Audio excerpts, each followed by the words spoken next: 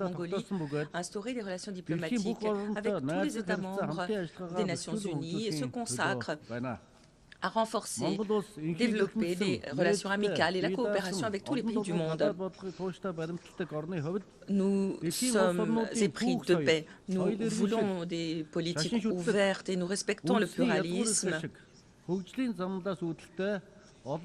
qui caractérise les civilisations, les religions, les intérêts nationaux. Nous tenons compte des pays du monde, leur voie de développement. Nous nous efforçons de développer les relations internationales sur la base de tous ces principes. Par conséquent, mon pays respecte les principes contenus dans la Charte des Nations Unies, en particulier l'engagement à s'abstenir de recourir à la force contre l'intégrité territoriale et l'indépendance politique de tout État. En cas de désaccord et de conflit, nous demandons aux pays et aux nations du monde d'accorder la priorité au dialogue diplomatique plutôt qu'à la confrontation, de promouvoir l'unité plutôt que l'hostilité, de tendre vers des objectifs collectifs plutôt que de semer des accords et coopérer pour renforcer la paix et la sécurité internationale.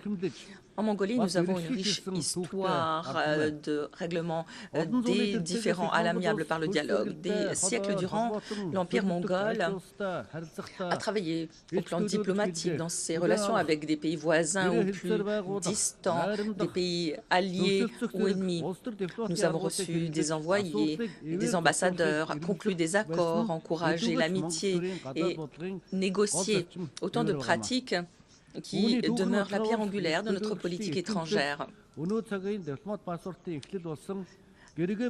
Cet héritage perdure. Des pouvoirs sont toujours fournis aux envoyés modernes et sont utilisés depuis le XIIIe siècle dans nos relations avec les autres nations. Je veux parler du guérigué, qui est un objet d'art qui figure au siège des Nations Unies. En l'an 2000, Kofi Annan, le secrétaire général, indiquait que le guérigué était un héritage précieux des Mongols pour la communauté internationale, soulignant que nous avons beaucoup à apprendre de ces ancêtres mongols. Les principes du maintien de la paix et de la cohabitation harmonieuse défendus par nos ancêtres reflètent les idées progressistes qui sous-tendent les efforts que nous déployons actuellement de manière collective pour pérenniser la paix et la stabilité. Actuellement, l'humanité est alarmée par les tensions géopolitiques croissantes qui entraînent des guerres, exacerbent la menace nucléaire. Les efforts déployés collectivement par les pays du monde pour assurer la non-prolifération, le désarmement, l'élimination totale des armes nucléaires, ainsi que l'expansion des zones exemptes d'armes nucléaires, ne doit pas être négligé. La Mongolie a réalisé d'importantes contributions pour l'élimination de la menace nucléaire. Nous sommes un pays exempt d'armes nucléaires. Ce statut a été reconnu à l'international. Nous réaffirmons notre détermination à continuer d'appuyer ces politiques et initiatives visant à nous débarrasser des armes nucléaires. Nous demandons à tous les pays de collaborer pour garantir la paix et la stabilité, en particulier pour créer un monde exempt d'armes et de menaces nucléaires. Nous proposons de convoquer this issue within the framework of the United Nations. Mr. President, Mongolia deeply appreciates the role of UN peacekeepers, the Blue Helmets, who serve tirelessly and make significant contributions to international peace and security. Due to various factors, such as international terrorism, brutal acts of extremism, and the growing number of refugees, Blue Helmets are confronted with increasingly complex tasks under more challenging conditions. We must not forget that over 4,370 UN peacekeepers, including military, police, and civilian personnel, have lost their lives in the line of duty.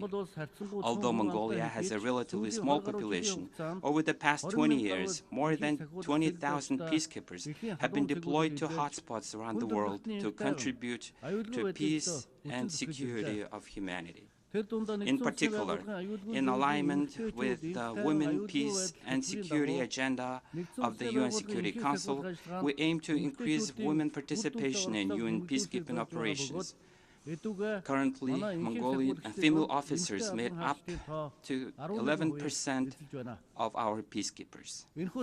To ensure the competence of our peacekeepers, it is crucial to improve their psychological well-being. Therefore, Mongolia initiated and developed a pilot project for supporting peacekeepers and their families, which was submitted to the UNDPKO, Mr. President, and distinguished delegates. In recent years, the rapid development of information and communication technologies has significantly impacted the daily life of people and is seen as a factor that may fundamentally reshape the development of civilization in the future.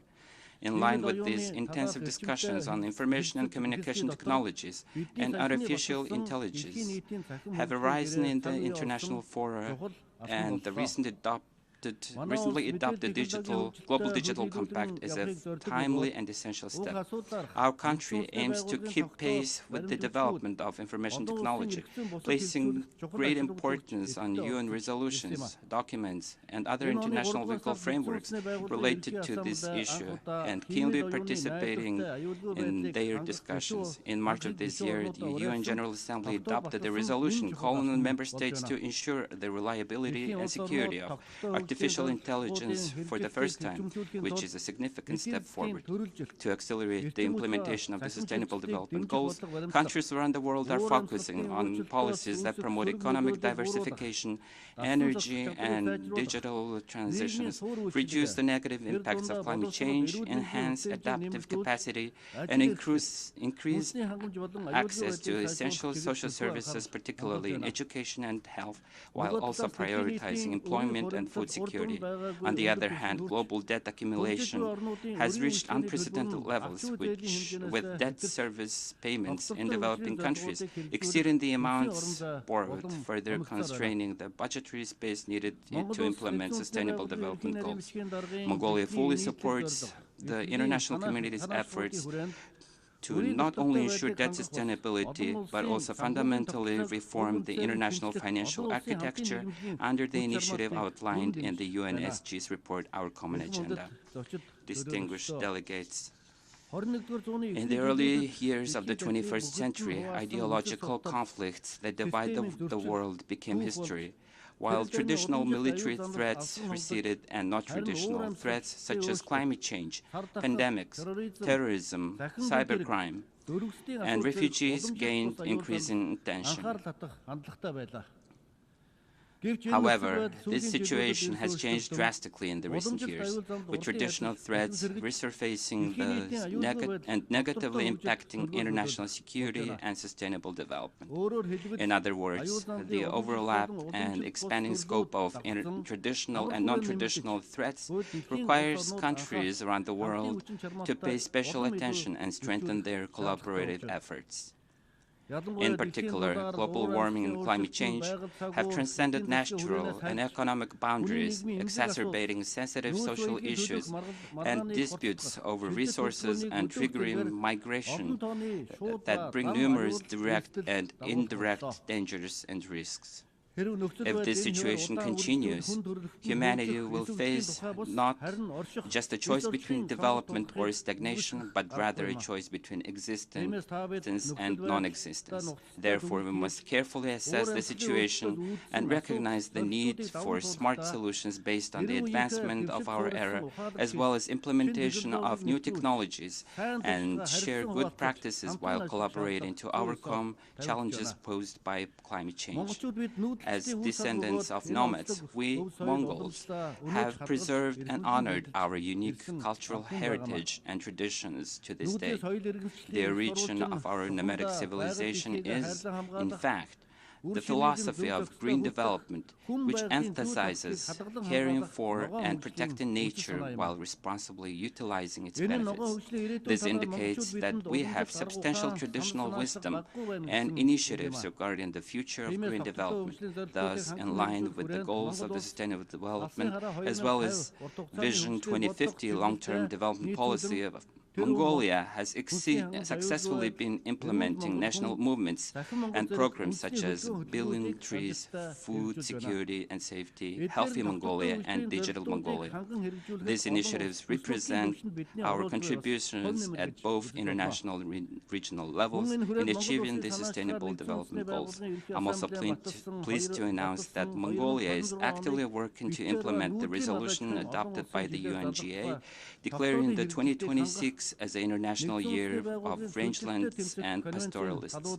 Furthermore, we are also preparing to host the 17th conference of the parties to the United Nations Convention to Combat Desertification in Ulaanbaatar in 2026. I'm confident that the international community and member states will support and collaborate with us in these efforts. Mr. President, Mongolia, as a landlocked country with its unique location on the Central Asian plateau and extreme weather conditions, has consistently paid particular attention to the issues of countries in similar special situations. We have already collaborated with them to safeguard our interests and make tangible contributions to amplify our voices on the global stage. Mongolia and Austria co-chaired the preparatory committee for the 3rd United Nations Conference on LLDCs for 2023-2024 and successfully facilitated discussions on the draft outcome document among member states. We're pleased that the draft of the action program to be adopted at the upcoming conference in Botswana next December includes innovative content outlining specific goals and measures to guide the development of LLDCs over the next decade. Therefore, we urge all LLDCs, transit countries, and all UN member states and development partners to engage at the highest level in the 3rd conference on LLDCs and to contribute creatively to discussions for the successful implementation of the program of action. Mr. President, at the 4th World Conference on Women, held in Beijing in 1995, it was proclaimed that women's rights are human rights and human rights are women's rights, setting forth the significant goals of eliminating barriers to gender equality on the global stage. We Mongols have a long-lasting culture and tradition of honoring and respecting women with a history of Mongol queens and women who played crucial roles in governance and social affairs throughout our nation's history. This rich traditional and cultural heritage have continued to evolve, positioning Mongolia as one of the leaders in promoting gender equality in Asia. In its first constitution, Mongolia became the first country in Asia to guarantee equal rights for women, including the rights to vote and to be elected. This year we celebrate the centennial anniversary of the establishment of the National Organization for Women, the Mongolian Women's Federation. As we approach this historic anniversary, in 2023, we have implemented legal policy reform designed to enhance women participation in both social and political decision-making level. As a result, in the recent parliamentary election, 25.4% of elected members were women, exceeding the average rate of 21.2% in Asia. Moreover, in August this year, our country successfully hosted the World Women's Forum under the theme Towards a Green Future in Ulaanbaatar in collaboration with the United Nations. This forum brought together women leaders and from governments, international organizations, and influential representatives from diverse sectors, social, economic, and cultural, across 5 continents. They proposed numerous creative initiatives to enhance women's role and contributions toward achieving sustainable development goals, including economics, environment, climate change, food security, education, sports, culture, and the arts. I'm pleased to highlight that the Ulaanbaatar Declaration Towards a Sustainable Future was adopted as the forum's outcome document. Building on the momentum of the World Women's Forum, Mongolia will continue to actively promote gender equality and the empowerment of women. Mr. President, distinguished delegates, the General Assembly of the United Nations is the most important and honorable podium for amplifying the voice of ideas and aspirations for international peace and security, well-being, and development of humanity. Mongolia has consistently supported the efforts of member states to reform the UN Security Council into a more equitable, accessible, transparent, effective, democratic, and responsible system. We also strongly advocate for further strengthening the United Nations' central role and coordination in global affairs. Our country believes that any international challenges and misunderstandings should be addressed through mutual understanding, trust, respect, and dialogue, and resolved within the framework of international legal norms. Therefore, I call on you, heads of states, governments, and distinguished delegates, to demonstrate exceptional leadership and make meaningful contributions to strengthen trust, mutual respect, and cooperation among the nations of the world in the crucial pursuit of global peace, security, sustainable development, and the well-being of humanity. May the eternal blue sky bless us with peace throughout the world. Thank you very much for your attention. On behalf of the Assembly, I wish to thank the President of Mongolia.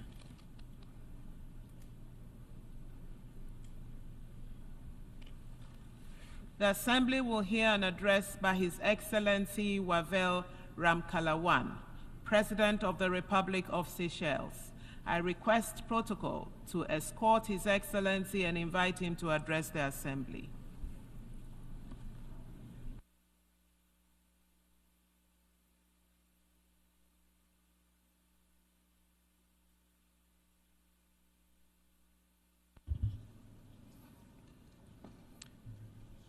Mr. President, Excellencies, distinguished delegates, I would like first of all to extend my words of congratulations to Ambassador Yang on your election as President of the General Assembly for this 69th session. I wish also to thank Ambassador Francis for his diligent leadership during the 78th session. Mr. President, as the highest representatives of the peoples of the world, we meet every year in this institution, which promises to deliver peace, progress, and prosperity for all. We must be frank in our assessment of what we are doing for the people that we represent and their interests that we serve. For my people of the Seychelles, we must be critical of our approach to the challenges of today and plan for the challenges of tomorrow. The world is less secure than even just 1 year ago. Where we hoped that existing conflicts could be resolved, we find ourselves in a situation more tense and precarious. Flames stoked by competition and distrust threaten to engulf those who have no part in these conflicts, leaving us gripped by a fearful atmosphere of instability exacerbated by the worry of expanded warfare. We are in danger of losing sight of the values that bring us together, that transcend borders and cultures, that are understood in all languages and present in all ideologies. We must revert to our foundational principles of dialogue and cooperation. Without a stable foundation, we cannot build our vision of a peaceful, prosperous, and sustainable world. Our focus is diverted from the challenges requiring our urgent and undivided attention, challenges affecting the core of people's lives and equally requiring solutions with people at their center.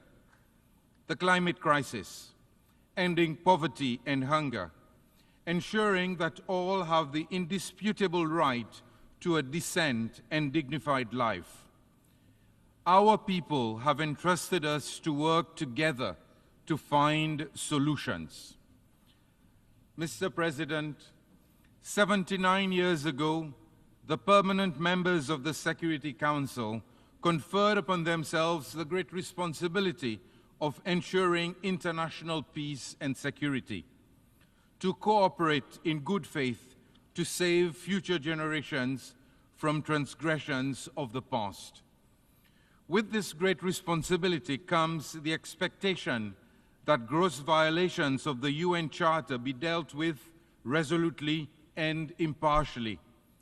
We place our trust in them to act in the common interest, to prevent conflict and preserve human dignity.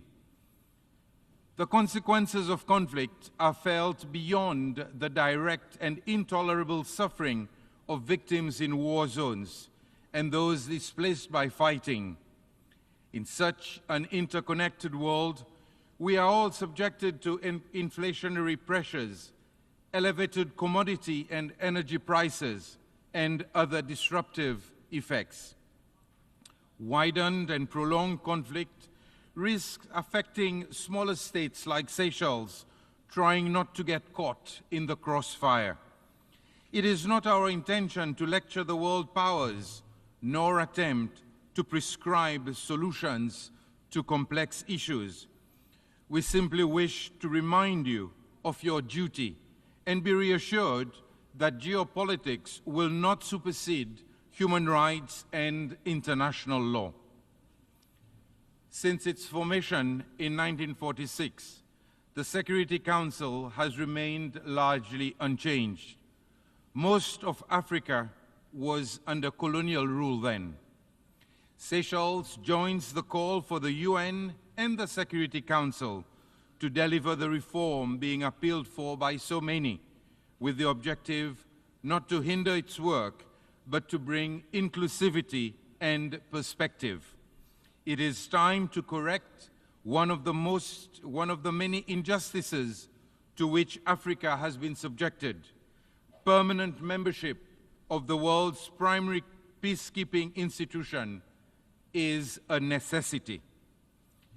The consideration by the Council of critical issues, such as sea level rise brought by Malta last year, and the broader climate security nexus, has proven that it is capable of reflecting new realities.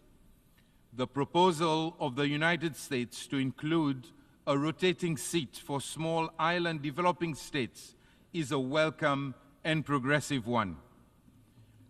Mr. President, climate change remains the foremost challenge facing humanity, and failure to address its effects will devastate current and future generations.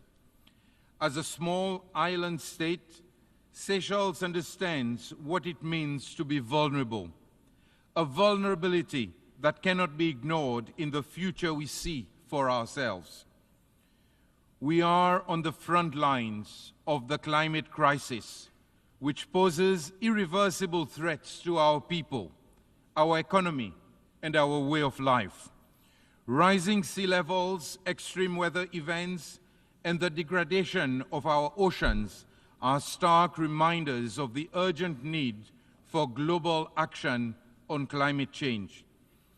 We have all made commitments, pledges, and promises to achieve large-scale reductions of emissions, to keep the goal of limiting global warming to 1.5 degrees, to boost adaptation, to deal with extreme weather disasters, and build resilience to address future impacts. But words are nothing without deeds, and we have to act urgently, in unity, to make the necessary transition to a more sustainable future. It is a choice, conscious and intentional, to continue down this path and decide that business as usual in pursuit of short-term goals is acceptable. Mr. President, world military expenditure has increased for the 10th consecutive year, reaching $2.5 trillion in 2023. This makes even the highest estimates of the funds, $100 billion needed for loss and damage, seem modest and insignificant. This is a worrying reflection of the world's priorities. It is unfair for SIDS to suffer the consequences of these choices. We simply do not have the means to cope with the disastrous effects of climate change. Here I want to thank those who have contributed to the Loss and Damage Fund. The pledges made following COP28 should not be mere attempts to pacify us who have been calling for remediation. We hope to take it as a token of ongoing commitment and continued action given the expected rise in costs of dealing with climate change. As the Secretary General said yesterday, those who shoulder the blame should foot the bill. The international community cannot hope to advance sustainable development when some race ahead while others are left to struggle. No one should be left behind, lest we forsake future generations to a bleaker world. The obligations outlined in the Paris Agreement are the lifelines that give us a chance if all states did their utmost to adhere to them. Our reliance on fossil fuels is unsustainable and detrimental. We must accelerate energy transition towards renewables and mobilize investment in the technology and infrastructure to give us any prospect of real energy security. Seychelles' focus remains on nature-based solutions to combat climate change while ensuring economic sustainability and environmental preservation. Our blue bonds demonstrate the potential to harness capital markets for financing the sustainable use of marine resources. Mr. President, ambitious and innovative strategies of securing long-term economic development are futile without finance that is accessible and sustainable. The average debt to GDP ratio in SIDS exceeds 70%. It is crippling and impedes our development by diverting critical resources away from where they are most needed, in infrastructure, education, and healthcare. Our vulnerabilities have been expounded, yet our borrowing costs remain high.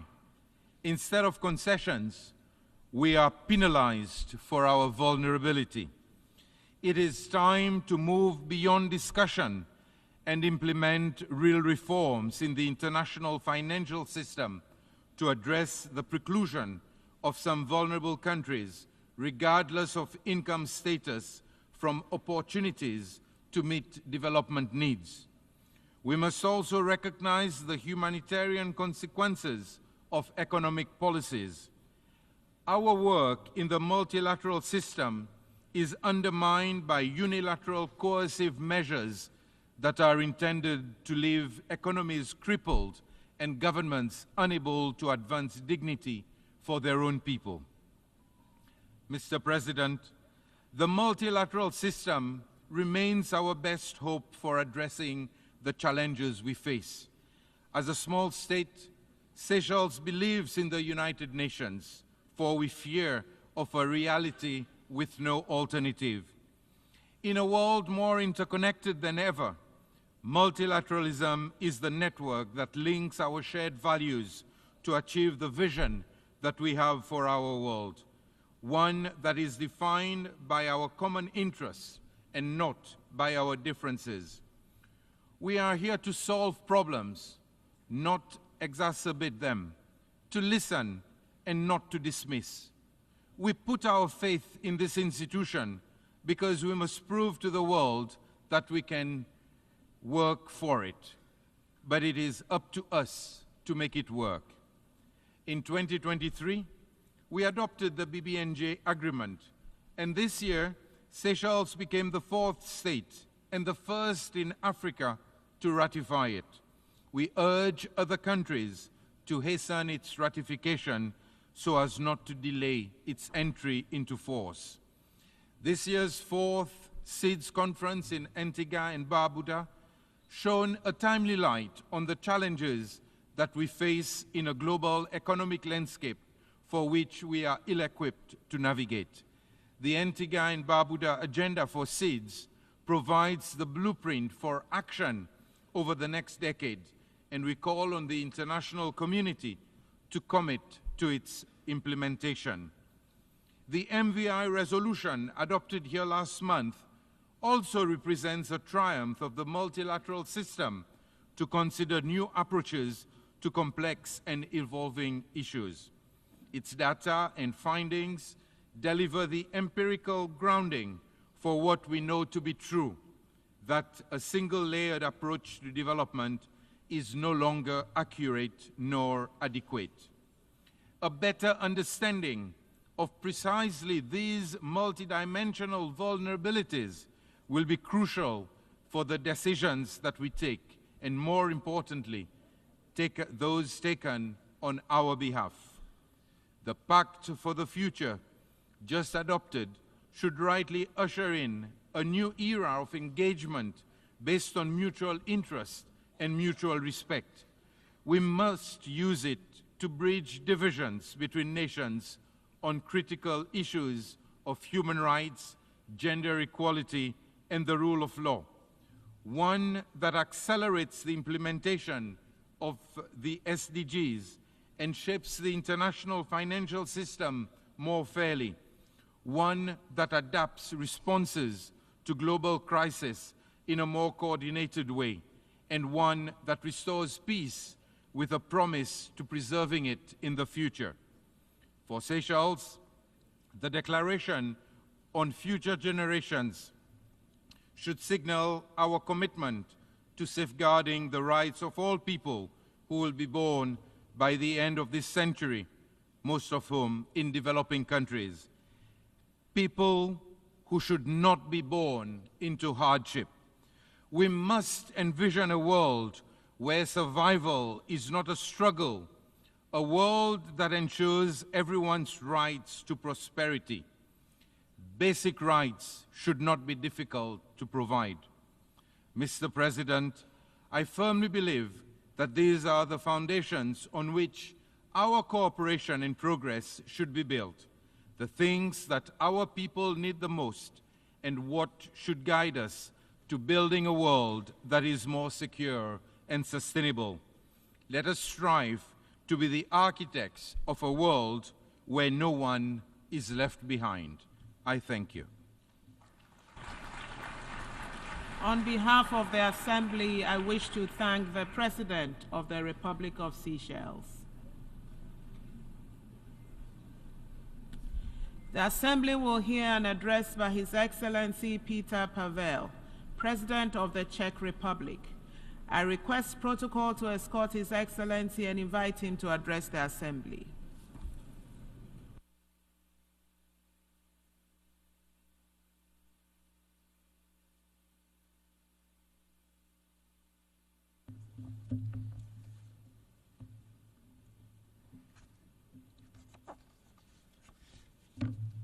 Madam President, Excellencies, ladies and gentlemen, it is a true honor for me to address you today.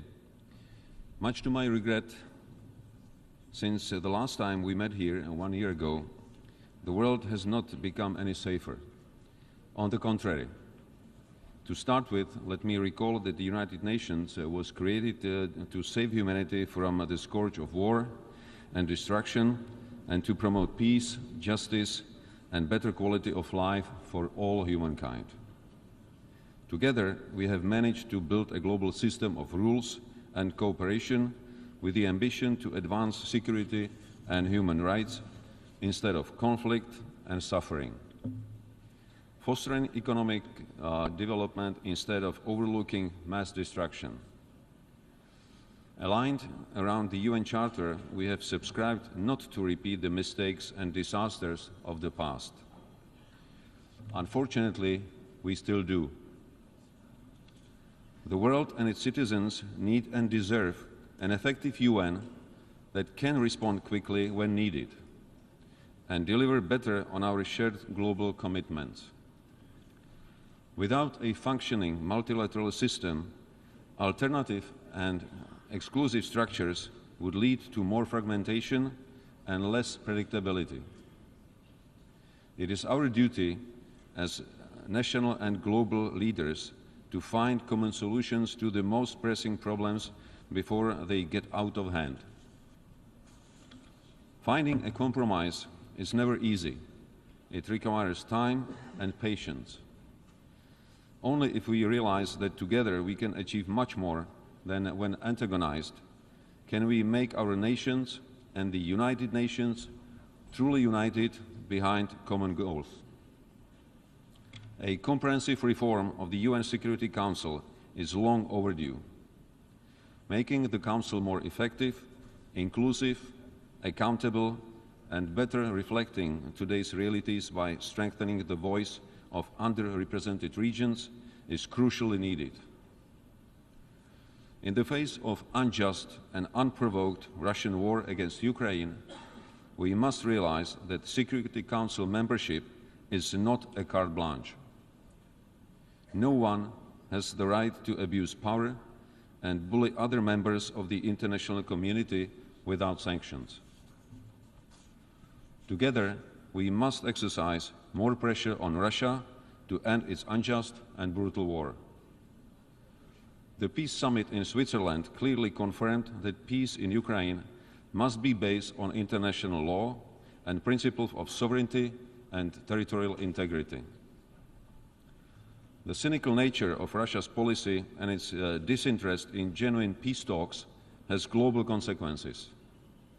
These include impairing nuclear safety, diminishing food and energy security, and damaging rules-based international order.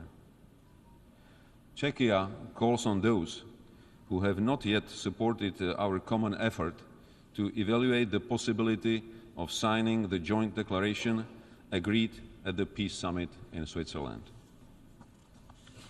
So far, many with the aspiration to become respected regional or global actors have remained silent. But respect cannot be forced. It can only be earned.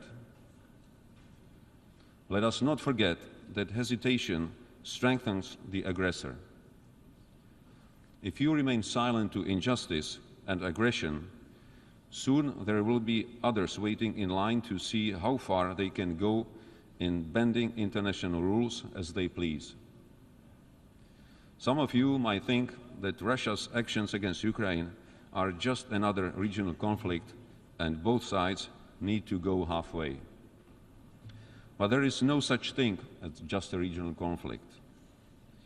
Conflicts in one part of the world cause food insecurity and create refugee waves in other. With globalization, our security and prosperity starts way beyond our own borders. Being fully aware of that, Czechia is committed not only to security of Europe, but also in Middle East, Africa, and elsewhere. I applaud the fact that many nations, including African, spare no effort to achieve and safeguard peace and security in their own regions and far beyond. Czechia will continue to engage with African countries and closely listen to their views and needs. I believe that despite political differences, together we can create mutually beneficial partnerships based on the principle of equality, mutual respect, and without any historical burden or future material demands. Africa is a continent with huge economic potential, which is waiting to be unlocked. We want to see Africa flourish, enhance its capabilities, and create opportunities and jobs for young people. The last topic I want to touch upon is cybersecurity and technology. With progressing digital transformation and our increasing reliance on advanced technology, the gravity and scale of cyber threats are increasing and respect no borders. Cyber espionage and attacks against our hospitals, media, infrastructure, national institutions and businesses aim to destabilize our democratic system and undermine its principles. Just as offline, we cannot allow the cyberspace to become a lawless criminal world. The agreed framework of responsible behavior of states in cyberspace should guide us in our effort to strive for a safer online world.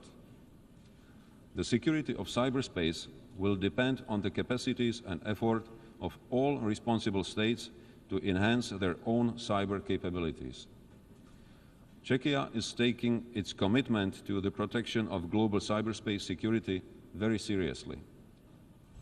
We will continue providing assistance to our partners in Africa, Asia, and South America so that together we can improve our resilience and to protect our citizens even better. Foreign interference and disinformation continue to present a challenge with a serious impact on democracy, security, and the rules-based international order. With rapid development of new technologies, protection and promotion of human rights continue to be vital for our societies. Emerging technologies will have an undisputable influence on the nature of our future conflicts, but also on peace. It is our duty to ensure that innovations, including artificial intelligence, autonomous systems, biotech, or quantum computing, fully conform to our ethical and human rights standards.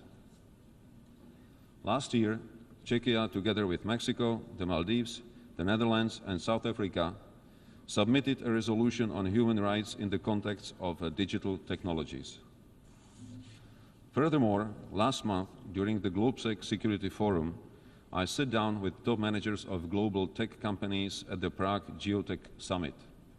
I was glad to hear that they are fully aware of their responsibility and fully committed to contribute to the resilience of democracy.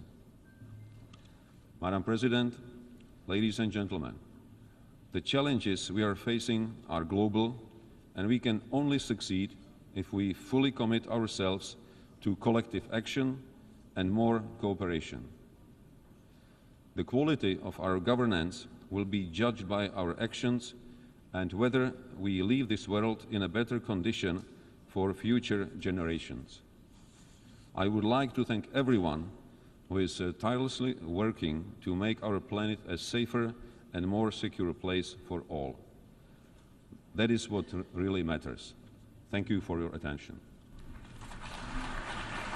On behalf of the Assembly, I wish to thank the President of the Czech Republic. The Assembly will hear an address by His Excellency Volodymyr Zelenskyy, President of Ukraine. I request protocol to escort His Excellency and invite him to address the Assembly.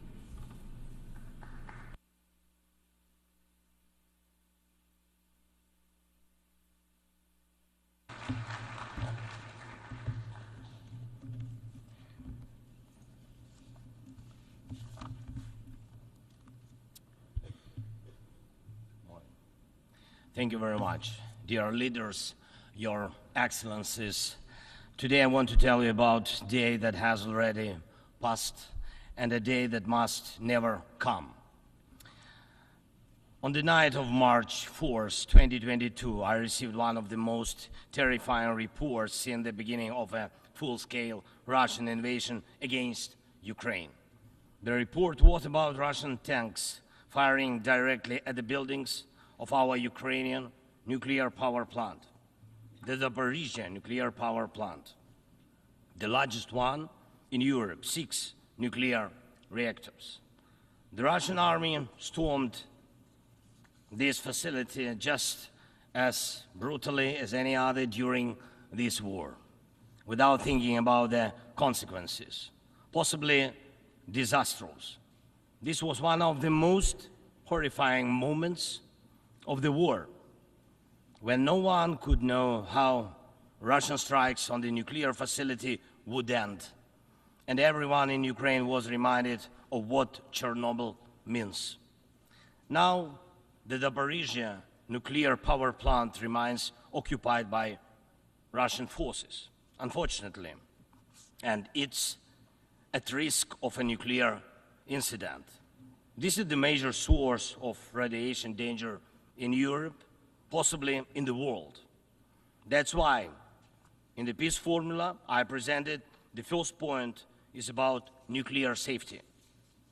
In Ukraine, we know exactly what we are dealing with. And I want to thank you, the General Assembly members, for adopting a resolution in July this year on the safety of nuclear facilities in Ukraine. Most in the world understand what's at stake. The General Assembly demanded that Russian return control of the Zaporizhzhia nuclear power plant to Ukraine. Only then real nuclear security will return to Europe and the world. And now about the day that must never come.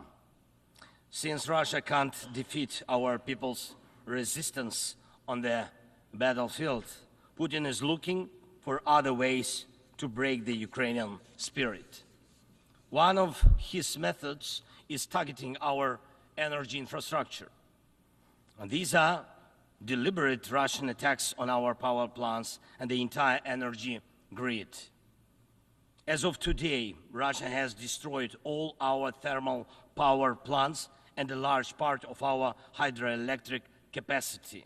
This is how Putin is preparing for winter, hoping to torment millions of Ukrainians, ordinary families, women, children, ordinary towns, ordinary villages.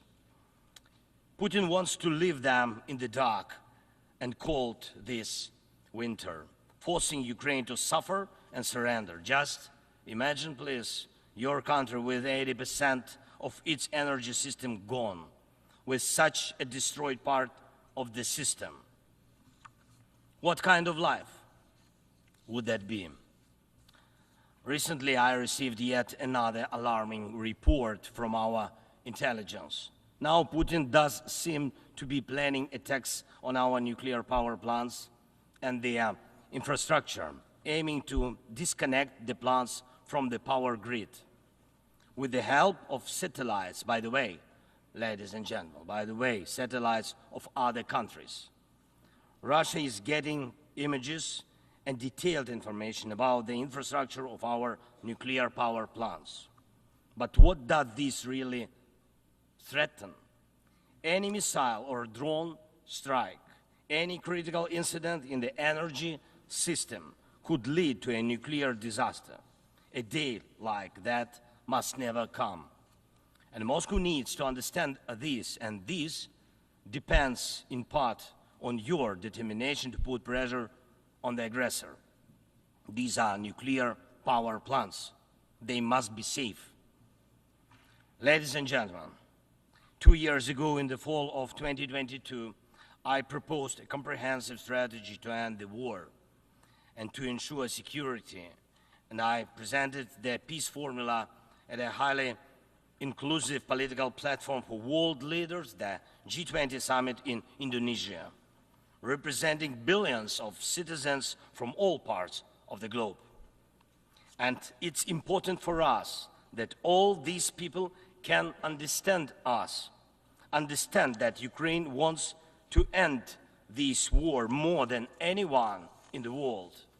War always poses a threat to many. You all see in the media and read in reports what is happening in Ukraine because of Russia's war. It's something many are imagining happening to themselves. And yes, the smoke from fires in war-torn cities can reach other countries. And if, God forbid, Russia causes a nuclear disaster at one of our nuclear power plants, radiation will not respect state borders. And unfortunately, various nations could feel the devastating effects. Many are concerned, but the deepest understanding of war is always found in the home it destroys. It's the Ukrainian people who feel the full pain of this war. It's Ukrainian children who are learning to distinguish the sounds of different types of artillery and drones because of Russia's war. It's our people who are forcefully separated by occupation because Putin decided he could do whatever he wants. It's our heroic soldiers who are giving their lives to defend our country from invaders trying to steal our land. That's why we say, rightfully so, there can be no just peace without Ukraine. And I thank every leader, every country that supports us in this, that understands us, that sees how Russia, a country more than 20 times larger than Ukraine in territory, still wants even more land, which is insane, and is seizing it day by day while wanting to destroy its neighbor. And Russia found very special bodies for that: North Korea and Iran, telling choice of friends. And now every neighbor of Russia in Europe and Central Asia feels that the war could come to them as well, and just think what kind of losses that would mean for the world. And I thank nearly 100 nations and international organizations that have supported the peace formula. It's truly a global community: Africa, Asia, Europe, Latin America, North America, the Pacific region, all united by the peace formula. And I am glad that the first peace summit was so reminding of the UN General Assembly. Everyone was equal.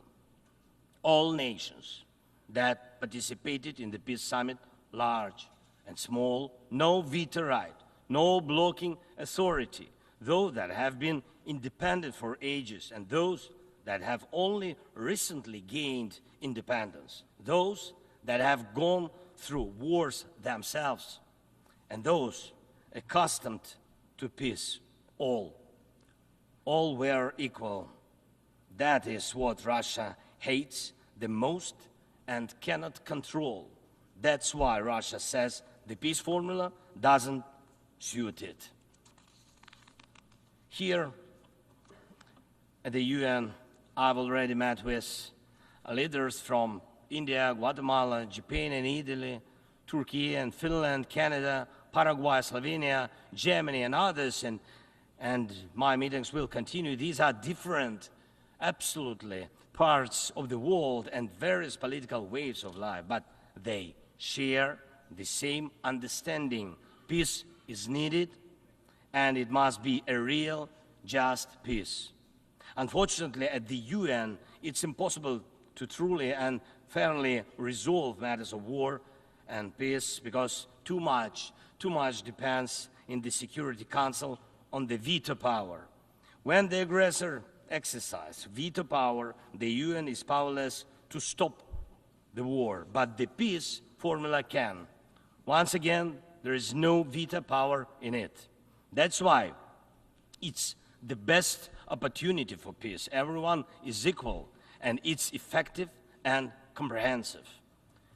When some propose alternatives, half-hearted settlement plans, so-called sets of principles, it not only ignores the interests and suffering of Ukrainians, who are affected by the war the most.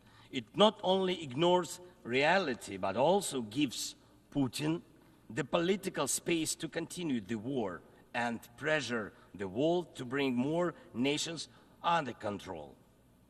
Any parallel or alternative attempts to seek peace are, in fact, efforts to achieve a lull instead of an end to the war. As a global initiative, the peace formula has already existed for 2 years, and maybe somebody wants a Nobel Prize for their political biography for frozen truths instead of real peace, but the only prizes Putin will give you in return are more suffering and disasters. We must restore nuclear safety. Energy must stop being used as a weapon. We must ensure food security. We need to bring home all our captured soldiers and civilians. forcibly deported to Russia. We must uphold the UN Charter and guarantee our right, Ukraine's right to territorial integrity and sovereignty, just as we do for any other nation. We need to withdraw the Russian occupiers, which will bring an end to the hostilities in Ukraine, and we must hold those responsible for war crimes accountable. We need to prevent ecocide and stop the destruction of nature caused by the war. And we must not allow a second or third phase of this Russian invasion. And we need to make it clear the war is over. This is the peace formula. What part of this could be unacceptable to anyone who upholds the UN Charter? If someone in the world seeks alternatives to any of these points or tries to ignore any of them, it likely means they themselves want to do a part of what Putin is doing. The point they ignore reveals the desire they're hiding.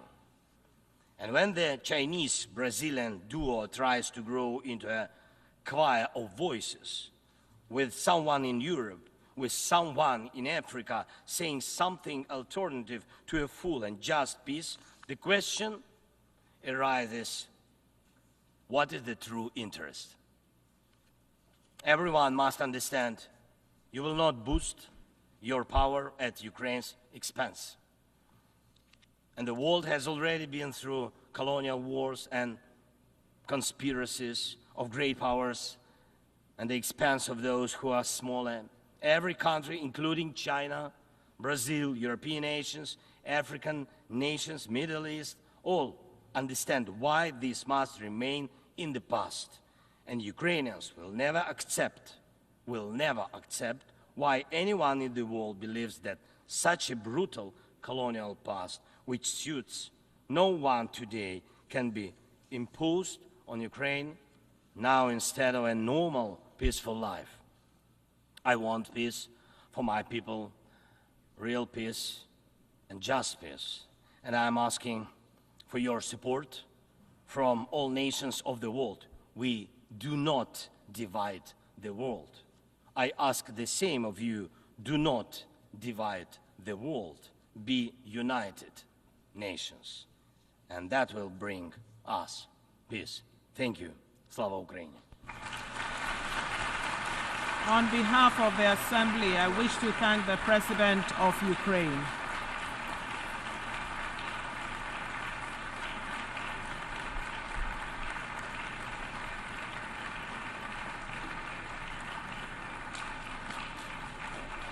The Assembly will hear an address by His Excellency Nana Addo Dankwa Akufo-Addo, President of the Republic of Ghana. I request protocol to escort His Excellency and invite him to address the Assembly.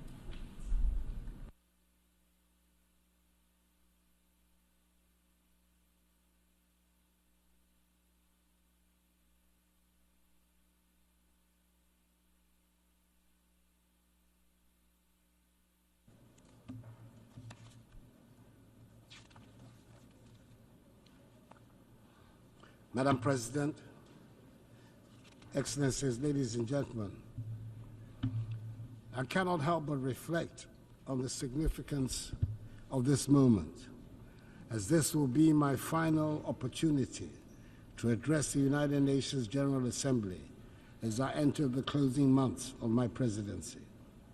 Over the past 8 years, I've had the privilege of speaking on several variations of the essential themes that quite properly dominate the deliberations of this global assembly: the condition of humanity and the state of the planet. Serving the people of Ghana, and by extension those of West Africa, Africa, and the world, has truly been the greatest blessing of my life. Indeed, being here this morning fills me with both pride and humility. Pride in the limited progress we have made together as nations, and humility in recognizing the challenges that still remain. My time as president has been deeply fulfilling, and I'm profoundly grateful for for the trust placed in me by my fellow Ghanaians. It has been an honor to serve them and to contribute to advancing peace, security, and development on the global stage. Mr. President, Madam President, I'm here with a heart full of hope, yet mindful of the great challenges that still confront us. As President of the Republic of Ghana and as a citizen of the world, I'm acutely aware of the shared responsibility we carry. Our work here is nothing less than shaping the future of humanity, a future that will affect generations long after we are gone. Leaving no one behind, acting together for the advancement of peace, sustainable development, and human dignity for present and future generations, reminds us that the decisions we take here will define whether we rise to meet the hopes of billions or continue to let inequalities and injustice persist. We owe it to those who look to this body for leadership, to act, and not just to talk. The world we live in today is a stark, unfortunate contrast of privilege and hardship. For too long, the voices of those marginalized, those left behind, have been drowned out. They constitute the bulk of humanity. These are the voices of the poor, the displaced, the vulnerable. We cannot, in good conscience, leave them behind. They should be at the center of our discussions and our decisions. Africa, in particular, knows the cost of being left out. Yes, we're a continent rich in potential and resilient in the face of adversity, but we have also been disadvantaged by a global system that has generally treated us as an afterthought. We've been viewed merely as passive recipients of aid rather than as equal partners in global progress. The well-meaning promises of assistance have failed to materialize to bring about the long-term change we so passionately need. Such aid as is offered often comes with strings attached, limiting our ability to shape our own futures. Africa is not a continent of despair.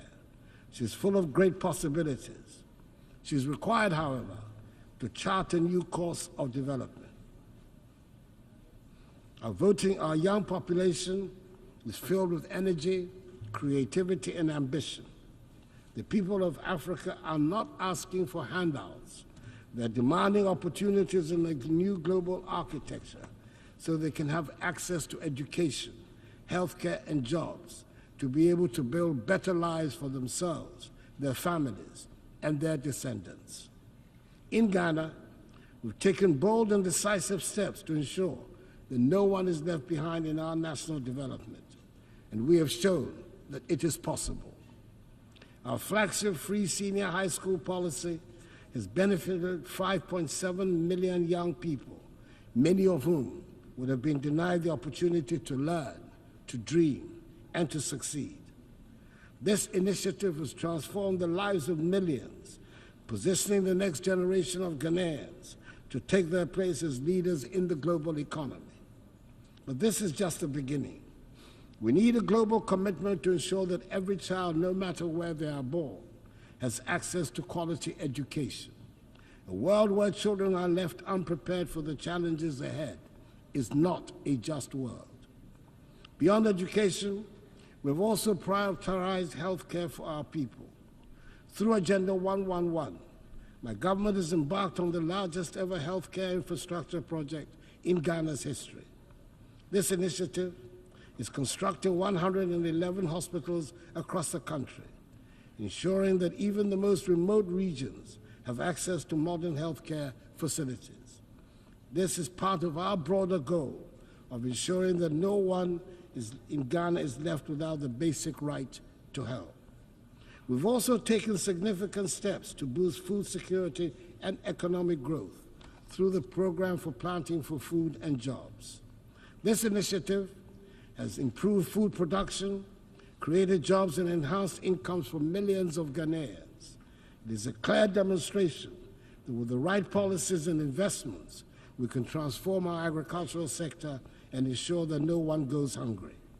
In the same vein, our one district, one factory policy is transforming the industrial landscape of the nation, generating the structural transformation of our economy, which is our major strategic objective.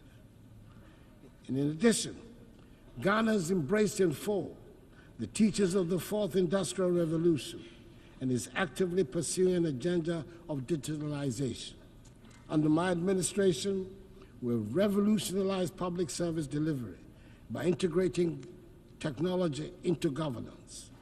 From the introduction of the Ghana card, which has streamlined identification and access to services, to the digitalization of the country's land registry, these reforms have enhanced transparency, efficiency, and accountability.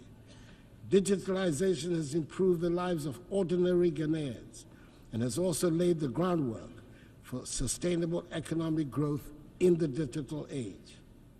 And let us not forget the strides we have made in enhancing the rule of law and governance through reforms in the judicial system, strengthening our democratic institutions, and promoting transparency. Ghana continues to be a beacon of good governance in Africa. We have enacted laws and implemented policies that uphold the principles of accountability and ensure that every Ghanaian, regardless of their background, is protected by the rule of law. Madam President, it is impossible to address the challenges of today without speaking of the contradictions that exist within this global institution. We gather here to discuss peace, but wars continue to ravage nations. We speak of justice, yet justice endures. Take the Russian invasion of Ukraine, for instance. Millions of lives have been uprooted. Thousands have lost their lives, and yet the Security Council has struggled to respond decisively, just as it is struggling to make a decisive intervention in the tragic ongoing war in Gaza and the Lebanon. The structure of the Council reflects a world that no longer exists, and its failure to act in times of crisis raises a difficult question. What is the purpose of the Security Council if it cannot intervene when the world needs it most? Reforming the UN Security Council is a matter of fairness and necessity. The current structure, created in 1945, no longer reflects the realities of today's geopolitical and economic landscape.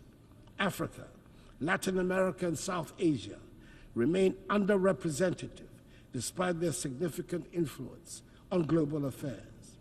This lack of representation undermines the legitimacy of the Council's decisions, and the use of veto power by a few permanent members often paralyzes its ability to act effectively during crises.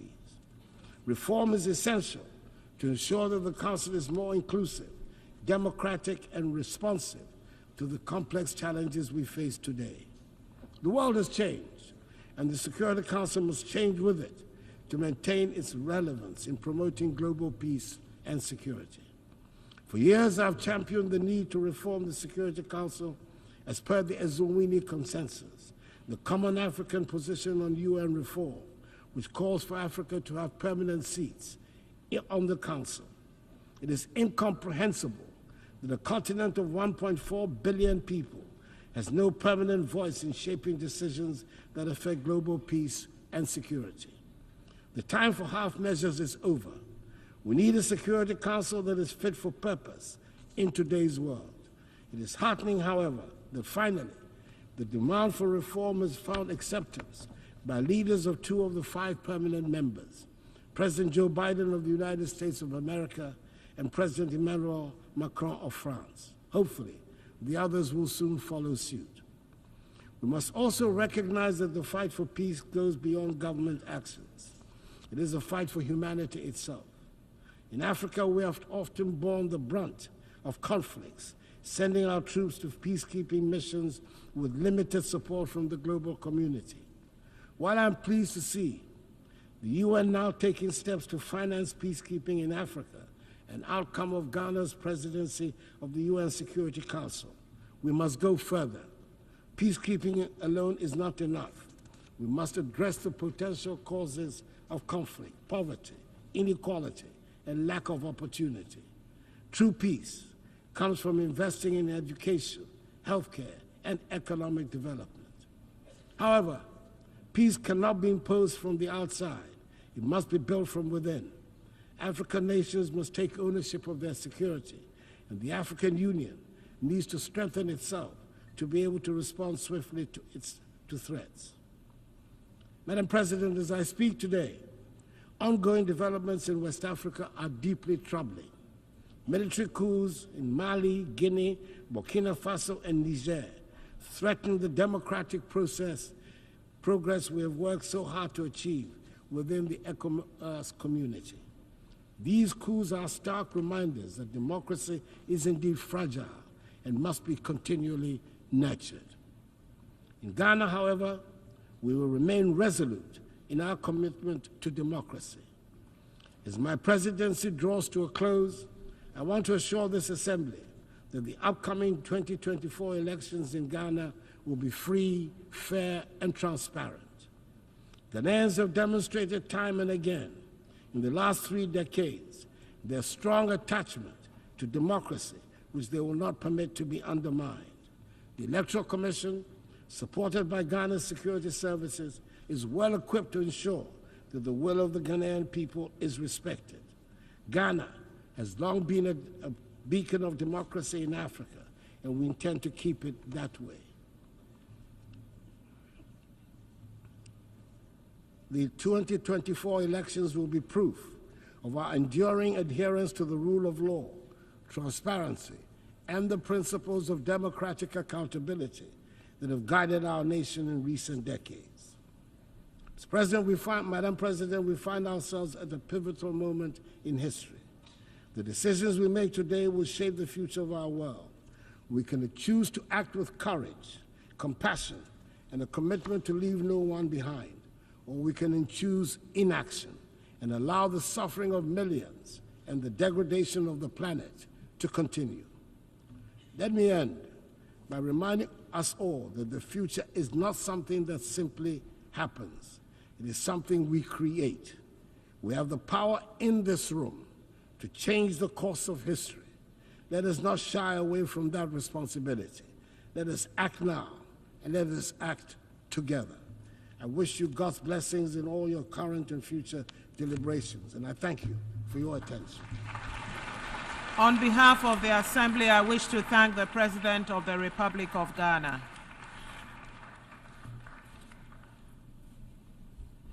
The Assembly will hear an address by His Excellency Rumen Radev, President of the Republic of Bulgaria.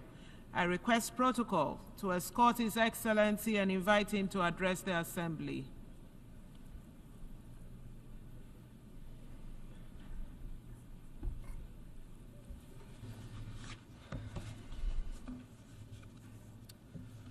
Excellencies, ladies and gentlemen, allow me at the outset to congratulate His Excellency Philemon Yang for his elections as the President of the 79th UN General Assembly session. I believe that under his leadership and through his vision, the international community will move forward on the agenda of strengthening the values of the UN Charter, an effort that the humanity now needs the most. Our world faces a range of complex problems, from the unprecedented challenges to the global peace and security, to the escalating climate crisis and the persistent inequalities. We are confronted with a complex array of issues that require our immediate attention and concerted effort. We need to light the spark that ignites change. With this in mind, my country approaches the 79th session of the UN General Assembly with renewed determination to promote multilateral and workable solutions achieved through negotiations and based on the UN Charter. We must follow the path for the sake of the survival of humankind and the future generations. Taking this into consideration, we praise the Pact of the Future as a move towards a vital transformation. It becomes increasingly clear that our success hinges on a firm commitment to upholding multilateralism and the respect for international law, which are the cornerstones of our global order. This order that has been forged in UN by you and your predecessors is now under severe threat. Bulgaria has been always committed to the values of multilateralism and will continue to be, using the accumulated experience from the successful Bulgarian presidency of the UN Economic and Social Council and our current mandate as a constructive member of the Human Rights Council. Excellencies, in 2015, all UN member states adopted with unanimity 17 Sustainable Development Goals, providing a shared blueprint for peace and prosperity for the whole planet.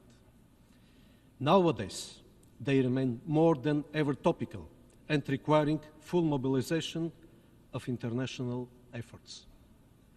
However, we must admit that the sheer deterioration of the international peace and security environment in the last years is threatening the fulfillment of our Sustainable Development Agenda, undermining the rules-based international order.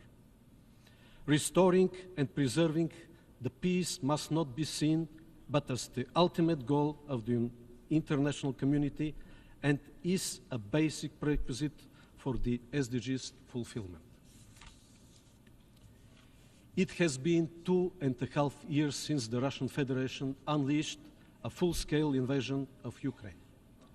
From the very beginning, Bulgaria strongly condemns this war, which led to hundreds of thousands of victims, enormous suffering, and destruction.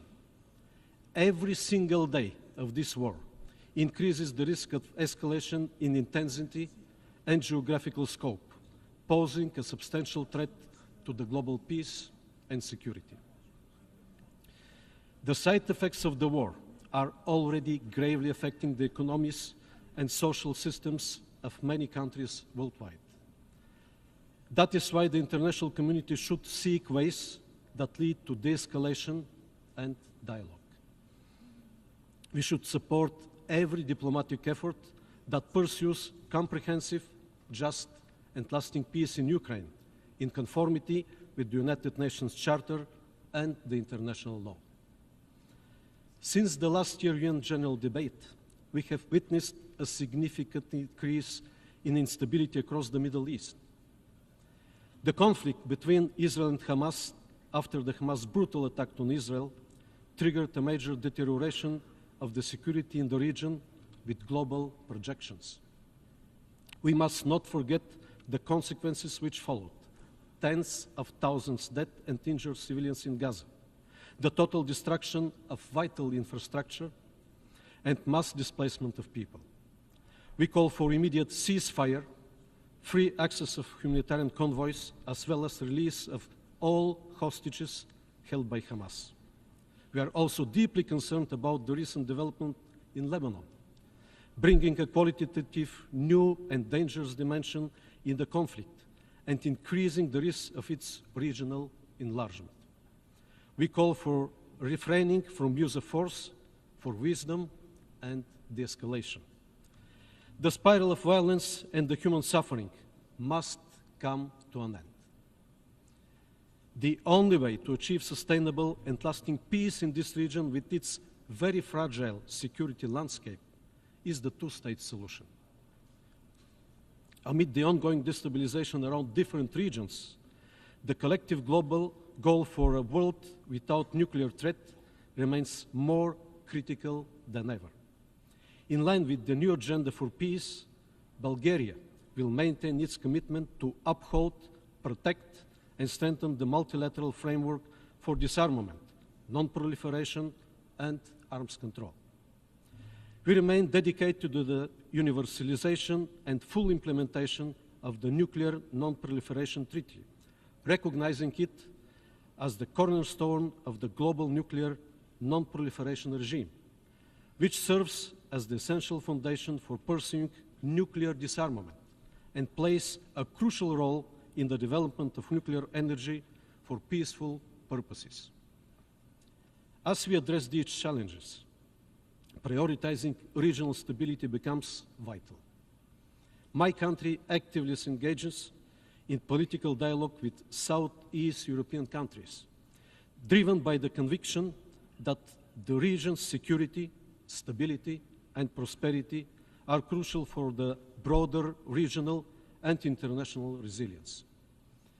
Bulgaria is a strong supporter of the European path of the Western Balkan countries.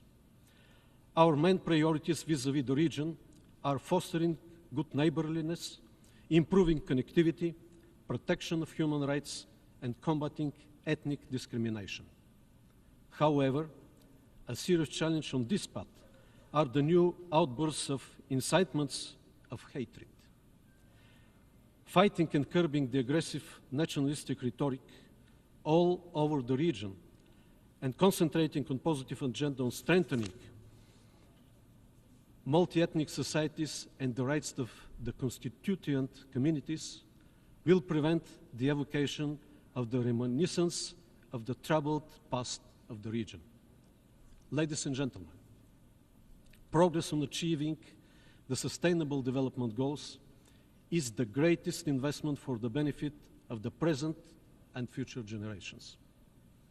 Bulgaria keeps on contributing actively to this common effort through the steady implementation of the National Development Programme Bulgarian 2030 and of sustainable projects for development cooperation with partner countries, through supporting projects in education, healthcare, public infrastructure and services, as well as renewable energy solutions.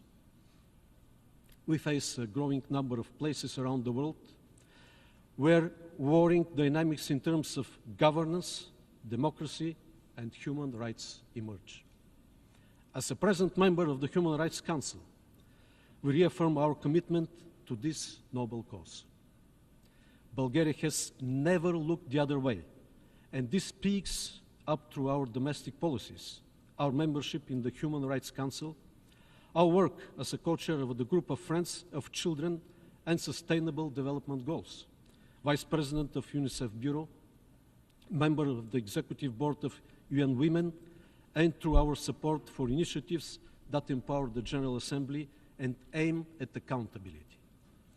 Our advocacy for meaningful participation of civil society, youth, and women in decision-making process across the United Nations system and domestically have already yielded results, and our youth delegate program inspires more young people to choose the path of active citizens. Bulgaria advocates for a human rights-based approach to sustainable development and looks forward to the inclusion of all stakeholders at the upcoming World Social Summit. Excellencies, we have focused on the peace among nations, but it is equally important to reconcile with the nature. Climate change is a threat multiplier for the implementation of all sustainable development goals. We urge enhanced action based on the global stocktake, more ambitious climate objectives, including the new finance goal at the 29th session of the United Nations Climate Change Conference. Earlier this year, Bulgaria hosted the 61st session of the Intergovernmental Panel on Climate Change, which gave impetus to the panel's 7th assessment cycle, including the production of the special report on climate change and cities. Through various panel events, we were able to invigorate the science discussion, paying due attention to the climate risks in the Black Sea region, as well as to the urban environment, the role of cities, and the need to adapt to changing climate. Another challenge that brings a lot of opportunities as well is the need for an effective digital governance based on a multi-stakeholder and inclusive approach, aiming for a human-centric digital transformation and a safe and open digital future. In light of growing challenges to the principles of international law and the rules-based order established by the United Nations Charter, Bulgaria remains committed to strengthening the effectiveness and accountability of the United Nations Security Council. We support efforts to enhance transparency and accountability within this body, co-sponsoring the key UN General Assembly resolution on veto use. Bulgaria emphasizes the need for greater effectiveness and prioritizes securing an additional non-permanent seat for the group of Eastern European states in a reformed Council. Ladies and gentlemen, let us reaffirm our commitment to addressing these global challenges with firmness and determination. The action we take today will define the future, and with courage and unity, we will rise to meet the opportunities that lie ahead. Thank you for your attention. On behalf of the Assembly, I wish to thank the President of the Republic of Bulgaria. The Assembly will hear an address by His Excellency Chandrikapersad Santokhi, President of the Republic of Suriname. I request protocol to escort His Excellency and invite him to address the Assembly.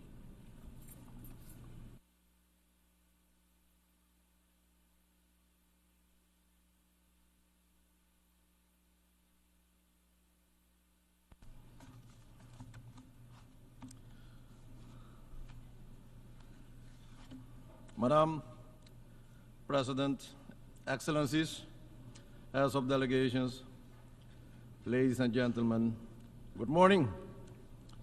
Madam President, this General Assembly is of historic significance as we embark on a process of recalibrating international relations and establishing a more effective multilateral framework. I therefore extend my heartfelt congratulations to the President on his election to preside over this esteemed body, and allow me to congratulate the outgoing Chair of Trinidad and Tobago on a job well done under difficult circumstances. Madam President, this organization was founded after 2 devastating world wars.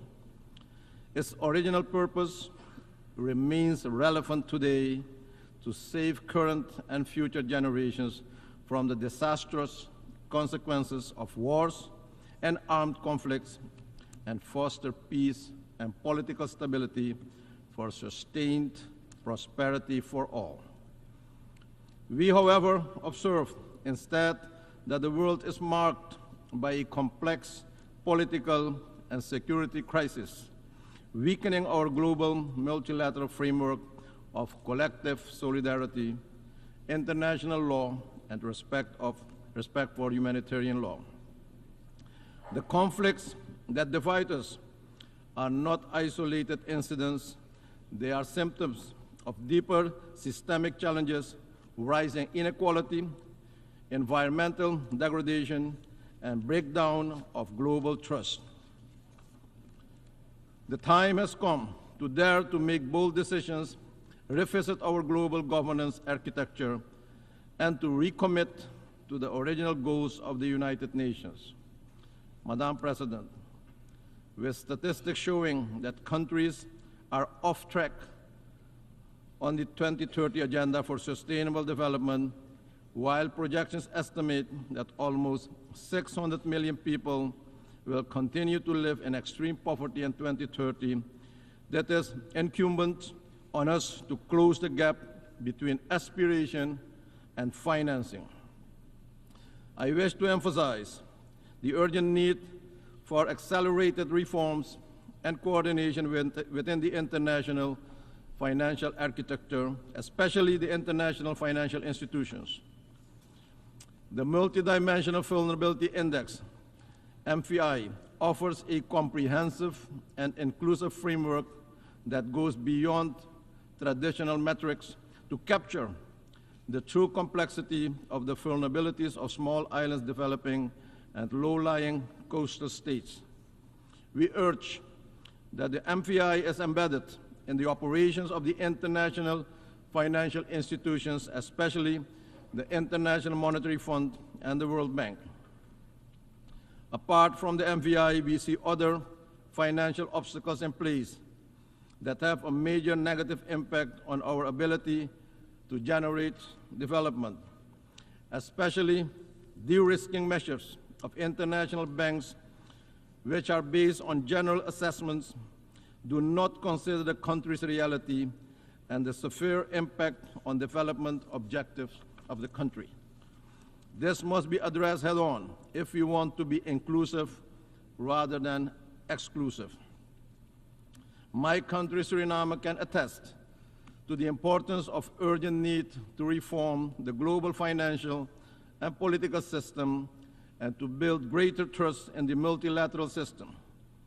Because of our ranking, we are not eligible for several global financial instruments to the detriment of my people.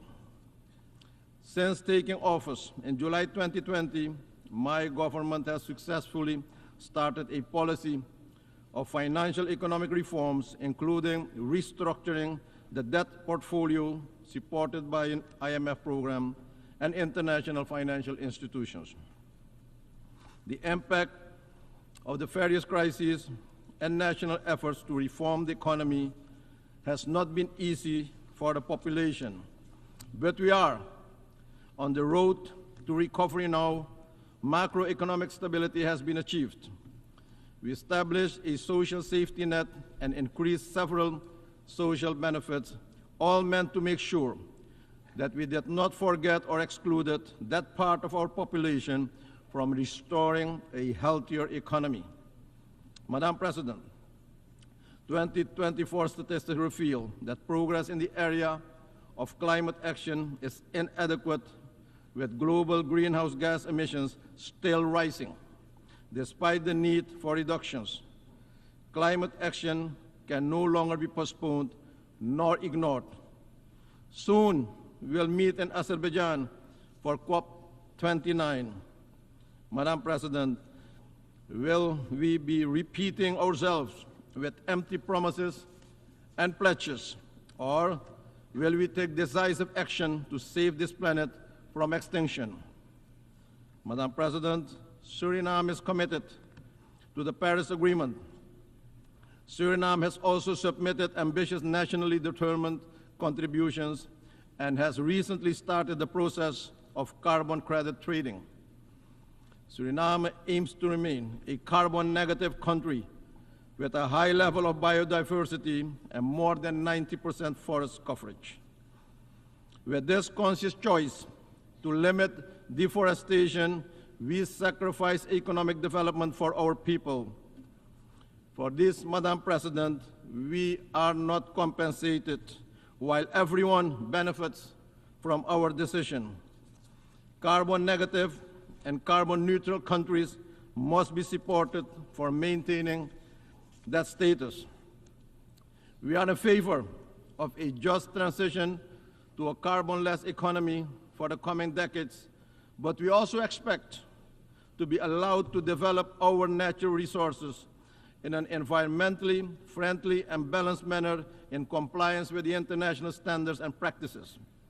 In fact, we have already embarked in such a development path by introducing more renewables to our energy grid, utilizing technological innovations to reduce our carbon footprint even further.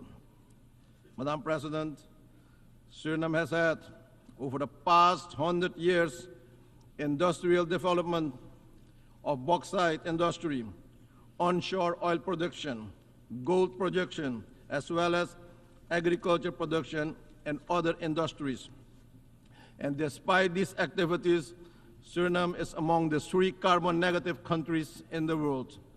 At the same time, Suriname is among the 7 most vulnerable countries with respect to the effects of rising sea levels. Madam President, not only have the international pledges for climate financing not materialized in the way pledged, but access to the available resources is an enormous challenge.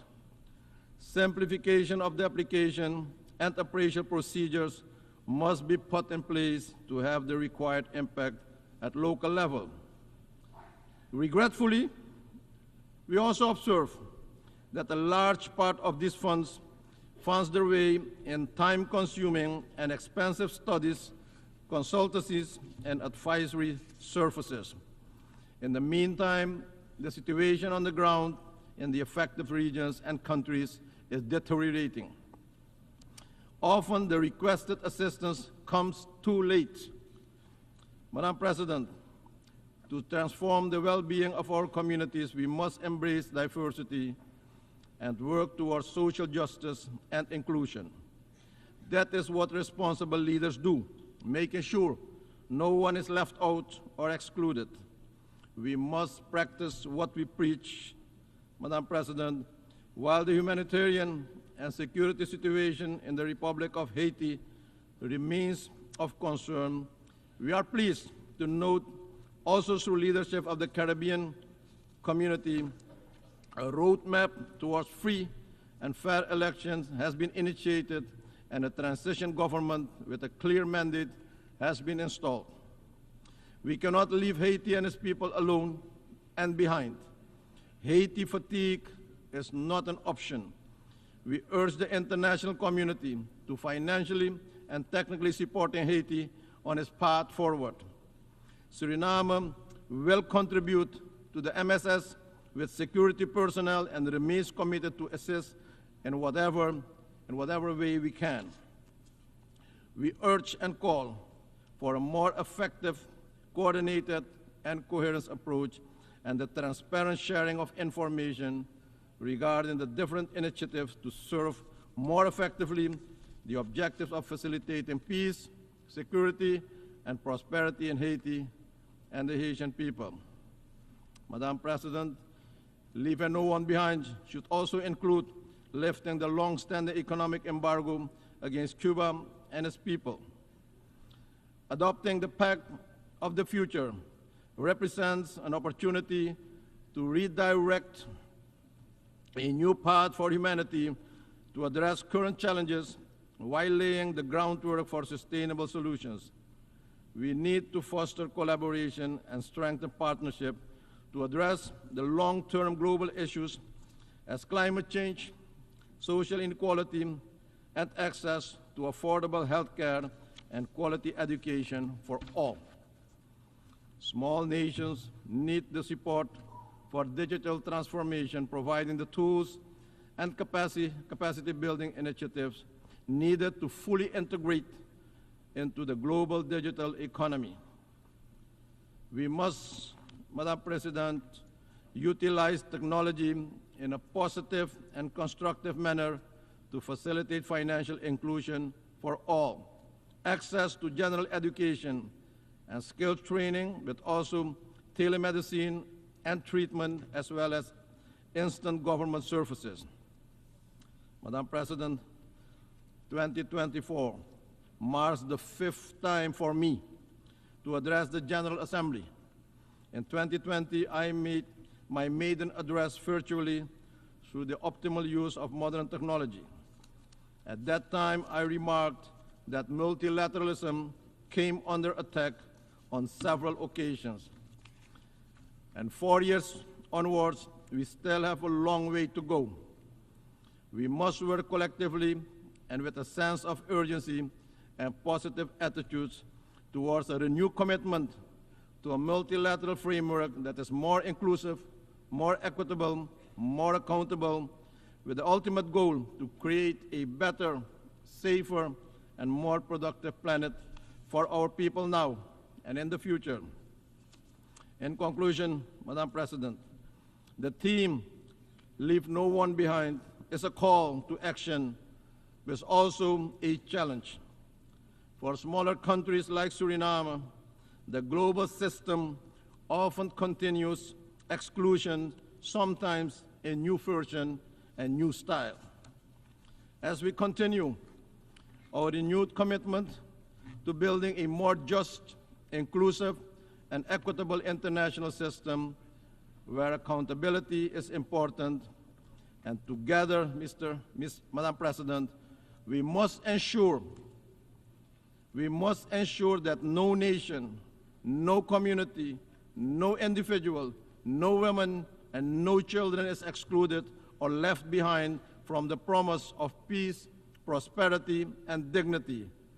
Let's live up to the spirit of one for all and all for one. I thank you, and may God bless you all. On behalf of the Assembly, I wish to thank the President of the Republic of Suriname. The Assembly will hear an address by His Excellency Nikos Christodoulides, President of the Republic of Cyprus. I request protocol to escort His Excellency and invite him to address the Assembly.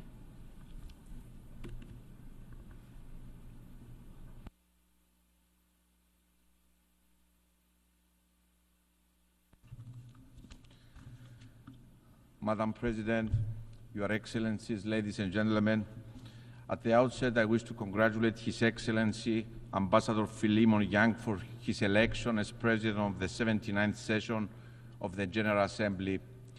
Rest assured, Mr. President, of Cyprus' steadfast support for your mission. Your Excellencies, I humbly stood at this podium for the first time last year. My main premise then was that the UN Charter is not a reality. It is a promise, a sacred pledge that we inherited from our predecessors, from those who had the remarkable courage, the clarity of vision to put pen on paper, vision to action, and to solemnly declare never again. These great visionaries who had the audacity to build peace upon still burning ashes of war assumes the tremendous responsibility to look beyond the horrors of the past, to learn from history, no matter how painful, and to lay the foundations for a world anchored on peace and stability, respect for international law, the sovereignty and territorial integrity of states. A world that leaves no one behind, that ensures prosperity and human dignity for all. Burning like a torch lit from those ashes, this promise was passed to us. Their voices are echoed in the halls of this building, which stand as a beacon and a symbol of the only path to the fulfillment of the UN Charter, which each and every state, each and every one of us undertook to uphold: multilateralism and respect for international law, diplomacy, peaceful settlement of disputes, cooperation over use of force and aggression, laying down arms. A world order that does not appease the aggressor, the violator of international legality. Ladies and gentlemen, only a few weeks after last year's General Assembly, on October 7, the world was shocked by the unimaginable, horrendous brutality of the terrorist attack against innocent civilians. No one was spared the blindness and cruelty of terror that Saturday morning. Women raped, children killed and abducted, the elderly witnessing the burning flame of their loved ones, their future extinguished before their eyes. Their screams penetrating the hearts, forever changing the landscape of their lives, penetrating the conscience of humanity. There is never, ever any justification for terror. There is never, ever any justification for such blatant disregard for human life and dignity. No matter where it comes from, no matter whom it concerns us all. When rape is used as a weapon of war against women and girls, when children are abducted, our voice needs to be loud, clear, united, and unequivocal. Those are our daughters. Those are our children, and we failed them. Let me be clear. Ours is a mission for the innocent. Innocents know no country, age, race, nor religion. Human pain and human dignity is equal for all, and it must be upheld always in each and every context. Dear friends, in the immediate aftermath of the October 7 attack, and as the humanitarian situation in Gaza deteriorated, my country, the Republic of Cyprus, acted. We acted on our moral responsibility to help the innocent civilians of Gaza, men, women, children, suffering abhorrent conditions no human should ever endure. As a country that is an integral part of the region, Cyprus built on the long-standing bonds of friendship and trust with our neighbors. Fulfilling our duty as an anchor of stability in the turbulent sea, as the European Union's lighthouse in the Eastern Mediterranean, we delivered the Amalthea Maritime Corridor to the international community, a lifeline of hope and humanity. The Cyprus Humanitarian Corridor is a manifestation of the spirit and the letter of the UN Charter, cooperation and multilateralism.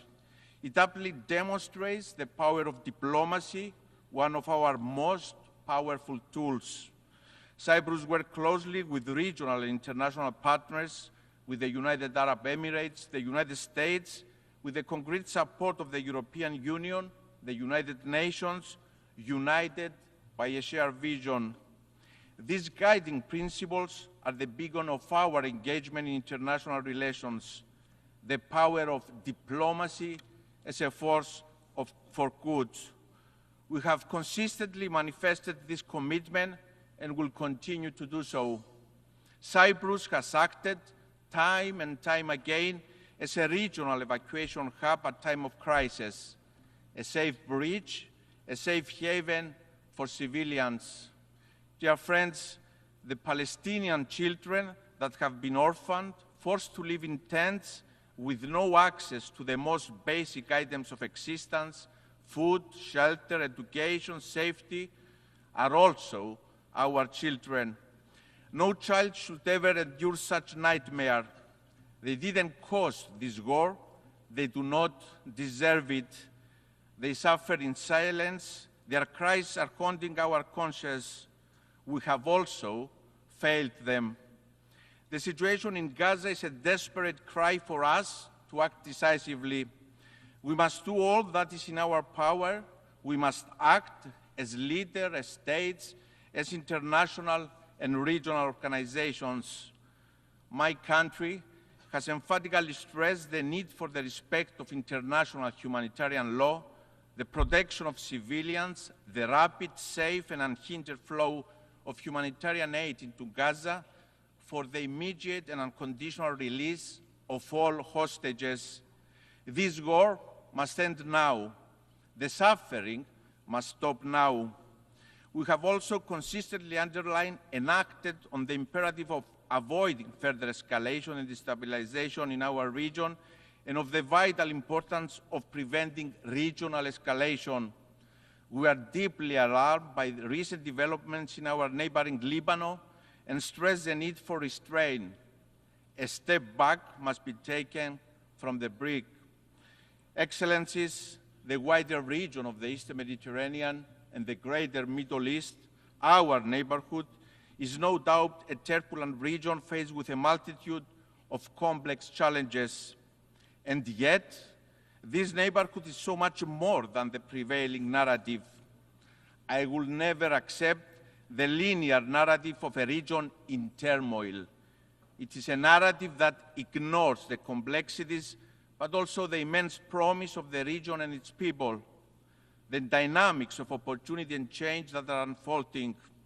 I have seen this journey closely, witnessing the full cooperation in the region, experience firsthand what countries of the region can achieve when they come together behind a common vision for the future, committed to multilateralism, always in respect of international legality. And I'm convinced that the Eastern Mediterranean and the wider Middle East can move decisively beyond the prevailing narrative of being a region in turmoil and become a hub of stability, peace, and cooperation. For the region to fulfill its promise, there has to be a path for lasting peace. There is an urgent need to reinvigorate the Middle East peace process and reach a political settlement in line with the relevant UN Security Council resolutions. There is no other path to walk. Out of tragedy and suffering of the last year, let us exert every effort to ensure there is lifeline to peace. There are no shortcuts, no alternatives or substitutes to a lasting peace. There are no frozen conflicts. The vacuum created in the absence of a viable peace becomes a breeding ground for crisis and conflict. We can never be complacent. This is a painful lesson recent history teaches us over and over again. The Russian invasion of Ukraine, a sovereign nation, came as yet another stark reminder of what is at stake if we don't defend and uphold the principles enshrined in the UN Charter. Cyprus strongly condemns any breach of international peace and security effected through military action by any state against the independence, sovereignty, and territorial integrity of another state. My country has stood in an unwavering manner since the first day of the Russian invasion on the right side of the history. Cyprus, my country, itself a victim of invasion and continuing occupation, has steadfastly supported the unity, territorial integrity, and sovereignty of Ukraine. Madam President, Your Excellencies, the torch for peace in Cyprus awaits to be lit. This year, on July 20th, we mourned 50 years since the Turkish invasion of Cyprus. Through use of force, Turkey occupies a sovereign European state. It violates the sovereignty and territorial integrity of an EU member state. 50 years, half a century of continuing Turkish occupation of approximately 37% of the territory of the Republic of Cyprus, of continuous violation of the UN Charter, international law, including international humanitarian and human rights law. 50 years that the displaced stoically await to return to their ancestral homes. 50 years that the mothers of the missing stoically await the remains of their loved ones, to lay them to rest in peace. Half a century of blatant disregard of UN Security Council resolutions, resolutions that have also called for the return of the fenced town of Varosha to its lawful inhabitants and its transfer to the administration of the UN. And yet, 50 years of resilience and hope by Cypriots, hope for peace, a burning desire and a deep belief by my people, by all Cypriots, that this cannot be the future of Cyprus. It cannot be the future of our children and of the generations to come. They deserve to live, to thrive in coexistence and co-creation in a reunified country in conditions of viable peace. I'm often asked, dear friends, if I'm optimistic about peace in Cyprus after 50 years. Let me recall the words of Jean Monnet, one of the inspired founders of the European Union, when he proclaimed that this is not the time for blind optimism or paralyzing pessimism. Now is the time to be determined. And so the answer is that I'm determined to work tirelessly and bravely for peace in Cyprus, to reunify my country and its people in a modern, viable European state with no troops of occupation, no foreign guarantees. I'm determined to provide for all Cypriots all rights and fundamental freedoms that other Europeans enjoy. They deserve nothing less.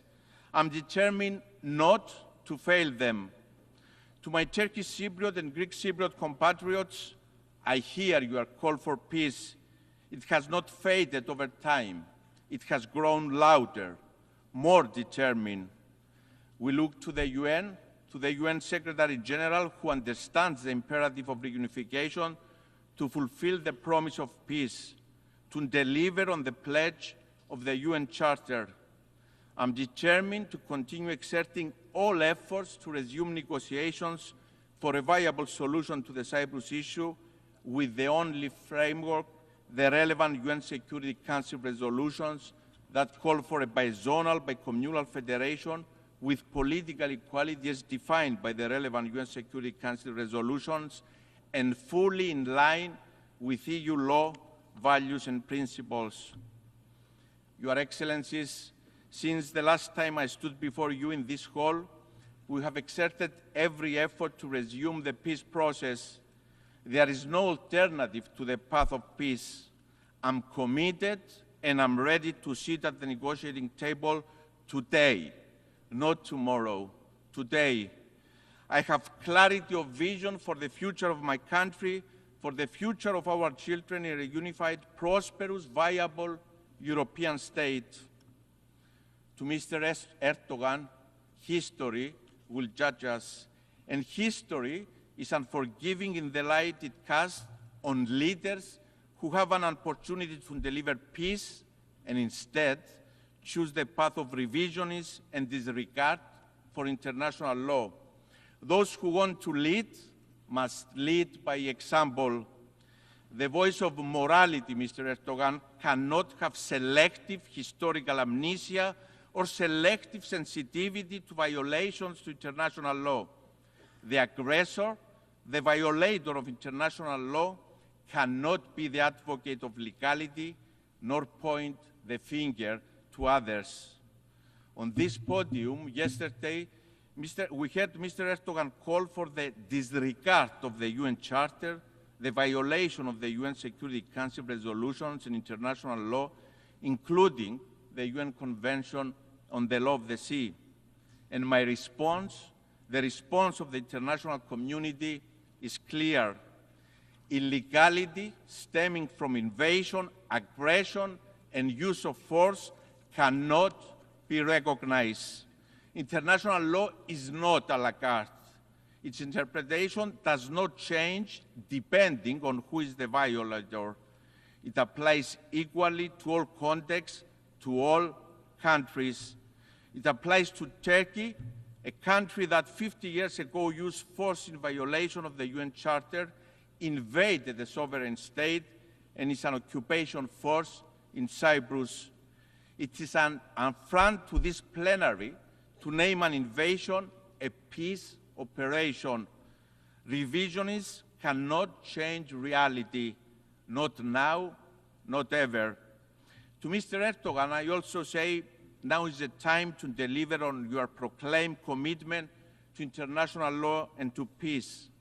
No country that believes in the moral superiority of its position refuses to sit on the negotiating table. I adamantly believe that we can carve a new path, one of peace, cooperation, and collaboration. We cannot change geography. It is an opportunity, not a curse. Turkey and Cyprus will always remain neighbors. Let us change the narrative. Let us transform our proximity into a promise. Let us build together a legacy of peace that can be transformative for the whole region. Ladies and gentlemen, in our common agenda, the Secretary General remarked that humanity faces a stark and urgent choice, and break down or break through. I welcome the Secretary General's new agenda for peace and support multilateral efforts towards peace and security.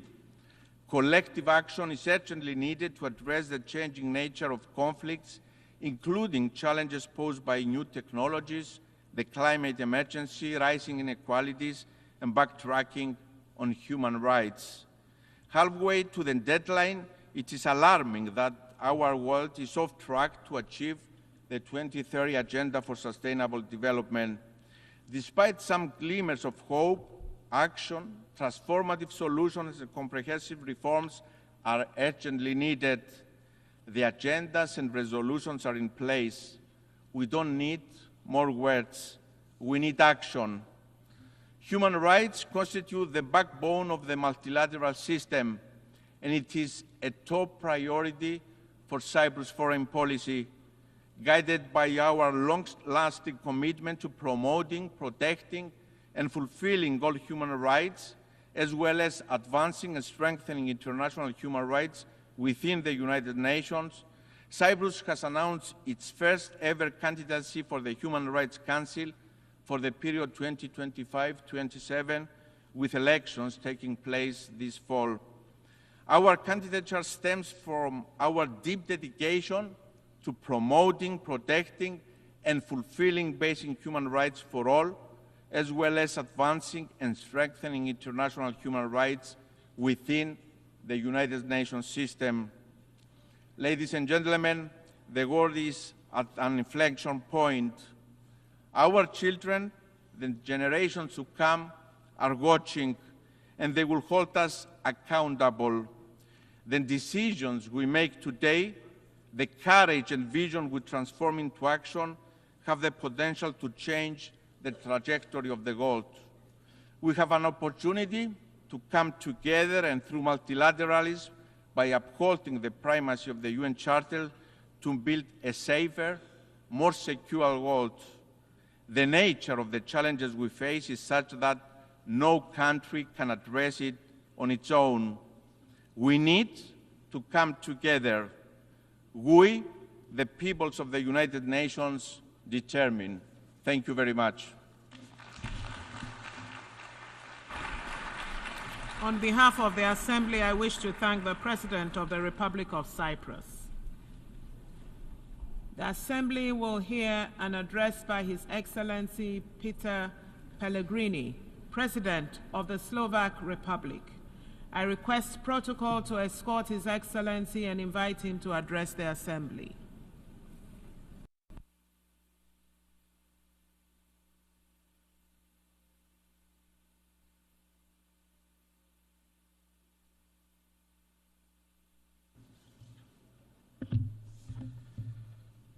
Madam President, Excellencies, ladies and gentlemen, it is an honor and privilege to address you from this place.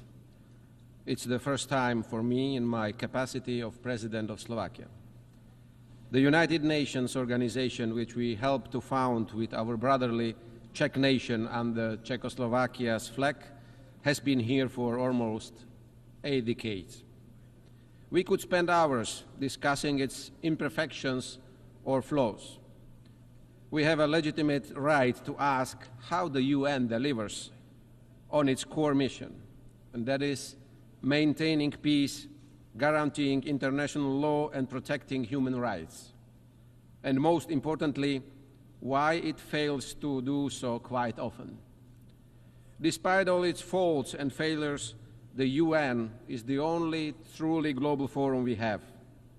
It is the backbone of the world order based on rules and international law. The cornerstone of the world as we know it. The UN is a vital international ecosystem for most countries in the world, including Slovakia.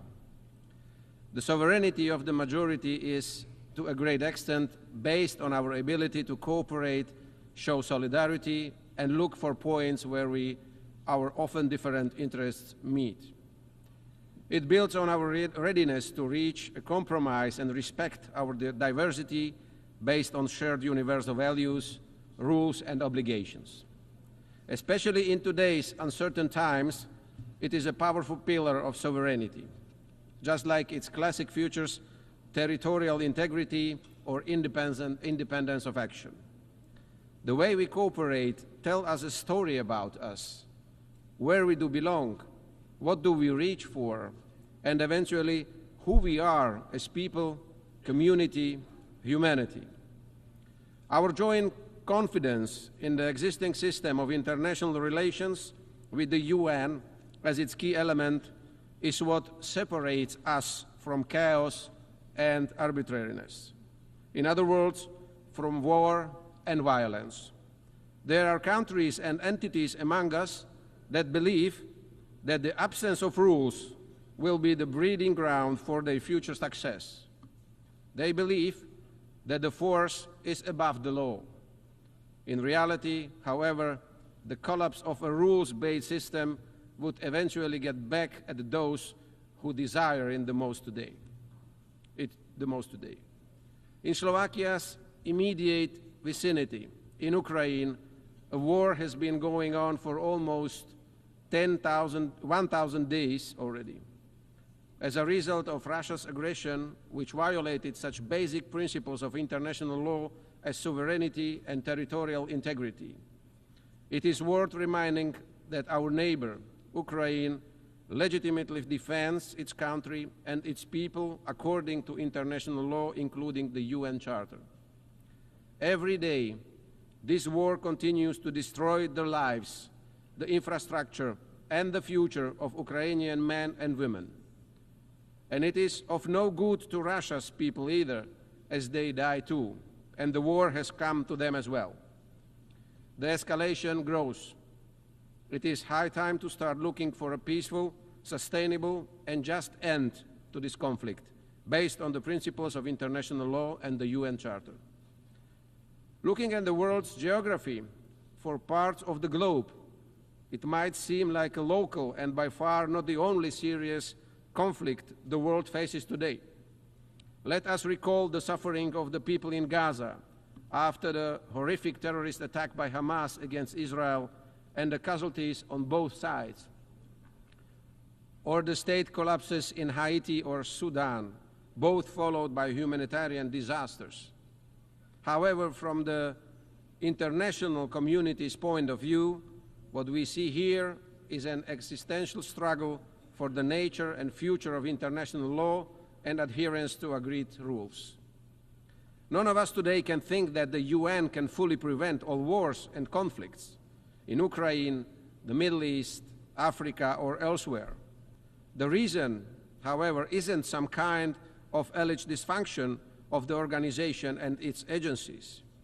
It is rather the lack of joint political will in its highest body, the Security Council. On the other hand, it's a fact that the UN was born with powerful and exclusive checks without effective balances. For years, there has been a general understanding that the UN needs a deep reform, and Slovakia stands ready to continue assisting this legitimate effort. We see that we must rather look for effective prevention, management, and eventually solutions to conflicts within local or continental alliances. The role of the UN remains central, but the need for partnership with regional organizations is growing. For us in Europe, it is NATO and the EU. This is the only way for the UN, with its foundations laid in the last century, to withstand the threats and challenges of the current one. I don't find it appropriate or useful to divide the world into global north or global south, east or west. Much more important is to look at who respects our shared rules and obligations and who doesn't, who is interested in making them stronger and acting by them, and who is rather undermining them or applying double standards. All of us are far from perfect. However, it fills me with hope that those of us who respect our shared values and rules form the vast majority here, and those who despise, systematically ignore, harm, or apply these rules only when it comes in handy are only a few. It's often those who try to take apart not only the rules but also the meaning of words.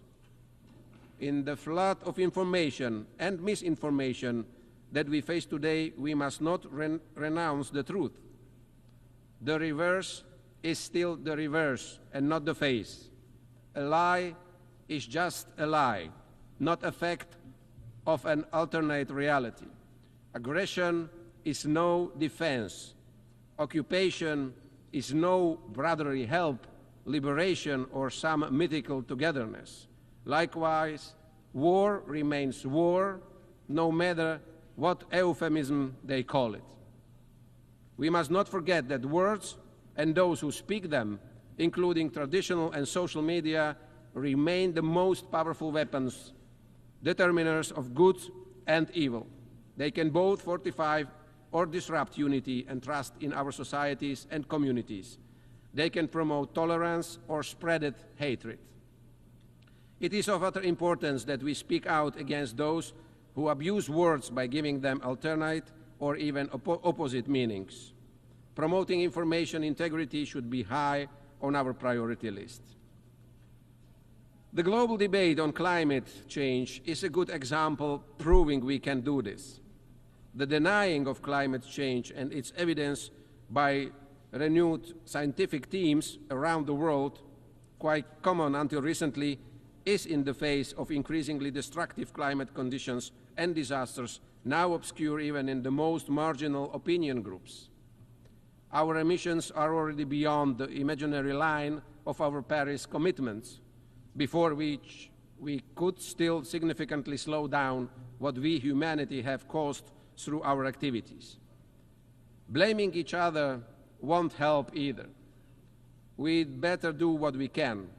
Let's invest part of our personal and political activity into what is already happening with our climate, mitigating the consequences of hurricanes, floods, and extinguishing fires, both figuratively and unfortunately also literally, is today's urgent climate agenda. Protection of freedom, human rights, and human dignity for everyone, efforts to reduce poverty, strengthening food security, upgrading health, hygiene and vaccination standards, environmental protection, preservation of ecosystems and diversity. Here, along with the climate change mitigation, I see a huge area of action for the UN and its specialized agencies too. Practical and well-directed policies, coordination of different national development and assistance programs into regional synergies and successes, as well as comprehensive and expert evaluation of green transition efforts. That is what I expect from the UN of today. I am proud that Slovakia belongs not only in Europe, but also globally to the leaders in compliance with the joint climate commitments. I believe the UN should also pay much more attention to the technological and digital aspects of our lives. Today, it's almost equally important as our physical identities. What I have in mind is no global regulation. That is a task for regional actors. I rather think of the widest possible involvement of new technologies into everything that the UN has been working on. My point is that the whole world should more evenly benefit from technological progress. It should become one of the main engines of social progress and a way to level differences and promote gender equality. All of this is also a part of the basic mission of the UN. Another pressing problem in front of many countries and the entire international community is migration. It is a phenomenon that divides us rather than unites us, an agenda on which elections are won or lost today. However, we should never forget that the most of our ancestors across Europe were refugees too, when they fled before war, poverty, or persecution during Nazism or communism. There is no magic formula for addressing illegal migration. It is, however, clear that many aspects of migration need clear rules, transparent procedures, and effective policies, measures which will help the source, transit, as well as target countries. And it is also legitimate to appropriately address all security risks that, in particular, the illegal migration brings.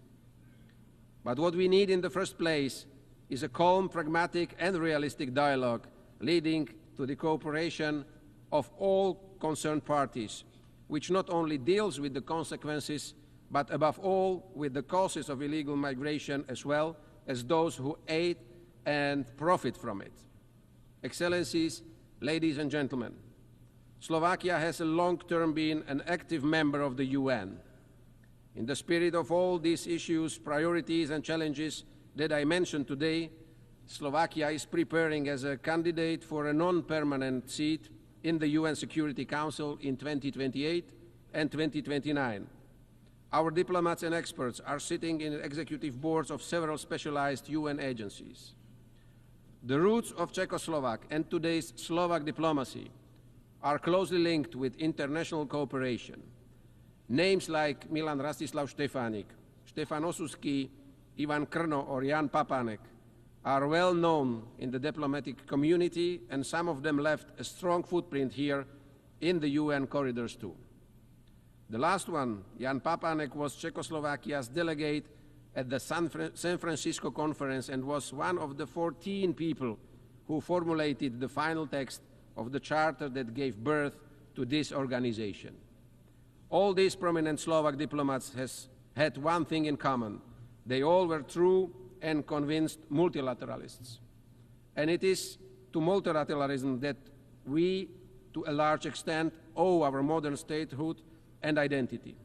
It's therefore up to us, the leaders of this world, to stress in communication to our citizens that the building blocks and rules of the international community, which we have been lying together for almost 8 decades since 1945, have no sustainable alternative. It is our task to say and repeat that we must not bring them down, but on the contrary, fix and bolster them. Multilateralism, just like the world around us, is complex and has many diverse and often opposing layers. It requires a lot of patience, and it often brings frustration and bitterness. However, it's also the most precious generational wealth that we can rely to our posterity. It's up to us in what condition and how well or ill prepared for the future we will jointly pass it on. Thank you very much. On behalf of the Assembly, I wish to thank the President of the Slovak Republic. The Assembly will hear an address by His Excellency Nangolo Mbumba, President of the Republic of Namibia. I request protocol to escort His Excellency and invite him to address the Assembly.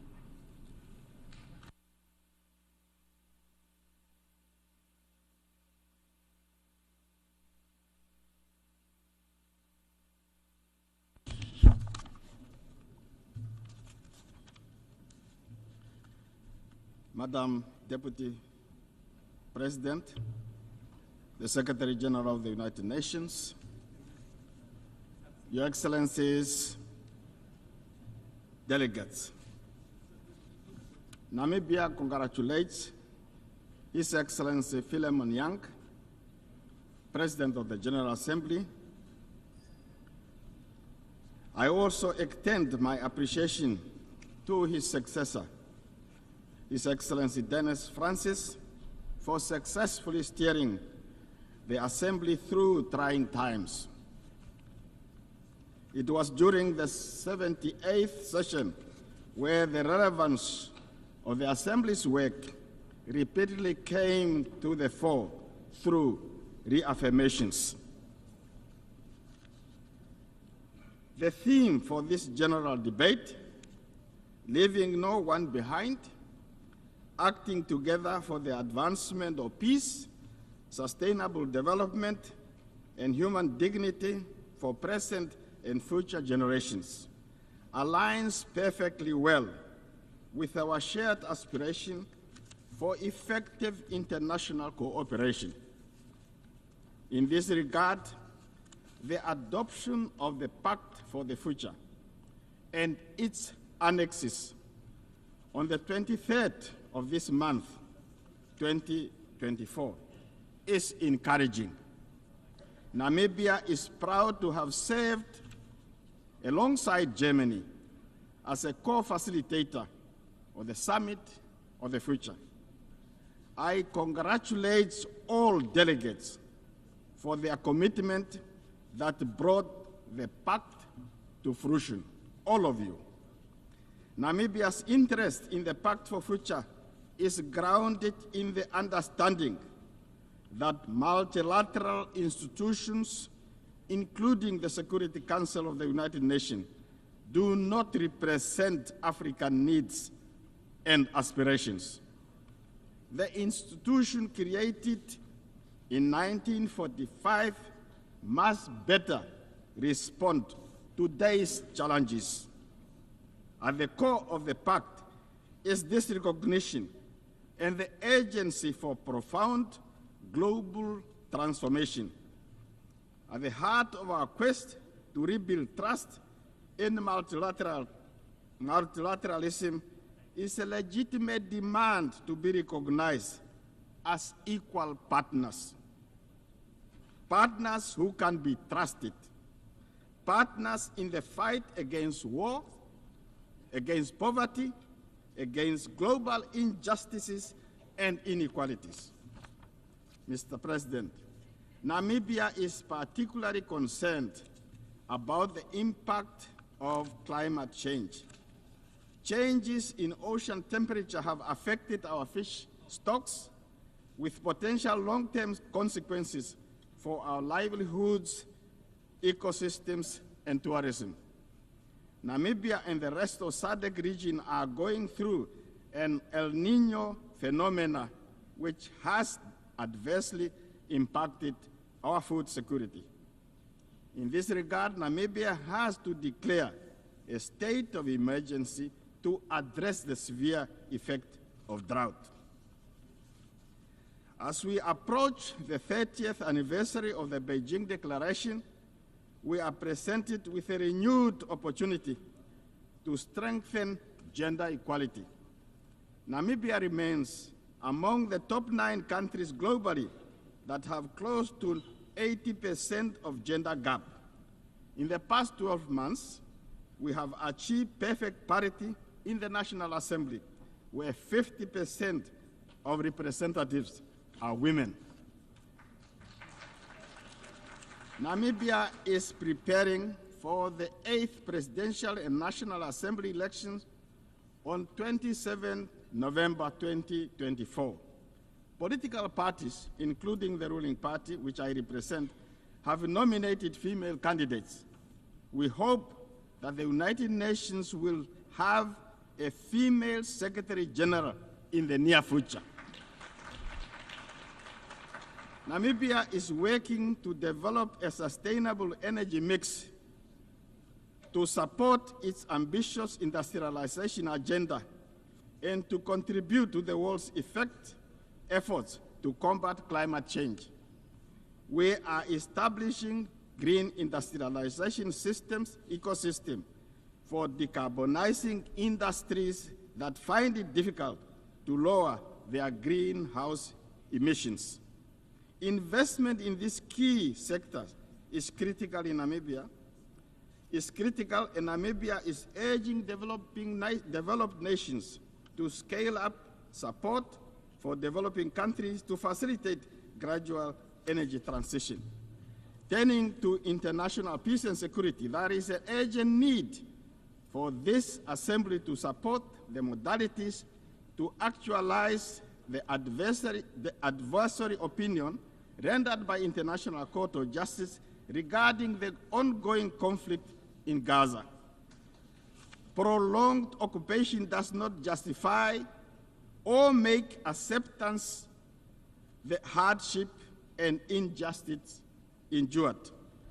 This is particularly true for the people of Gaza, who continue to be brutally massacred. As a country that has endured genocide, Namibia believes that Israel, by intent and by action, is committing genocide.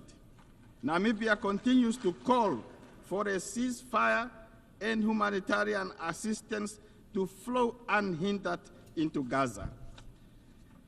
On economic matter, economic hardship continue to affect the sister Republic of Cuba in stark contrast to the ideals of inclusivity and the goals of leaving no one behind. Namibia calls for the end of economic, financial, and commercial blockade against Cuba and calls for removal of Cuba from states that are accused of sponsoring terrorism. Namibia also reiterates its call for the immediate and unconditional lifting of illegal sanctions against our neighbor Zimbabwe, which hinders the country's capacity to achieve sustainable development goals. Further, affronts to United Nations Charter, its purpose and principle is the continued disenfranchisement of the people of Western Sahara who are denied the right to self-determination. The 79th session of the UN General Assembly must do more to change that situation. In conclusion, Namibia is a child of international solidarity midwifed by the United Nations, and therefore remains its firmest of proponents. The United Nations system can be strengthened if we hold hands and work together as bridge builders to illustrate, as illustrated by the Summit of the Future, by choosing the way of collaboration over enmity, peaceful dialogue over war and conflict, and de-escalation instead of escalating things, we can achieve our shared goal of more peaceful, just, and prosperous world. And I thank you for your attention. On behalf of the Assembly, I wish to thank the President of the Republic of Namibia.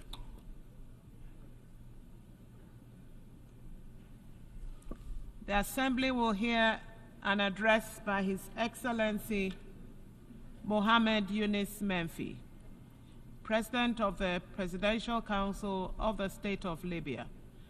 I request protocol to escort His Excellency and invite him to address the Assembly.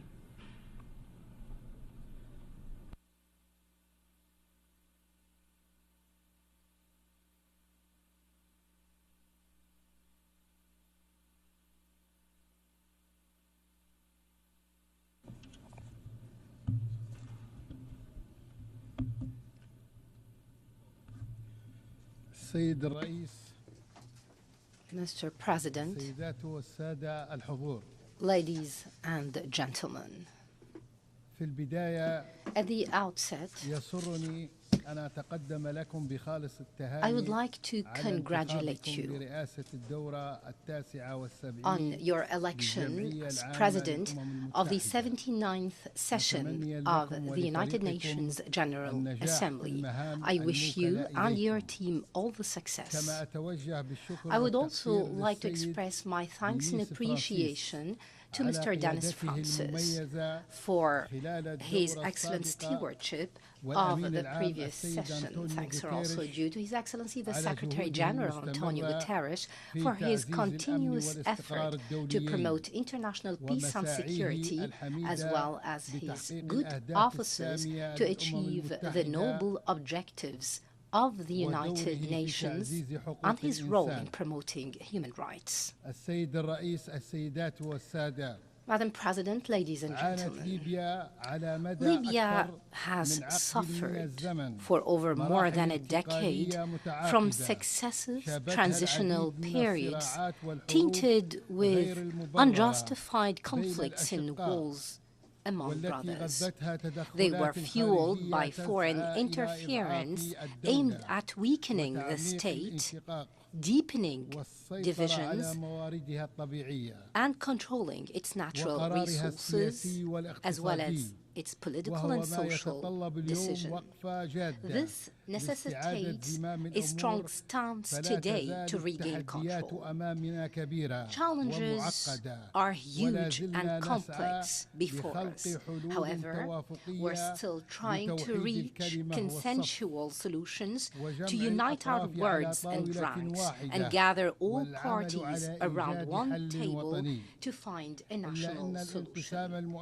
However, this institutional division that is a result of systematic obstruction by some political parties and the subsequent conflict over privileges and prerogatives led to the escalation of this institutional and political crisis. It further complicated political landscape. This started with building parallel bodies leading to the freezing and cancelling of our commitment to certain political agreements and resolutions of the Security Council, and the use of the resources of the state as a tool for political pressure, and the last of which was also attacking the Libyan prosecution and adjudication. And it is our duty to shoulder our responsibility to ensure the safety of our country and its strength. The comprehensive political solution, including the financial, economic, and security paths, in addition to national interests, is the only way to ensure our stability so that we can hold elections and renew the legitimacy of all institutions so that the Libyan people can ensure self-determination. We commend all national and international effort aimed at promoting dialogue among different Libyan parties. We firmly believe that the Libyan people have the right to decide their destiny and choose whom to govern it and run its affairs. And this will be achieved when we renew the legitimacy and regain the control that some parties are trying to prevent. Libyans are the most capable to decide on their destiny, and people can choose whom to represent it through the fair elections and referendum to overcome any political stalemate. Ladies and gentlemen, the National Reconciliation Project, under the sponsorship of the Presidential Council, is undergoing a slow process due to the recent developments witnessed in the country, especially that some political parties are trying to obstruct it by all means. We reiterate the need to accelerate this path to build trust. In this vein, we commend the effort of the African Union. We call for a Libyan dialogue to ensure a national pact and a comprehensive reconciliation conference.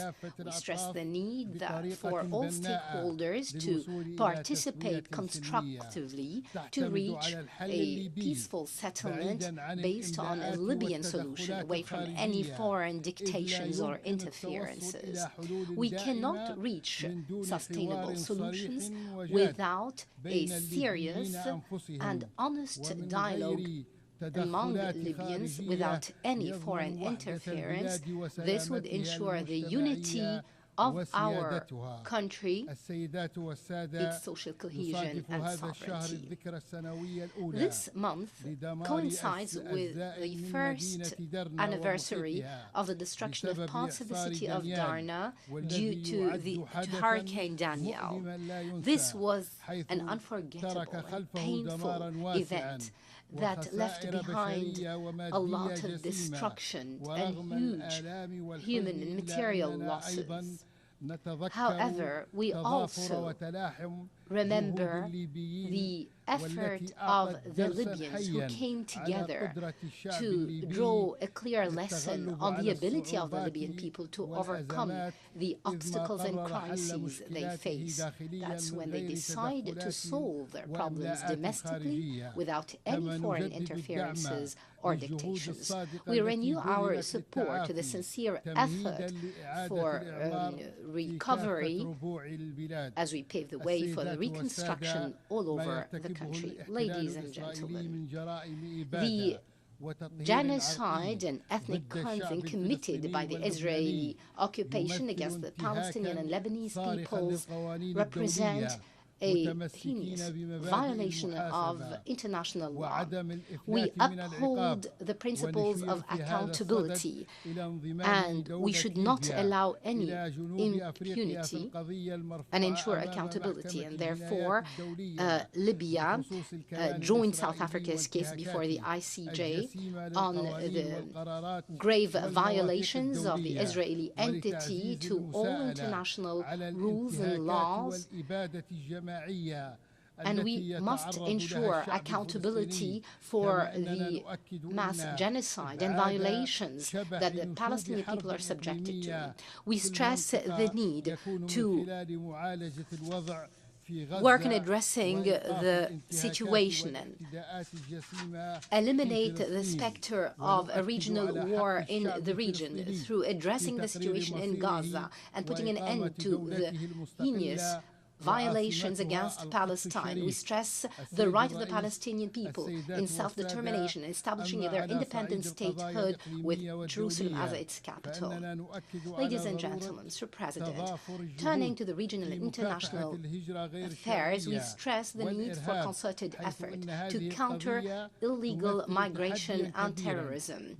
This represents a huge challenge, not only to Libya, but to many other countries, especially the African countries in the region, and Libya, for we are a transit country that shoulder huge burden in this vein. We believe that the solution to this matter necessitates concerted effort while taking into account all national legislations, humanitarian aspects, and the protection of migrants' rights. Turning to terrorism, Libya has gravely suffered from this scourge. We succeeded in defeating Daesh thanks to the sacrifice of our people and the effort of the military institution, as well as the support of the international community. We continue to work on promoting domestic security and protecting our borders through the cooperation with the international community. We endeavor to establish security centers to coordinate effort among different national security forces and the neighboring countries. Combating terrorism is not a mere military confrontation. It's a multifaceted phenomenon that requires greater concerted local and international effort and a comprehensive approach that addresses its different dimensions. And despite the efforts of the United Nations in this vein, we believe in need to develop national mechanisms to counter these challenges away from any negative interferences. Ladies and gentlemen, I stress that it's high time to close ranks and build bridges of unity. Let's make our solidarity the cornerstone of our homeland, this generous homeland and people who love life. I assure you that we would not enjoy our wealth if the seeds of strife and discord continue to thrive among us. Our unity is the path to our stability. It's the hope that would carry our children into a better future. I urge you to uphold our national unity and take off the interference that aims at undermining our endeavors. History bears witness to the greatness of this people, the Libyan people, who was a source of inspiration to nations and peoples for decades. They proved that despite all challenges experienced, they always raise up stronger and more resilient and adamant. Libyans will not forget those who stood by them in times of hardship. We will continue to work to build a bright future worthy of the aspirations and hopes of our people. We will spare no sacrifice for its sake. Thank you, and peace and blessings of God be upon you. On behalf of the Assembly, I wish to thank the President of the Presidential Council of the State of Libya. The Assembly will hear an address by His Excellency Luis Rodolfo Abinader Corona, President of the Dominican Republic.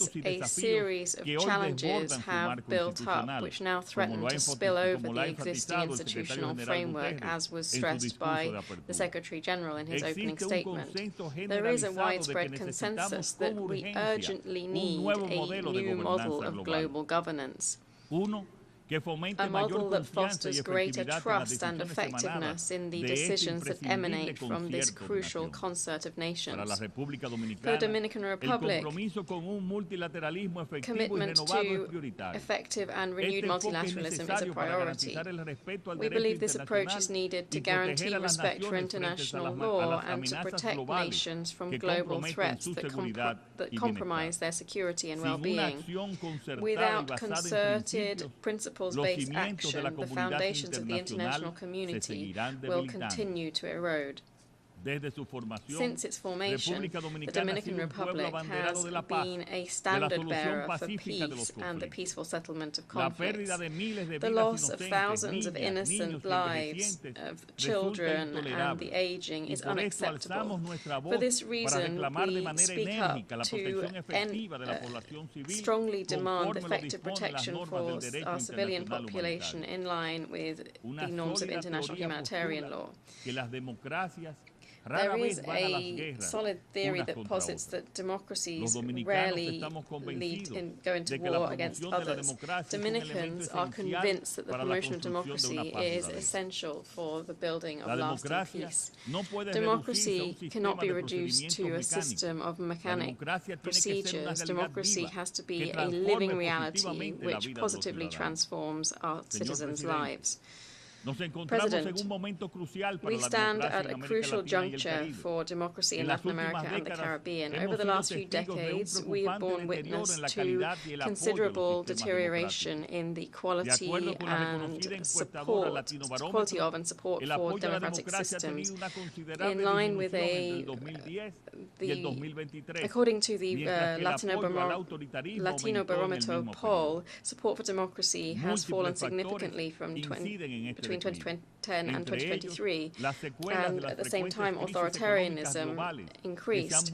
Many factors have impacted this decline, including the effects of frequent economic global crises, which have become cyclical since the end of the 1990s. Another factor is also that citizens are not seeing the tangible benefits of democracy and are very concerned by personalism and corruption, which undermine trust in democratic institutions.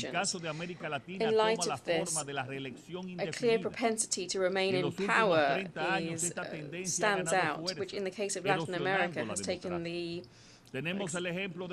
form of indefinite re-election, which over the last 30 years has eroded democracy. One example of this is the crisis in Venezuela, which combines a concentration of power, persecution of the opposition, and censure of the media. Without due transparency of the electoral process and without necessary documentation, the crisis will further worsen. We continue to insist on the publication of all electoral records and their verification by impartial institutions and respect for the results of the popular will in Venezuela. Without the publication of these documents, a legitimate winner will not be able to be declared. Transfers of power are essential to guaranteeing responsible and genuinely participatory politics. Democracy is based on a founding principle. The loser has to accept their defeat and exercise true, faithful, constructive opposition. Another democratic principle establishes that the winner must not bully nor crush their adversary. Democracy cannot be exercised solely by and for the winners. The majority has to be treated with respect, and the minority has to be included, including equal rights and ensuring that they are treated with equity and justice. On the 19th of May, the Dominican people re-elected me at the first round for a second and final presidential mandate, which led to a qualified majority in both chambers of the Congress. I'm looking ahead to strengthening Dominican democracy Haiti, and to this end I presented a constitutional reform to the Dominican Congress, which will comprehensively limit presidential re-elections to 2 consecutive terms and no more. This reform aims to leave a legacy of greater political and social stability to future generations and aims to establish a general principle that is clear and robust. The power is always transitory and must be there to serve the people. Mr. President, every democracy needs to make a commitment to defending human rights. It is fundamental to protecting dignity and the freedom of every individual and to provide legitimacy to political power. The Dominican government is profoundly committed to protecting human rights at a national and international level. This commitment is an integral part of our foreign policy. This establishes the promotion and defense of human rights as one of its main pillars. Here there can be no horse trading nor factions, just principles. For this reason, the crisis in Haiti warrants particular attention. For more than 3 years now, the instability in our neighboring country has put significant pressure on our own security. We have firmly been asking for the involvement of the international community to show its sustained leadership in stabilizing Haiti. This is a strategic need for security in my country and across the whole region. The Dominican state has shouldered a high responsibility in the Haitian crisis, far more than should be expected of it, by providing essential services to a large amount of the population from our neighboring country. In 2023, medical appointments to Haitian immigrants represented 9.9% of the total medical appointments provided in our national health system. In addition, there are currently around 200,000 foreign minors in our Dominican public education system, of which it is thought that 147,000 are Haitian in origin. These figures reflect the supportive commitment shown by the Dominican Republic, but we can't do it alone. After a long struggle for the adoption of various resolutions within the Security Council, we finally began to see a path towards stability with the establishment of the Transitional Presidential Council and the arrival of the multinational Security Support Mission in Haiti. We take this opportunity to express our thanks to Kenya and to President Ruto, which has provided the majority of the personnel supporting the Haitian National Police. We further thank the United States, which has shouldered most of the financial and logistics burden. Likewise, we thank Jamaica, Bahamas, and El Salvador that have already sent their contributions. Further, we thank CARICOM for its efforts towards dialogue and agreement and consultation in Haiti. The Dominican Republic has made its own contribution by providing emergency health services to the Multinational Security Support Mission.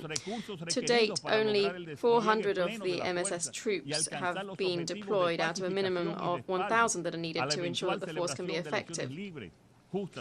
We need this to be established so that the free, fair and transparent elections can be held. Ladies and gentlemen, we've reached this point with great sacrifices, but practically 1 year from the holding of elections in Haiti, the conditions are still not in place for us to do so. We cannot allow the efforts that have been made to date to fail. If that were to happen, Haiti's collapse would be imminent, and the consequences of that would affect the entire region. This mission is an exceptional source of hope for the establishment of normality in Haiti. A failure could lead to us needing to take drastic measures to protect our national security. It's unacceptable that at this stage of the game, some of the countries that have had an impact on the Haitian situation or that have committed to resolving it have not fully kept their promises. While my country's national security is implicated, I will not let up in my demands for stability in Haiti. President, the Dominican Republic and the government that I preside will continue cooperating with the international community in a supportive, committed manner to meet the Sustainable Development Goals. The global landscape means that we need to act as a cohesive community with, like a true concert of nations with one common goal and an aligned vision for the future. future. We'll be judged by history, not only in terms of the speeches that we give in these illustrious halls, but also, more importantly, for the actions that we undertake in practice. We cannot fail our peoples. We cannot fail humanity. We cannot fail the future. Thank you very much.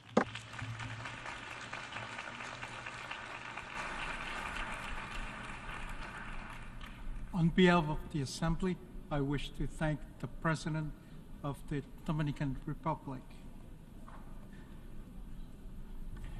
The Assembly will hear an address by His Excellency Klaus Werner Iohannis, President of Romania. I request protocol to escort His Excellency and invite him to address the Assembly.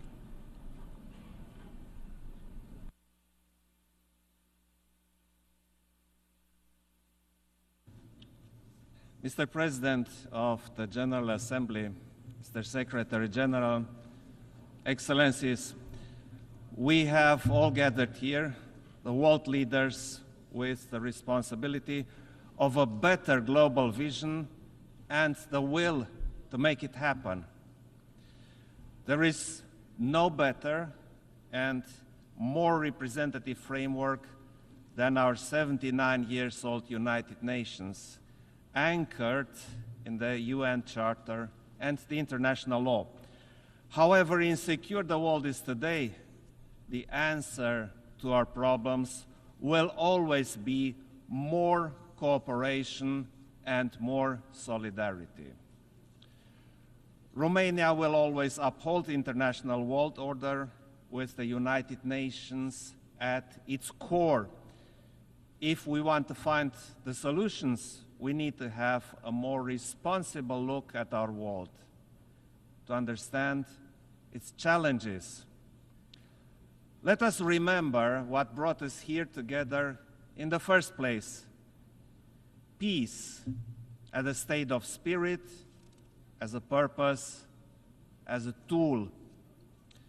Regrettably, we see around the globe that insecurity, violence, conflicts, and even war have taken a firm grip on our world.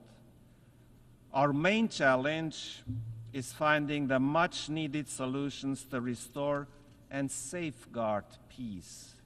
Otherwise, the international order and the international law are ours to lose. When diplomacy is the most difficult tool to use, it is precisely then when we need to use it most. Look at the dire global consequences of the Russian war against Ukraine. It has unleashed the greatest security crisis in Europe in recent history, in breach of the international law, and with implications going well beyond Europe. In this context, Romania has extended a strong, multidimensional support for Ukraine and its people, and we are committed to maintain it for as long as it is needed. At the same time, Romania will continue its unwavering support to consolidate the resilience of the Republic of Moldova, the second most affected country by this war. Our security is not regional, it is global. This brutal war has already harmed nations and people across the world. Food security stands proof. My country has a crucial role in facilitating the grain exports from Ukraine through our ports on the Danube and at the Black Sea. A long-term conflict is unacceptable, and we must stay the course. Ukraine needs the resolute support of all UN member states determined to uphold the international law and the United Nations Charter. Romania fully supports the peace initiative of President Zelenskyy. It is the only approach to ensure a just and lasting peace in full agreement with the UN Charter and the international law. Ladies and gentlemen, protecting all civilians must remain our common objective. Almost a year ago, the heinous attack committed by Hamas against Israeli civilians has shocked the world. Against the spiral of violence that followed, our actions based on Security Council resolutions should prevail. The end of hostilities, a safe release of all hostages, and facilitation of the safe shipment of the humanitarian aid for the civilians in Gaza are imperatives no one can deny. Furthermore, we support all efforts to resume the political process based on the two-state solution, coexisting in peace and security within safe and recognized borders. More broadly, around the world, there are alarming calls to stop blatant violations of human rights under many forms and rooted in different causes. There is a sense of urgency that remains unanswered. Conflict prevention and peacekeeping are essential tools in this regard. At the same time, we must support the cooperation with regional organizations in view of their role in preventing, keeping, and enforcing peace. Distinguished audience, the impact of climate change is a growing threat to our security, and its consequences are already obvious. As these negative events increase, they impact demography, economies, energy, connectivity, and geopolitics. It is vital to further enhance international cooperation and ensure the much-needed civil protection mechanisms. Romania actively participates at the international level in the exercises, projects, and actions to provide emergency response, especially to limit the impact of wildfires. The UN system is essential to mainstream our efforts and to create synergies. We need to accelerate our work to keep the 1.5 degrees target alive. And since climate change is a threat multiplier, Romania supports an integrated approach to the climate and security nexus within the United Nations system. Green transition also includes energy transition, while ensuring energy security as an important development marker. Ladies and gentlemen, we live in an era when we could fully enjoy the opportunities offered by information, innovation, and connections. Nevertheless, instead of harnessing their potential to our common benefit, we see increased distrust and hatred.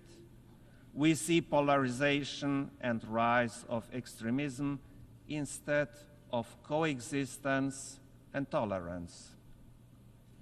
Technology misuses, disinformation, and other hybrid tools are at the center of the problem with the aim of undermining our security. In such times, it has become way easier to destroy than to build.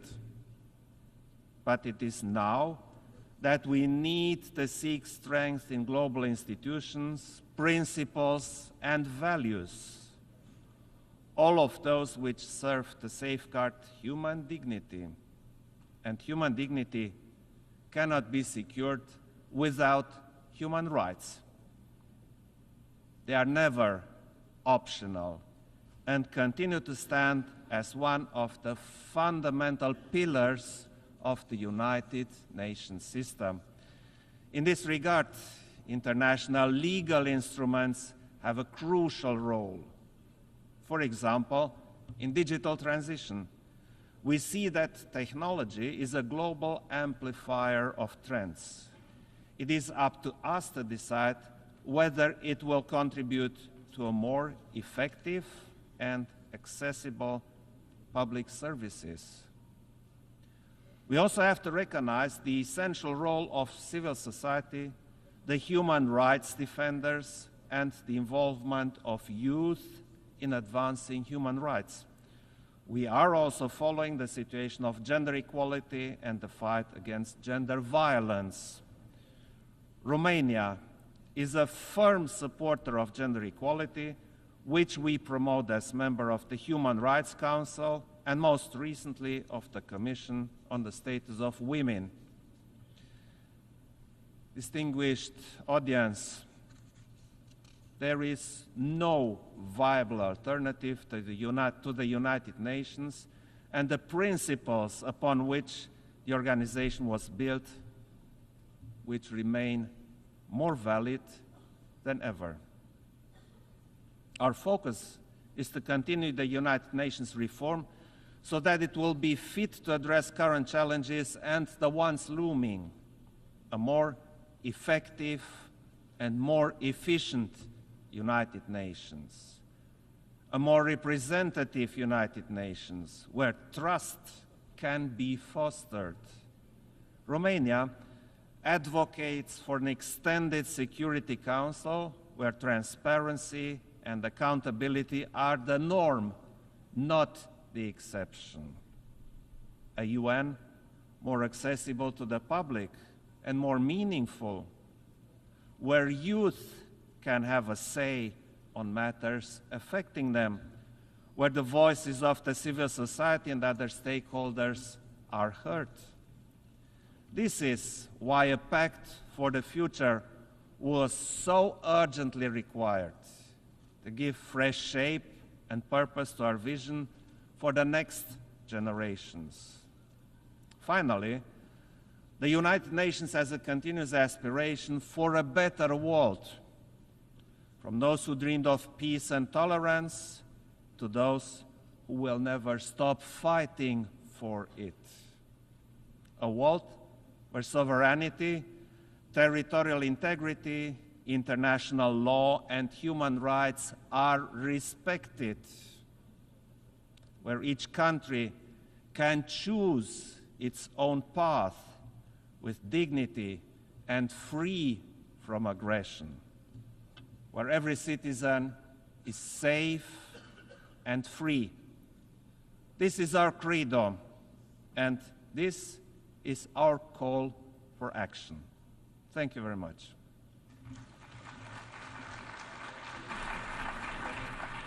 On behalf of the Assembly, I wish to thank the President of Romania. The Assembly will hear an address by His Excellency Felix Antoine Tshisekedi Chilombo, President of the Democratic Republic of the Congo. I request protocol to escort His Excellency and invite him to address the Assembly.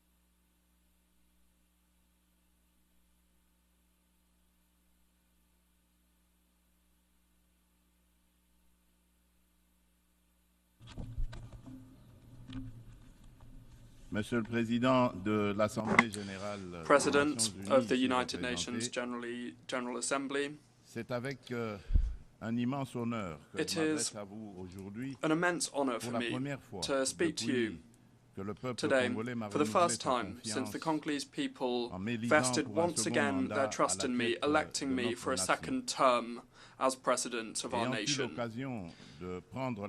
Having had the opportunity to speak to you before in the past, I'm particularly moved to be able to do it again at this significant moment for our country.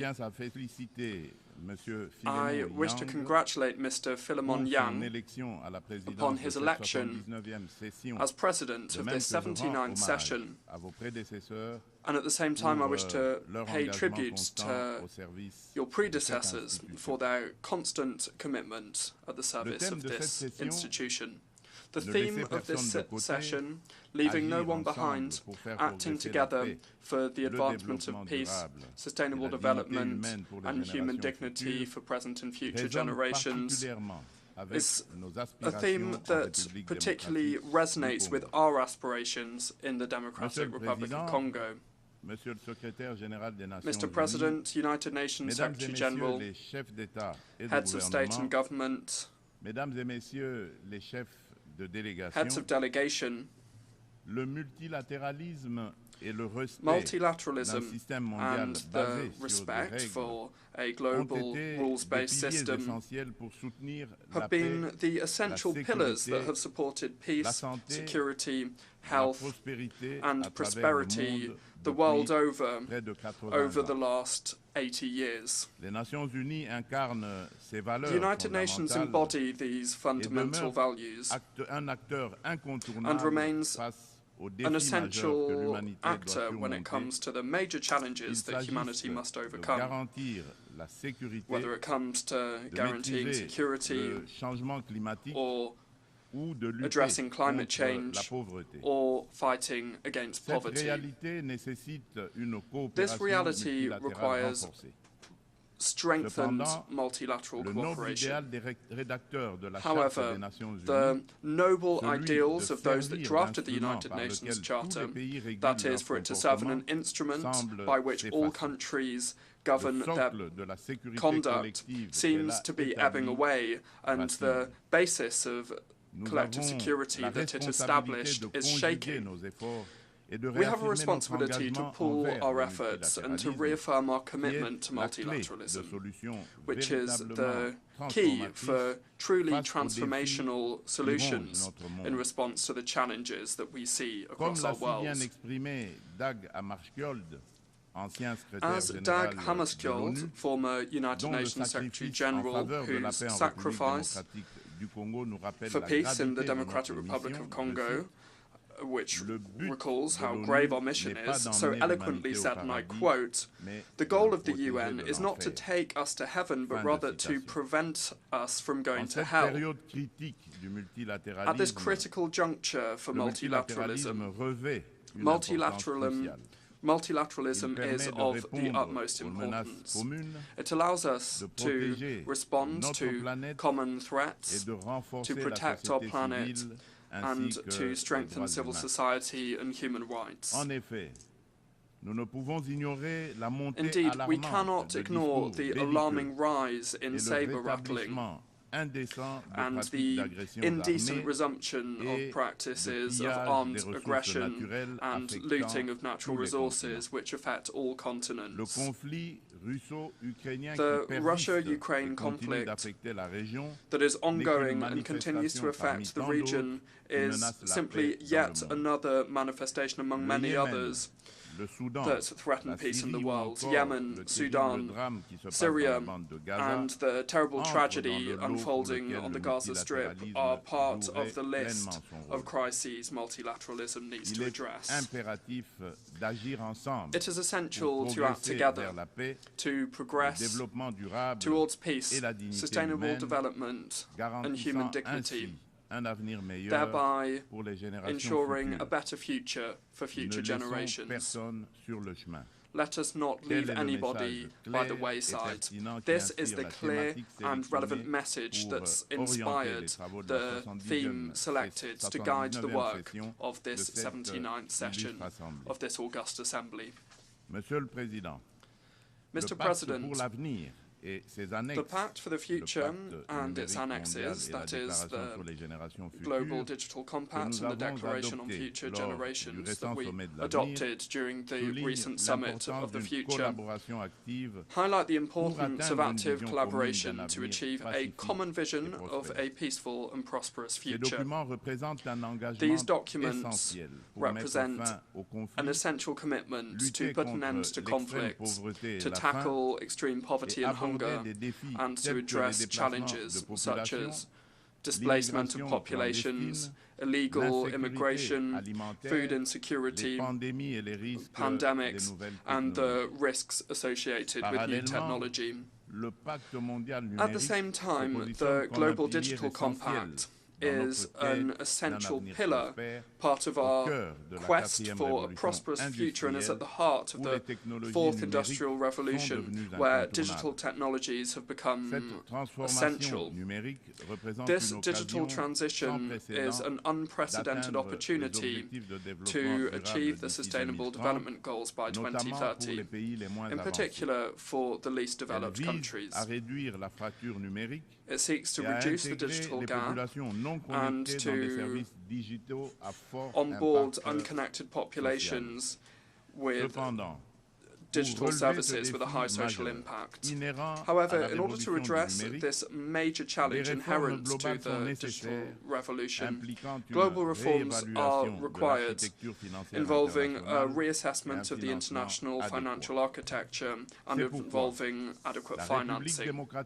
For this reason, the Democratic Republic of Congo aspires to attract investment to develop connectivity in Africa and calls for cooperation from multilateral partners and telecommunications operators, with knowledge transfer being key.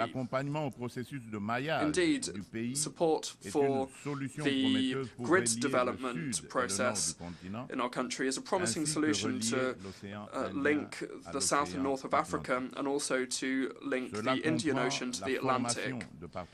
This includes the establishment of viable partnerships with the Grand Inga hydroelectric project that seeks to respond to the growing energy demand of our country, which has been increased by the proliferation of connected devices. Furthermore, it's essential to strengthen traceability of strategic minerals, which are essential, and also technological equipment in order to ensure a responsible and sustainable exploitation of our resources. Furthermore, full participation and commitment from youth, both boys and girls, are essential to build a sustainable and inclusive society. This principle is the foundation of the Declaration on Future Generations and underscores our responsibility vis-à-vis future generations and how important it is to make decisions that enable them to flourish. For Africa, youth is a major asset for Africa's future prosperity. Investing in education, in particular in STEM subjects, that's science, technology, engineering and mathematics, and creating conducive environments for innovation are crucial. It is essential to deal with the disconnect between a fast-growing young population and the job market by providing the skills that they require to join the job market. Mr. President, the situation in the east of the Democratic Republic of the Congo is particularly concerning. The resurgence of the M23 terrorist group, supported by Rwanda, has caused an unprecedented humanitarian crisis with close to 7 million internally displaced persons. This aggression is a major violation of our national sovereignty. We call upon the international community to firmly condemn these actions and to impose targeted sanctions against Rwanda for its destabilizing and damaging role. We demand an immediate and unconditional withdrawal of Rwandan troops from our territory. While recent diplomatic initiatives such as the Luanda talks may be encouraging, they should certainly not overshadow how urgent it is to engage in this essential action. The Democratic Republic of Congo is actively committed to entrenching lasting peace in the east of the country and to promote economic development and the well-being of the so long-suffering communities experiencing this armed conflict. Nevertheless, we are not closing any door to any opportunity that would bring peace while maintaining our sovereignty and our territorial integrity. In this regard, we are resolutely committed to implementing the roadmap adopted as part of the Luanda process, and I fully support that promotes high-level dialogue seeking to re-establish trust between the Democratic Republic of Congo and Rwanda, while minimizing the risk of the current security crisis descending into a regional conflict. Furthermore, my country remains open to any other initiative by our partners that would contribute to achieving this noble goal of peace. The Democratic Republic of Congo reaffirms our firm will to ensure lasting peace. Under my leadership, we are steadfast in our commitment to pursue the implementation of the Program for Disarmament, Demobilization and Community Recovery and Stabilization, the PDDRCS, which is a key part of our national strategy to disarm, demobilize and reintegrate combatants by providing them viable economic opportunities that are also sustainable, while at the same time stabilizing the regions affected by conflict. By ensuring a post-MONUSCO transition, we are also prioritizing the repatriation of foreign combatants. The PDDRCS is a crucial tool for peace in the Democratic Republic of Congo, and I invite our partners and our friends to support it. Furthermore, thousands of victims of the genocide for economic gain in the Democratic Republic of Congo, in short, the Genocost, continue to suffer from the devastating consequences of a past marked by violence and impunity. Recognizing and addressing the effects of this tragedy is crucial to enable the recovery and reconstruction of the affected communities. Beyond immediate humanitarian aid, a long-term approach focused on justice, reconciliation and sustainable development is essential to allow the victims to recover and to return to a decent life. Therefore, the government of the Democratic Republic of Congo decided to make the 2nd of August National Day, the Genocost Day, which is dedicated to the victims of the odious crimes perpetrated by rebels supported by multinational corporations and states in the region. This is a national day of coming together, and it allows us to confront our painful past so that we can move forward.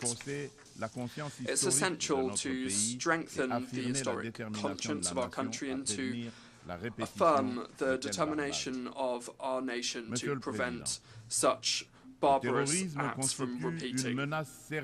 President, terrorism is a serious threat to international peace and security, and it affects all the regions of the world. Having raged in Asia, in Western Europe and in North America, this scourge now seems to be entrenching itself in Africa. As a member of the global coalition against the Islamic State, the DRC urges the United Nations to ramp up its efforts to implement the recommendations of this organization, in particular when it comes to the Akaba process. Terrorism, which is raging in the east of our country, is closely linked to the looting and illegal exploitation of our natural resources. These criminal activities are nourishing insecurity and financing armed groups, exacerbating conflicts in the Great Lakes region. It is therefore essential for the United Nations to envisage severe sanctions against those responsible for these economic crimes in order to break this vicious circle and to foster peace, sustainable development, and human dignity for future generations. President, according to the most recent voluntary national review report for the SDGs, the Democratic Republic of the Congo has made significant progress towards several of the SDG targets, thanks to major reforms and interventions. Since 2019, the government has had in place ambitious reforms to ensure free basic education, which has allowed more than 4 million children to attend school. Moreover, several measures have been taken to strengthen social protection, to introduce universal health coverage, and to promote gender equality, as well as fostering and supporting the development of infrastructure and rapid industrialization, via, inter alia, the creation of special economic zones. Despite this progress, the Global Report on Sustainable Development Goals underscores that at the current tempo, the Democratic Republic of the Congo will not be able to achieve the SDGs by 2030 due to persisting inequality and vulnerability, which are exacerbated by armed conflict. When faced with this challenge, a roadmap has been developed. This covers all the specific actions, interventions and reforms needed, the aim being to accelerate progress and tackle the issues set forth in the 2030 agenda, with some measures underway already to make sure that the DRC will be in line with these SDGs by 2030. For this to work, the Democratic Republic of the Congo needs an annual investment of around $32 billion. It is therefore indispensable to strengthen partnerships for sustainable investment and to promote peace in order to support stable socio-economic development. To add to the list of global responses to climate challenges and promotion of renewable energy, the Democratic Republic of the Congo, having already reaffirmed its commitment to ambitious climate action, wishes to underscore the crucial importance of financial and technical support, increased support, so its efforts can also therefore increase to achieve the goals set out in the Paris Agreement. Rich as we are in biodiversity and natural resources, the Democratic Republic of the Congo has taken on the role as a key player in the fight against climate change. Initiatives that are already underway to reduce greenhouse gas emissions cover 4 strategic sectors. These are agriculture, forestry, energy, and waste management. Structural reforms are also in place at the moment to reverse deforestation and to improve access to clean energy. This is the proof of the determination of our government to preserve natural resources and to support a green transition. Now, in terms of showcasing our tropical forests, Bali, in November 2022, saw a watershed moment. This was the adoption of the Joint Declaration on Cooperation on Tropical Forests and Climate Action. This declaration was signed by Brazil, Indonesia, and the Democratic Republic of the Congo. This significant step forward demonstrates the collective political will that there is to use forests as a tool for sustainable development. The Trilateral Cooperation Alliance for Tropical Forests, which was created in Bali, will provide a framework to address biodiversity-related challenges and will also propose solutions for carbon credit markets, all the while ensuring full respect for the rights of indigenous peoples. Moreover, within the framework of environmental and global warming-related issues, it is also important to underscore the holding of the second summit of the biggest tropical forest basins in the world. These are the Amazon, the Congo, and the Borneo Mekong. This was held from the 26th to the 28th of October 2023 in Brazzaville in the Republic of the Congo. This African initiative, which was spearheaded by President Denis Sassou Nguesso, aims to implement, as part of the UN Decade for the Restoration of Ecosystems, create the first global coalition dedicated to the restoration of 350 million hectares of land and water ecosystems. These forests are a crucial bulwark against climate change. When faced with these problems that have been clearly identified and we have solutions within reach, it is therefore crucial to act in a concrete fashion. The Amazonian, Congolese and Borneo Mekong basins are home to more than 80% of the tropical forests and play a crucial role in the fight against climate change. And they also provide vital ecosystem services. It is therefore imperative that the improvement of socio-economic conditions paid by local communities, they who play a key role in forest conservation, that their interests be put at be given top billing in global governance. For its part, the Democratic Republic of the Congo has created judicial instruments and institutional tools that seek to strengthen its position on the global carbon markets, while we still remain open to partnerships in line with the Paris Agreement and our domestic laws. The growing awareness of the challenges linked to climate instability and the depletion of natural resources, which are often the origin of armed conflicts, this underscores the need to act on these issues. It is therefore crucial to recognize the link between climate change, environmental degradation, and security in order to foster proactive action to mitigate these risks through sustainable practices. In this connection, we would call on the Security Council to create international mechanisms that include questions of climate security in their discussions. President, faced with a major energy challenge, the world indeed is facing a major energy challenge. Systems that are based on fossil fuels are responsible for significant greenhouse gas emissions, and this they exacerbate climate change.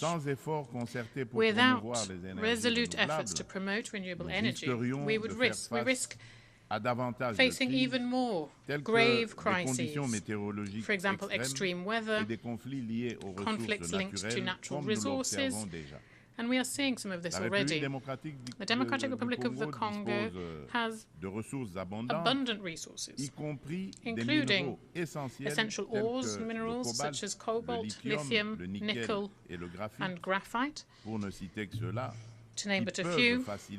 These could facilitate a sustainable energy transition. We would appeal for international cooperation to develop the necessary technology and infrastructure for this. Our vision is to transform the exploitation of our resources into a tool for inclusive and sustainable development, all the while improving education, health, and infrastructure.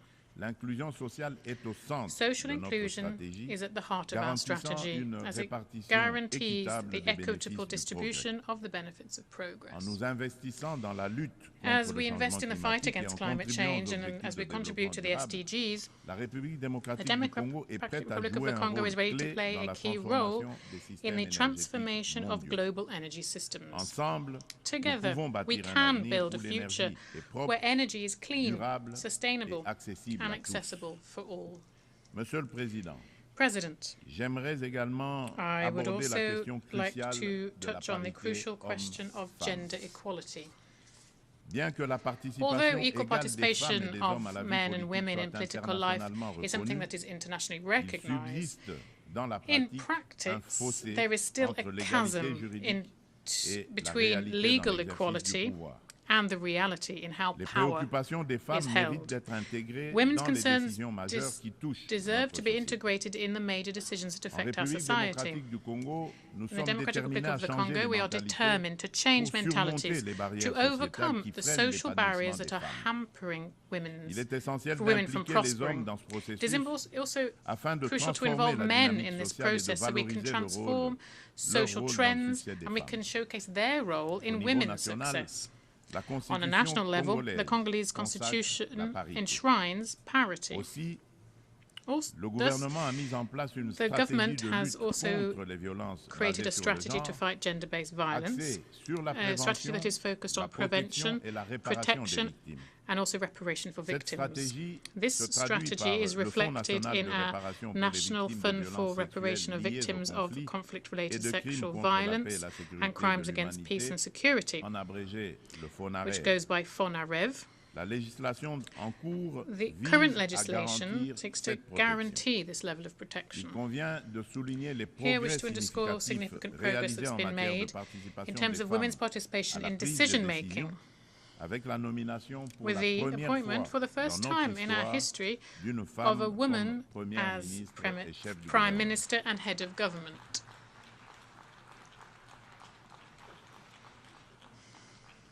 We are also seeing increased presence of women in governmental bodies, as well as in the judicial system and the parliament, as illustrated by the appointment of women as the first President of the Council of State and the head of the Central Bank of the Congo. President of the United Nations General Assembly, United Nations Secretary General, heads of state and government, heads of delegation, ladies and gentlemen, as we leverage this momentum, it is crucial that the international community, under the aegis of the United Nations, continue to support the processes underway and reinvent themselves when faced with the challenges of the current world. To retain the trust of the international community, the United Nations must prove how it is able to adapt to contemporary changes and overcome these in an effective and responsible way. It is crucial to breathe new life into multilateralism through targeted reforms of the United Nations Charter on key issues such as the Security Council, the veto, Chapter 7, and the use of force. Nevertheless, that won't be enough. Coordination and cooperation between different institutions and agencies of the United Nations must also be improved. Numerous global issues are often dealt with redundantly in different fora, sometimes taking contradictory angles, while other problems remain completely sidelined, and each international bureaucracy seeks to justify its own existence. In this connection, while we commend the support of the United States, I would reiterate with strength on behalf of all African countries the request for 2 permanent seats at the Security Council for African countries.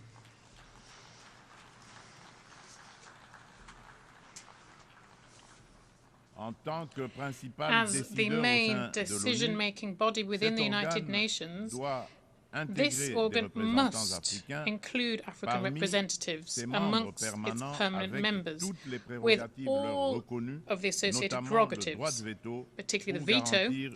This is to guarantee fair geographic representation.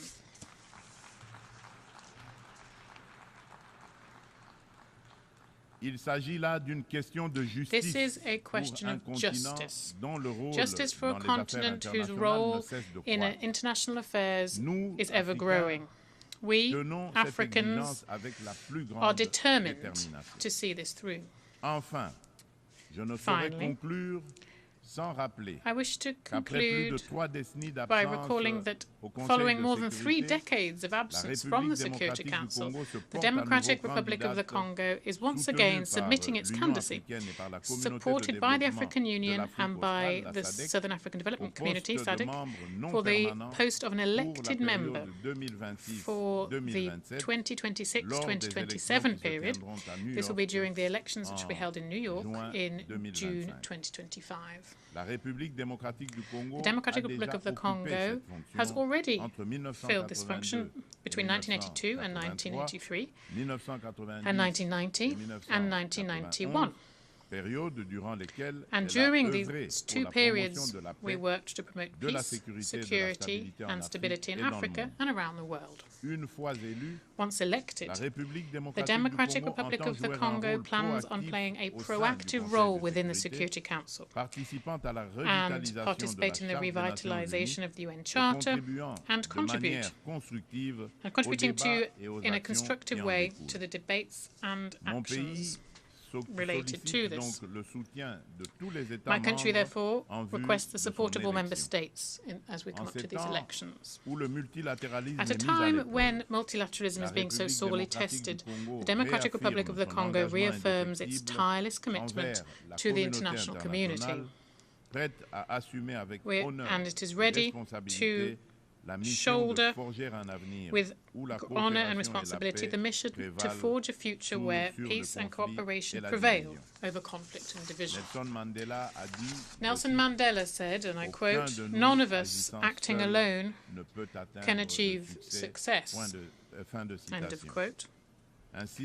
Thus, we are reaching out to each and every one of you, long-standing partners and new allies alike, to together write this new crucial chapter of our collective history.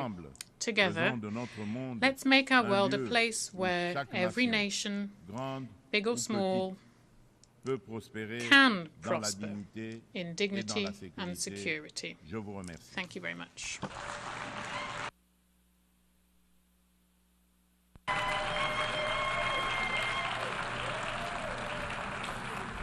On behalf of the Assembly, I wish to thank the President of the Democratic Republic of the Congo.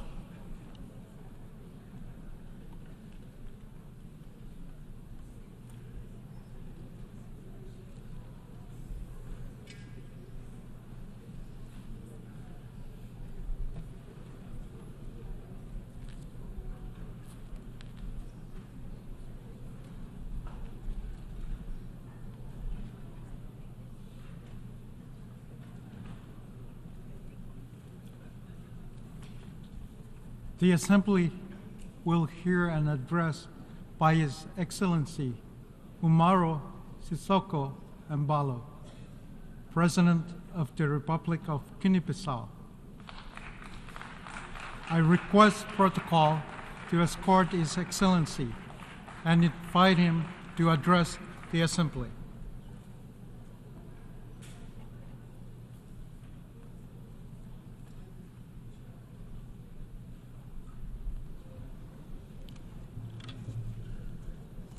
Mr. President, Mr. Secretary General, heads of state and government, ladies and gentlemen.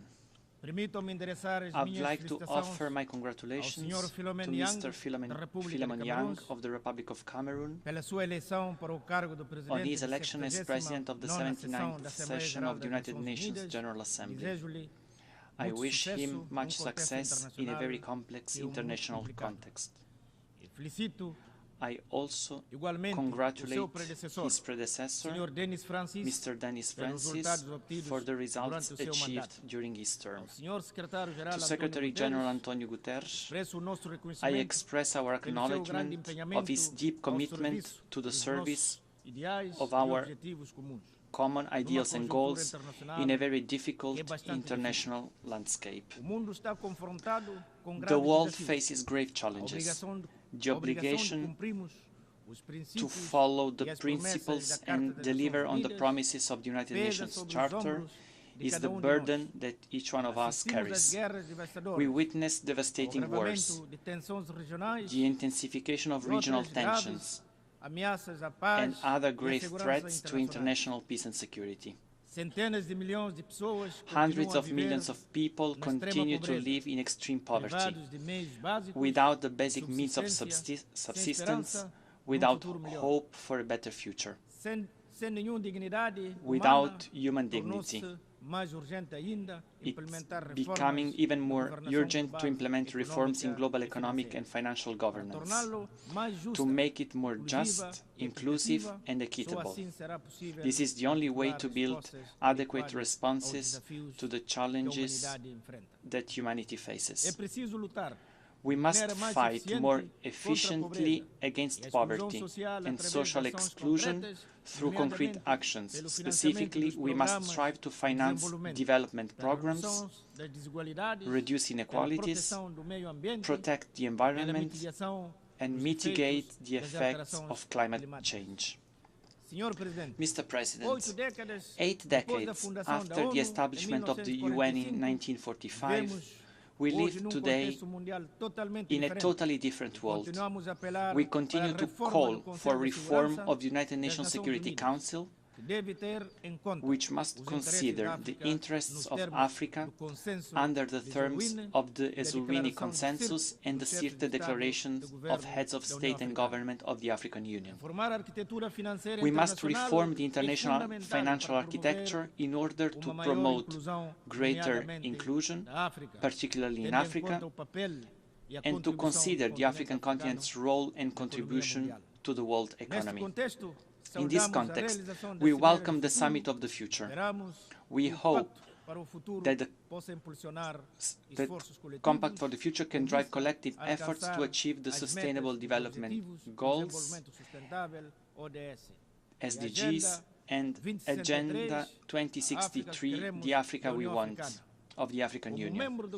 As a member of the Global Working Group on Social Protection for Nutrition, Human Capital and Local Economic Development of the Group of 7+, G7+, we will work together with the other distinguished members on eradicating hunger and progressively achieving all Sustainable Development Goals, SDGs. Mr. President,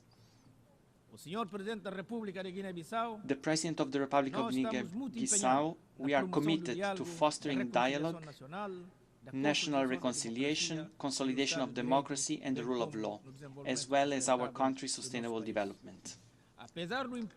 Despite the negative impact of the challenging world economic and financial situation, the economy of Guinea-Bissau continues to grow as a result of sound public policies. The practice of accountability has provided greater transparency in the state's economic and financial management. We have adopted measures that, though difficult, were shown to be necessary to drive the private sector and to create a more solid foundation for an economy that is dynamic and inclusive. We are promoting greater participation of women and youth entrepreneurs. We are investing on building and improvement of basic infrastructure, such as roads and other projects. We declared war on corruption and organized crime. We were able to restore trust in our relations with international financial institutions and other bilateral and multilateral partners. We continue to place faith in strengthening Guinea-Bissau's bonds of friendship and cooperation with the world. We remain steadfast on the policy of peace building and peaceful resolution of conflicts in West Africa and in the world in general. It was to this hand that in recent months I made visits of friendship and work to Russia, Ukraine, Israel and Palestine. In this context, I reiterate my call for an end to the unjust and very harmful embargo that our brothers and sisters in Cuba have been subjected for decades. Mr. President, distinguished heads of state and government, ladies and gentlemen, I recently had the honor of serving Africa as president of the Alliance of African Leaders for Malaria. We made significant progress in a very difficult world environment. We endeavored to garner support to replenish the global fund. We worked with the private sector to promote the production of drugs and nets to combat malaria. We encouraged the transfer of technologies to African companies. We launched End Malaria Councils and funds and supported youth movements against malaria. Despite all the progress achieved, challenges persist. In the next 2 years, ALMA will run a $1.5 billion deficit. Global warming and rains associated with climate change are expanding. The geographic reach of mosquitoes, thus exposing more than 170 million people to the threat of malaria in the African continent. I take this opportunity to congratulate the Executive Secretariat of ALMA for their remarkable service. I also thank all of ALMA's partners for their crucial support in the fight against malaria during my term in office.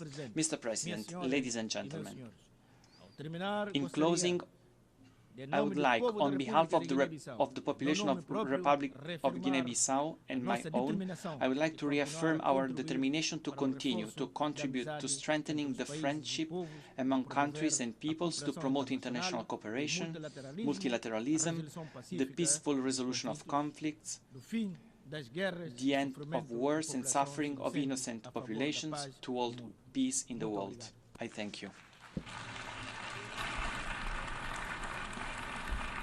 On behalf of the Assembly, I wish to thank the President of the Republic of Guinea-Bissau.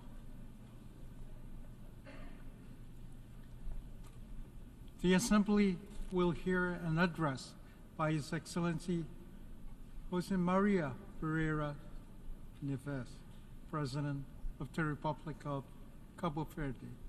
I request protocol to escort His Excellency and invite him to address the Assembly.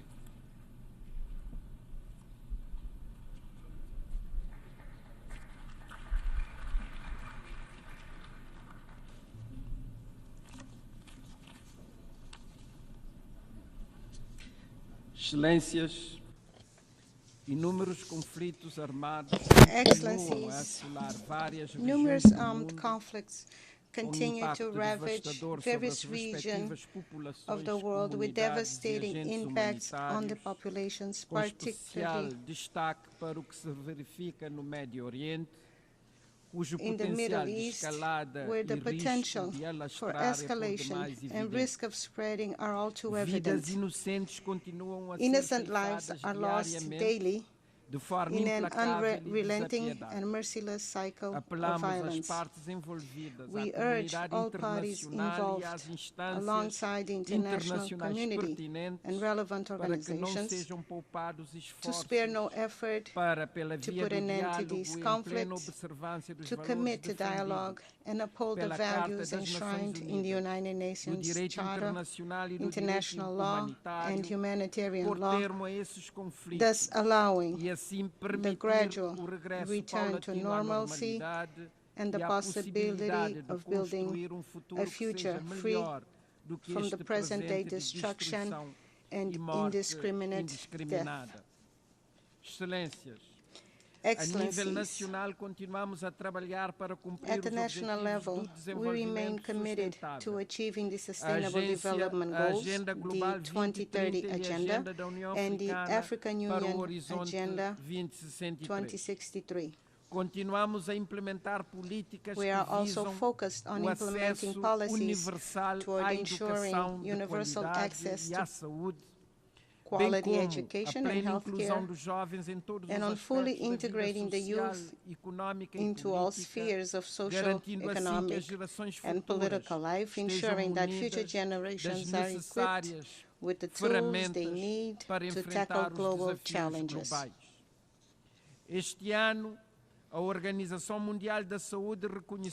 year, we proudly received a certification from the World Health Organization as a malaria-free country, a comforting and encouraging testament to our commitment to health and healthcare as a fundamental right for all. While many nations, especially in Africa, are still grappling with this terrible disease, we have a unique opportunity to eradicate preventable and treatable ailments. Ailments that have long plagued humanity, causing suffering, hindering progress, and trapping millions in poverty. To achieve this goal, I call on the upcoming IDA 21 Global Fund restructuring meeting to be held in Paris next month to prioritize funding through a dedicated budget line aimed at eliminating diseases, microbial pathogens, and antimicrobial resistance also pose significant threats to global health. Thus, understanding and managing microbial activity is crucial for addressing challenges related to disease control, food security, environmental conservation, and climate change. In this troubled and challenging international landscape, where multiple crises continue to impact people and the planet, I reaffirm Cabo Verde's firm commitment to being an active and constructive member of the United Nations and tirelessly championing the universal values contained in its charter. Among these crises, climate change disproportionately affects vulnerable nations, especially small island developing states. We look to COP29 to yield urgent and tangible progress on key climate issues, particularly as a deadline for significant emissions reductions approaches. Our people, especially communities in small island developing states, seek bolder commitments, namely from high-emission countries, and swift implementation of climate policies and funding mechanisms that are not only ambitious, but also equitable and effective. The rising sea levels, also caused by climate change, require immediate and special attention. The challenge is multidimensional and extends far beyond island and coastal populations. It affects all continents and regions, leaving no one immune to this catastrophe in the making. We therefore welcome today's high-level meeting on addressing the existential threats posed by sea level rise. Last year, on the sidelines of the 78th General Assembly, the agreement on biodiversity beyond national jurisdiction was opened for signature, representing an international milestone in the conservation and sustainable use of marine biodiversity in areas beyond national jurisdiction, that is, in the high seas, which constitute about 60% of the world's oceans. And I am proud to say that Cabo Verde, my country, signed this agreement on its first day and is currently finalizing the ratification process. I call on all nations who have not yet done so to also sign and ratify this important instrument for the conservation of life in our oceans. As an ocean nation, Cabo Verde has a tiny land territory in comparison to the immensity of its maritime territory. Therefore, I did not hesitate to accept UNESCO's honorable invitation to become patron of the United Nations Decade of Ocean Science Alliance for Sustainable Development for 2021-2023. As an ocean nation, heavily dependent on marine resources, our role in the Ocean Decade focuses on local and global actions to promote sustainable ocean management. We have been focused on the importance of sustainable ocean management, particularly for small island developing states that are very vulnerable to climate change and the degradation of marine ecosystems. For 3 consecutive years, we have hosted international ocean conferences to foster partnerships between governments, the private sector, scientists, and civil society to advance ocean science and create innovative solutions to ocean challenges. Thus, it is important to bring together key stakeholders in order to boost collaborative solutions for the oceans, help develop research capacities to study the impact of climate change, ocean acidification, and promote knowledge sharing and technology transfer to improve ocean monitoring and observation systems. The 4th United Nations Conference on Small Island Developing States was successfully held last month of May. However, to ensure greater resilience and sustainability of small island developing states, we must urgently begin implementing the Antigua and Barbuda Plan of Action.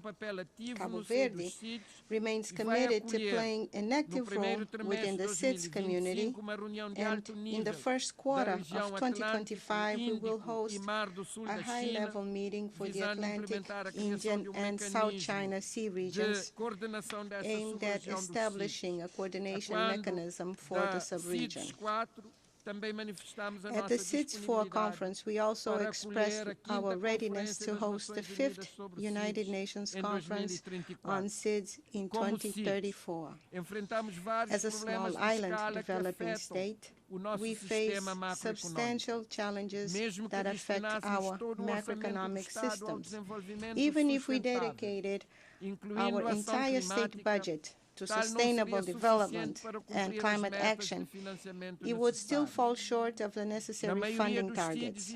In most small island developing states, this situation is exacerbated by a significant lack of capacity to navigate new financial tools.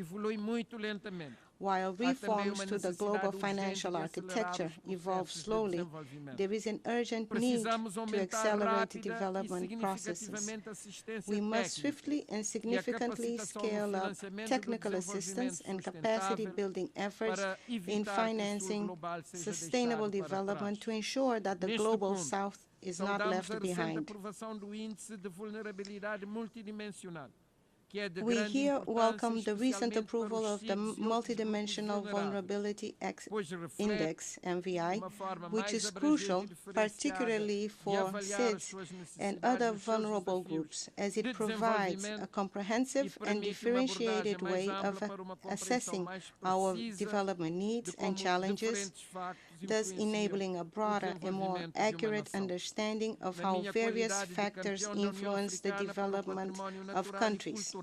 In my capacity as the African Union champion for natural and cultural heritage, and in line with the policies of the government of Cabo Verde, I have been tirelessly advocating for the protection, promotion, and sustainable management of Africa's rich natural and cultural heritage, which is highly vulnerable to climate change. It is essential that we continue to raise awareness on the need to safeguard our ecosystems, historical landmarks, traditional knowledge, and intangible cultural practices. It is thus urgent for us to promote African identity through the promotion of African languages, traditional arts, and all the plurality of cultural expressions, reinforcing the continent's diverse cultural history and its contributions to global culture and human heritage is vital. The restitution of cultural assets, such as artifacts, works of art, and sacred objects, which are an integral part of the cultural identity, history, and traditions of the communities from which they originate, is of vital importance not only for Africa, but for many other regions of the world. Their removal has disrupted cultural continuity, and their return would allow preserving their cultural and spiritual integrity as they are returned to their original environments, thus allowing local communities to reconnect with their heritage, fostering cultural pride, and preserving their identities for future generations. I am pleased to announce that in 2025, we will host a high-level meeting in Cabo Verde focused on Atlantic Creoleness, or the Atlantic dimension of Creole, bringing together scholars of Creole languages, artists, writers, filmmakers, men and women of culture, and world leaders. They will represent the plurality of geographical spaces, of affirmation of Atlantic dimension of Creole, a construction of which Africans and their descendants were an integral part of. This meeting in 2025 aims to enhance initiatives like the Slave Route Project and the Decade of People of African Descent, as well as the United Nations Conference on Racism held in Durban in 2001. Our intention is to debate and praise Creole, the dimension of Creole, as a complex and very rich reality, the result of human relationships woven between peoples of the various peri-Atlantic continents during the ocean navigations that began in the 15th century.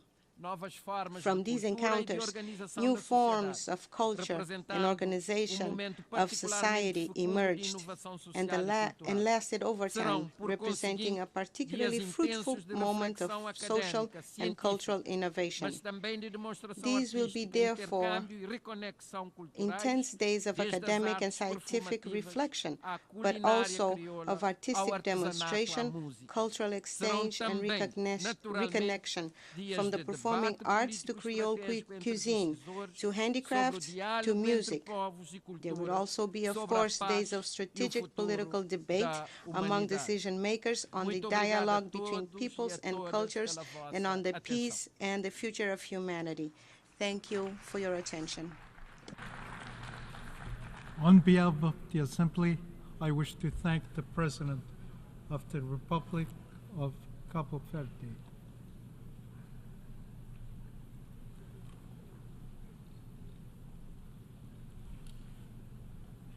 The Assembly will hear an address by Her Excellency Iris Samara Castro Sarmiento, President of the Republic of Honduras. I request protocol to escort Her Excellency and invite her to address the Assembly.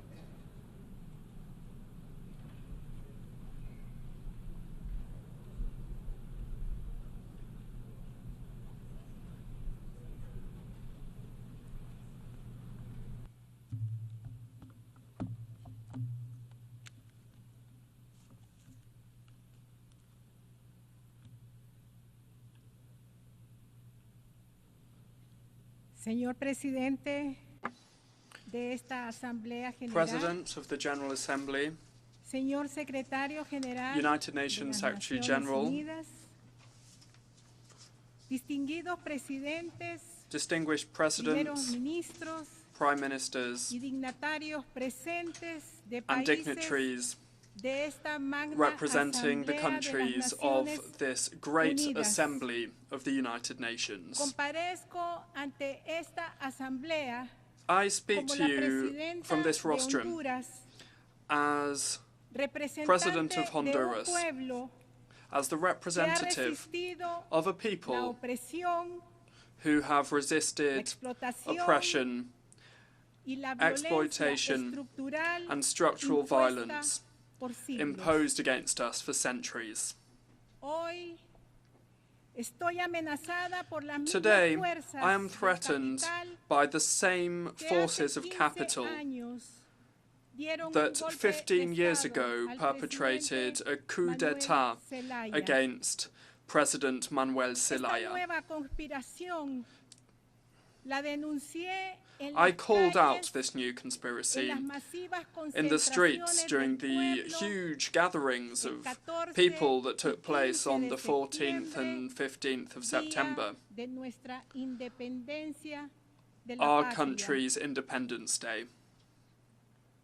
Me amenazan porque he I'm being impulsado threatened cambios because estructurales I have brought in del modelo structural changes económico to y he the economic denunciado model, el injusto and because régimen I have tributario called out que perpetúa the unfair desigualdades, taxation regime that perpetuates alimenta inequalities, a los poderosos that y gives explota to the most a los powerful pobres. and that exploits the poorest.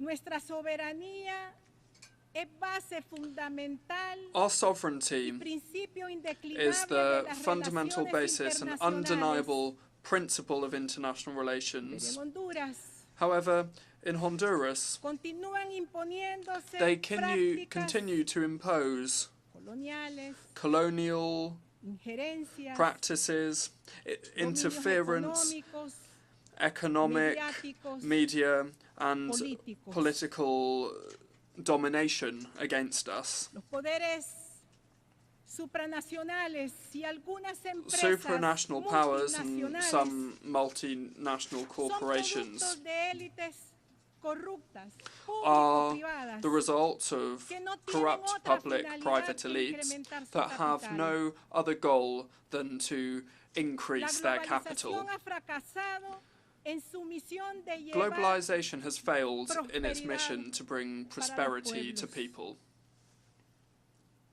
Sus resultados evidencian la Its concentración de las results riquezas lay bare the a los concentration países of más wealth ricos y a las in the élites, most rich countries and mientras among la clase the trabajadora elites, whilst at the same es time relegada the working class y obligada is cast a aside migrar y a sobrevivir. and forced to migrate in order to survive.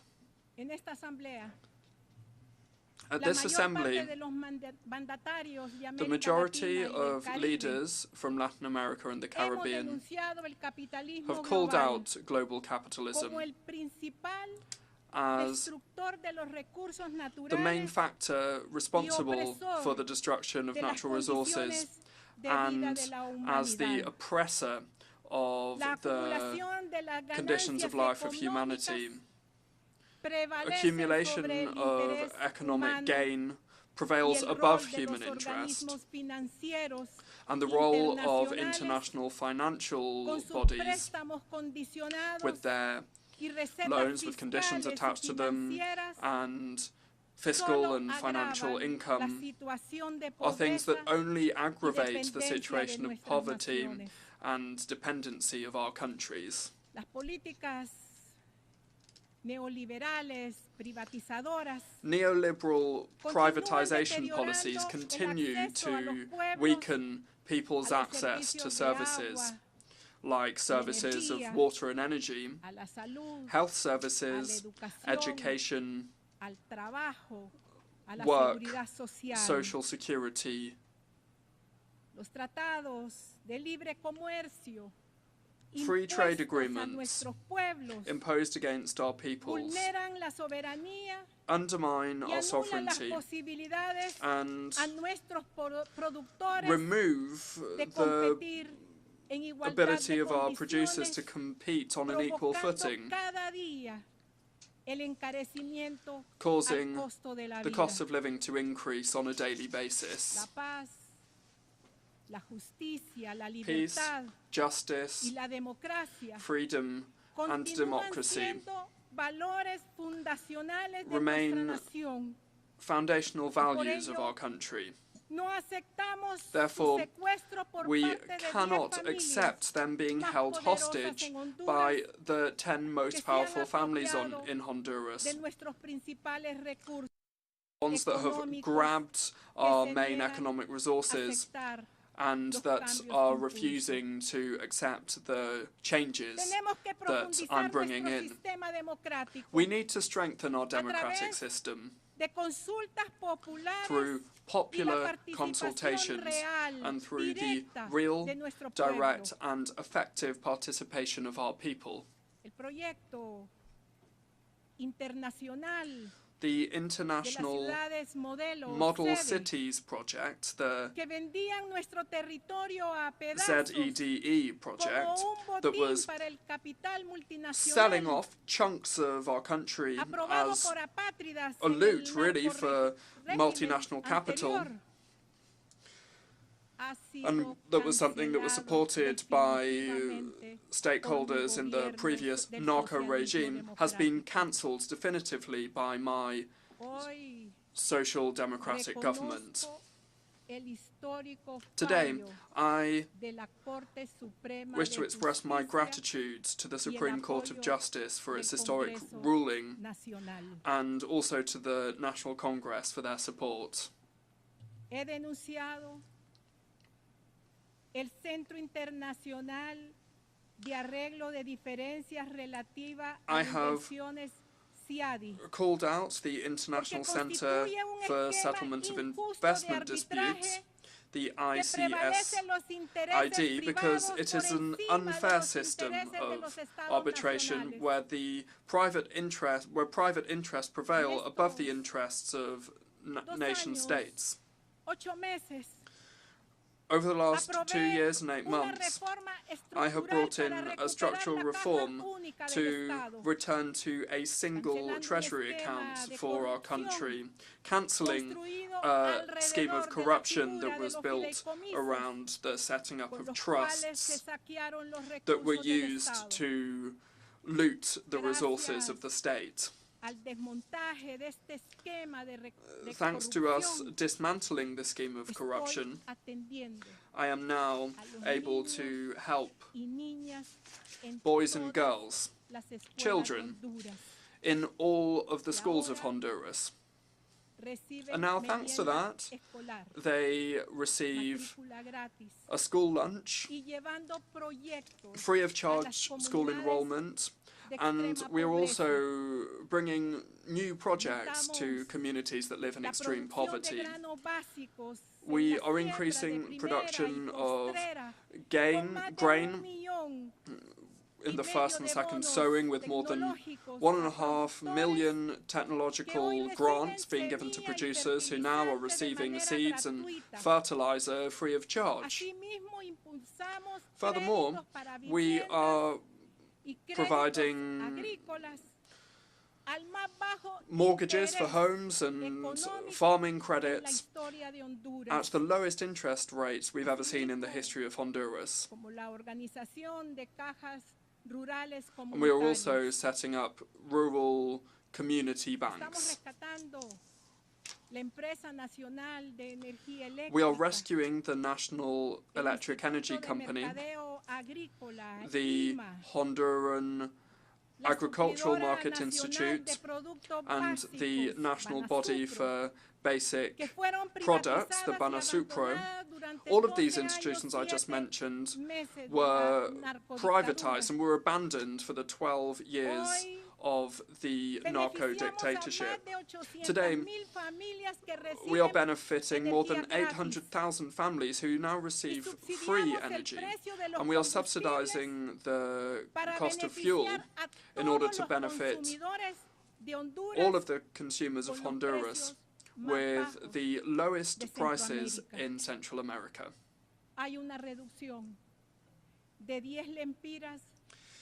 There's a reduction of 10 lempiras for each gallon of fuel sold. Investment in infrastructure is at its highest level in the history of our country. We've recovered the public sector with the historic approval of projects to build 8 hospitals, to repair thousands of schools, 3 national airports, the building of motorways, bridges, intermunicipal paths, multi-sport centres for the whole of the country.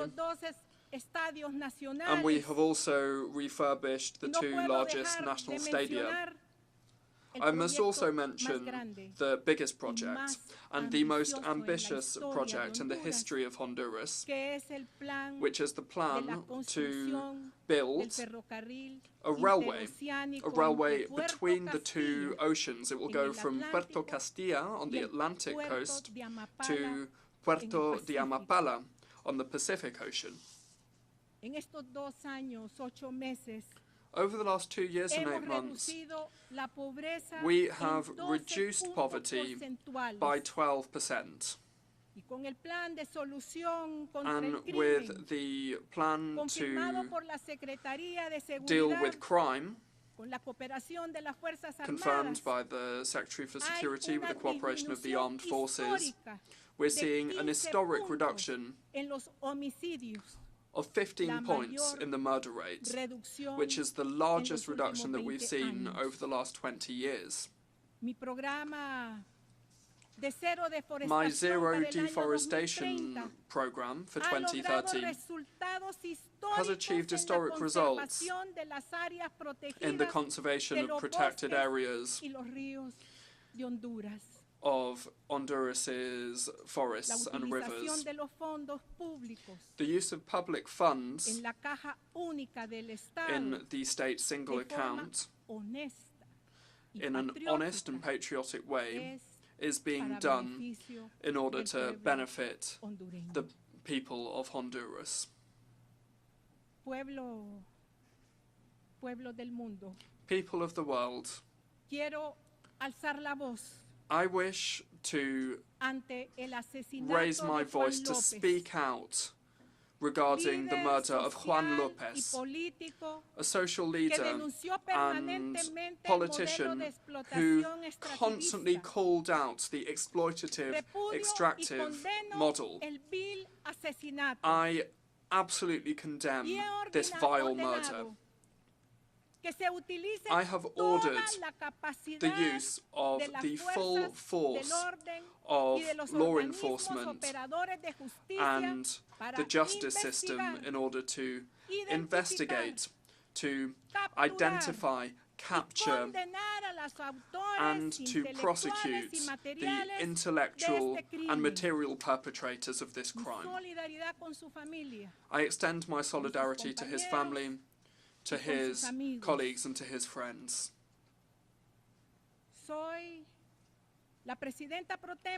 I am the pro tempore president of the community of Latin American and Caribbean states, CELAC. We're 33 different countries there.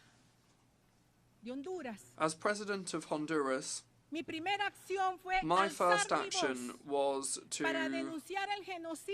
call out and condemn the genocide against the Palestinian people. Already, more than 40,000 innocent people have been murdered by bombing. And in response to that, some countries have remained silent. I also must raise my voice and call for an end to this genocide. Lebanon must not become another Gaza Strip. We demand an immediate ceasefire in Lebanon. The Haitian people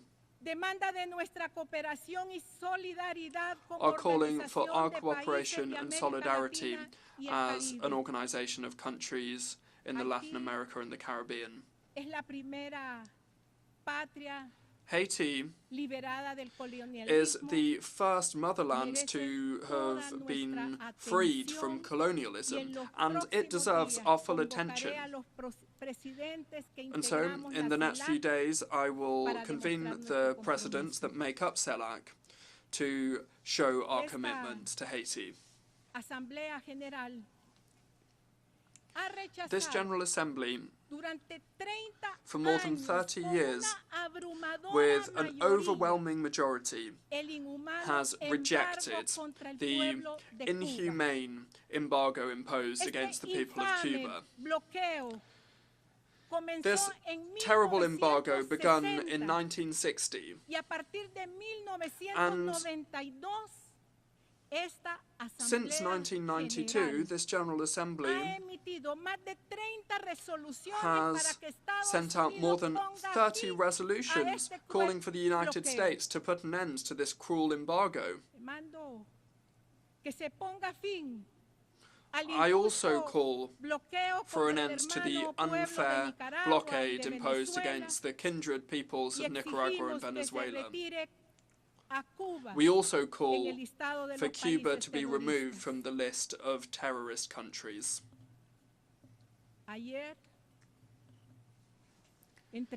Yesterday, I delivered to the Secretary General, Mr. Antonio Guterres, the agreement that formalizes the UN support to fight against corruption and impunity.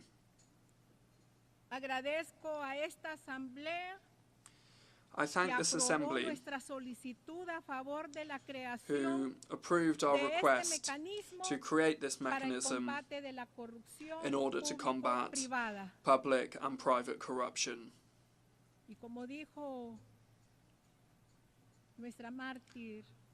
As Berta Cáceres, our martyr, said, she was a brave woman and a defender of our natural resources and of our indigenous peoples. Let us wake up, humanity. We still have time. May this be the appeal and the motto of our generation. Thank you very much.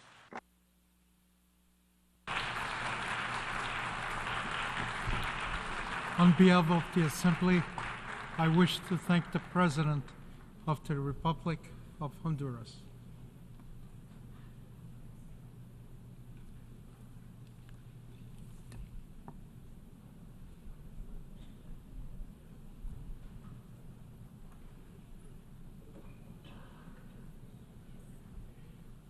The Assembly will hear an address by His Excellency Joseph Numa Boakai, Sr., President of the Republic of Liberia. I request protocol to escort His Excellency and invite him to address the Assembly.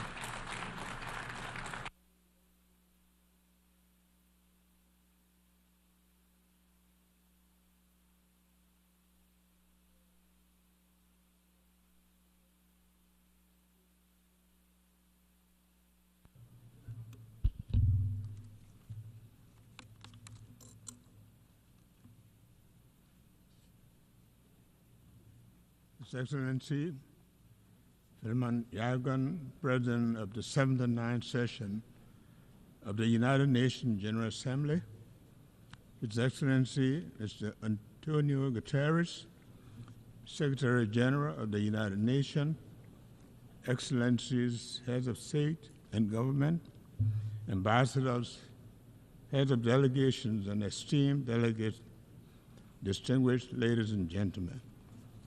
I am honored to address the 79th regular session of the United Nations General Assembly for the first time as President on behalf of the government and people of Liberia after a smooth back-to-back democratic transition. Liberia congratulates His Excellency Philemon Yagan on his election as President of the 79th session of the United Nations General Assembly, you can be assured of Liberia's support as you steer the affairs of the General Assembly.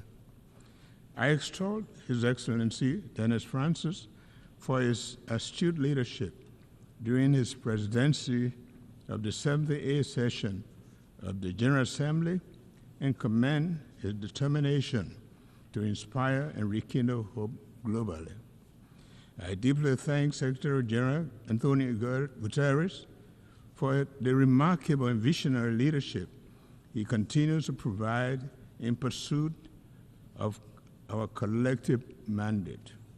Mr. President, Excellencies, distinguished ladies and gentlemen, in the summer of 1945, Liberia joined other nations in San Francisco as one of the original signatories to the United Nations Charter. On that fatal day, the world, having suffered the scourge of war, was full of hope and determined to reverse the past. Nearly 80 years on, and reflecting on the preamble of the United Nations Charter, which declares our commitment to promote social progress and better standard of life and larger freedom, we ask the question, has our reaffirmation of faith in the dignity and worth of human person made 8 decades ago, had been realized? We must admit that the world has changed and the frontiers that we now embrace are different. In it, greed, insensitivity to the poor, the international drug epidemic, money laundering, dynamics of climate change, and the impact of social media must compel us to rethink our approach to global peace and security. Our beloved United Nations must undergo the institutional and philosophical reflections required to respond to the new age. As we assemble under this theme, unity in diversity for advancement of peace, sustainable development, and human dignity for everyone, everywhere, it is important to recognize the shared values and collective efforts that come from our unity with diversity. We must acknowledge these as essential for the advancement of peace, sustainable development, and the inherent dignity of every human being worldwide. By doing so, we can build a better world where no one is left behind. Like many nations gathered at this assembly, Liberia recommits to the Sustainable Development Goals. Since the end of the country's conflict, we have strived to follow a development path that will lead to building a capable state. 12 years ago, we dared to dream of a future within the realm of possibility, harboring core national aspirations to transform the future. Named Liberia Rising or Vision 2030, it has been the driving force behind all of our planning efforts. The building of blocks and the tenets of Vision 2030 are significantly aligned with the Sustainable Development Goals. Our government's Arrest agenda is a comprehensive approach developed to address the economic and social needs of millions of Liberians, especially the youth, who account for 60% of our population. With emphasis on agriculture, roads, infrastructure, development, justice, and the rule of law, education, sanitation, health, and tourism, the agenda has mainstreamed the SDGs as it's designed to take Liberia to the finish line of the 2030 Sustainable Development Goals. The fight against poverty, the promotion of human dignity, a steadfast commitment. Despite our progress, poverty remains a significant challenge, with over half of our population living below the poverty line. The Sustainable Development Goals aim to eradicate poverty in all forms by 2030, ensure social protection for the poor and vulnerable, improve the access to essential services. Liberia is dedicated to assessing the levels and the causes of poverty and implementing strategies to reduce it and promote shared prosperity. My government also acknowledges the pressing need to address maternal and newborn mortality by implementing robust monitoring and evaluation of health services in the country to accelerate the reduction of maternal and newborn mortality. We are particularly blessed and pleased with the United Nations HC Joint Mission to Liberia this year, which concluded a commitment to combat the high burden of increasing newborn deaths. We welcome the United Nations General Assembly's decision to declare July 25th as the International Day of Women and Girls of African Descent this year.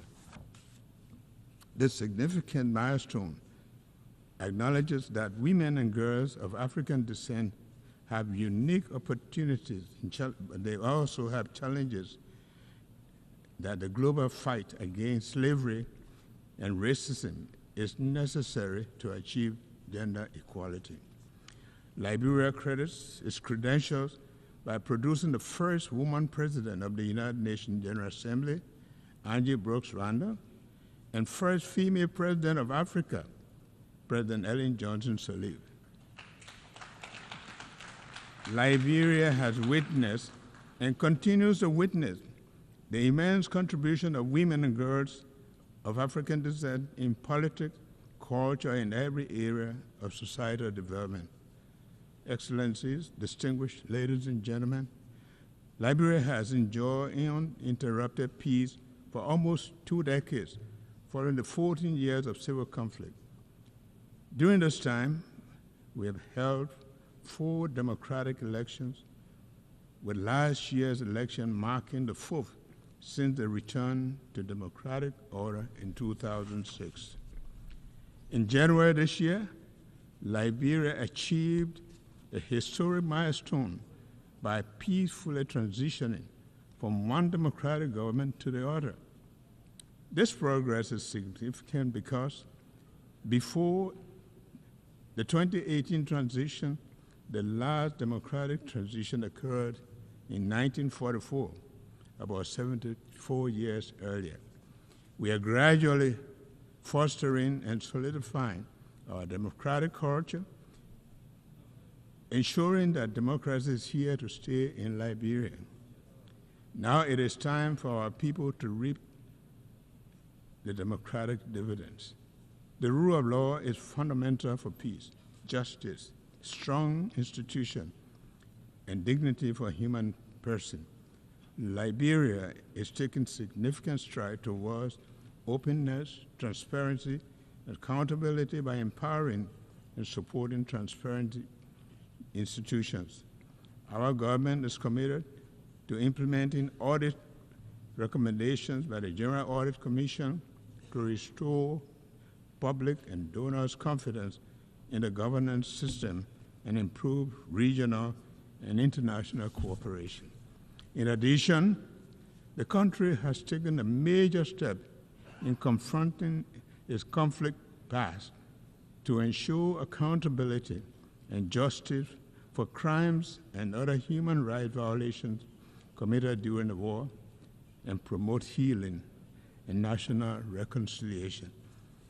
A significant development in our transitional justice process was the signing on May 2, 2024, of the Executive Order 131 to create the Office of Establishment of War and Economic Crime Court for Liberia, a key recommendation from the Truth and Reconciliation process in Liberia. Our actions align with the International Covenant on Civil and Political Rights, Joint Follow-up on Impunity, and Past Human Rights Violations.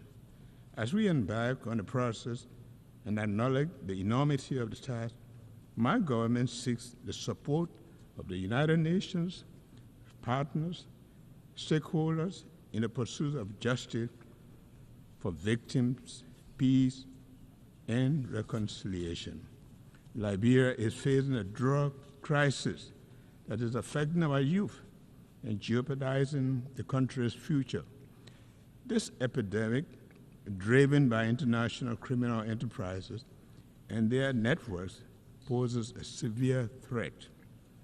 In response, we have not only declared the drug epidemic a health emergency and a national security threat, but we have also been taking steps to address this issue by establishing a dedicated national body to tackle drug abuse in Liberia. I urge international community to join Liberia in addressing this escalating drug crisis. Excellencies, distinguished ladies and gentlemen, the world is facing numerous crises, including global threats such as disease, security, and climate change, as well as food and resource shortages. Our vulnerabilities are evident, and we need to use a collective knowledge to find solutions that will preserve the planet for future generations. Climate change is undeniably real, and its threat to our environment and the way of life is becoming increasingly apparent. We must take urgent action to address this threat, including cooperative efforts to implement Article 6.2 of the Paris Agreement. Liberia, as the most forested country in West Africa, with over half of the land covered by forests, plays a vital role in biodiversity and environmental sustainability. As a result, our country is taking important steps to lead conversation on climate action. My government has called on our legislators and stakeholders to begin looking at the Paris Agreement, particularly under Article 6, to help advance actions towards establishing Liberia's nationally determined contribution to combat climate change. While we take these actions, we are mindful of the need to build capacity and invest in critical areas of our economy, such as using alternative financing for investment in the blue and green economy and technological transfer to support these climate actions. Excellencies, distinguished ladies and gentlemen, the goal we set for ourselves and the future are better served on the foundation of peace and security. Having enjoyed peace for over 2 decades following a long-running conflict, we aim to promote peace and stability at home, in the region, and globally. The threat of conflict to our shared world underscores the importance of collaborative efforts to foster regional and global stability and peace. Therefore, we support all the UN's effort to address peace and security issues worldwide.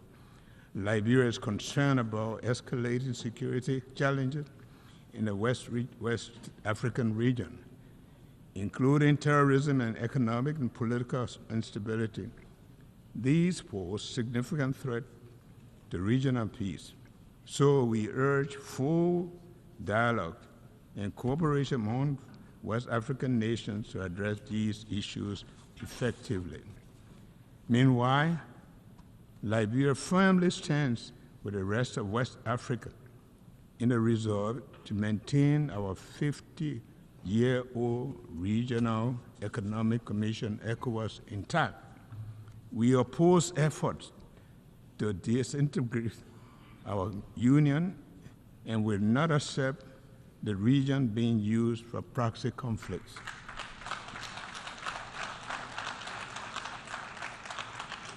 We look at the AU and the UN to support us in keeping the regional body united. Similarly, at the global level, we call for an immediate ceasefire in the Middle East to provide civilians and essential humanitarian relief. We urge both Israel and the Palestinians to engage in negotiations towards lasting peace, including a two-state solution. Additionally, we see the ongoing conflict in the Ukraine as a threat to global peace and security. Therefore, there is an urgent need for a peaceful resolution that also respects Ukraine's territorial integrity. Mr. President, Excellencies, distinguished ladies and gentlemen, this year's Assembly is a pivotal moment for Liberia's bid to ascend to the African non-permanent seat of the United Nations Security Council 2026. We have proudly announced our candidacy. We look forward to the support of the member states to vote Liberia overwhelmingly to the seat of the Security Council.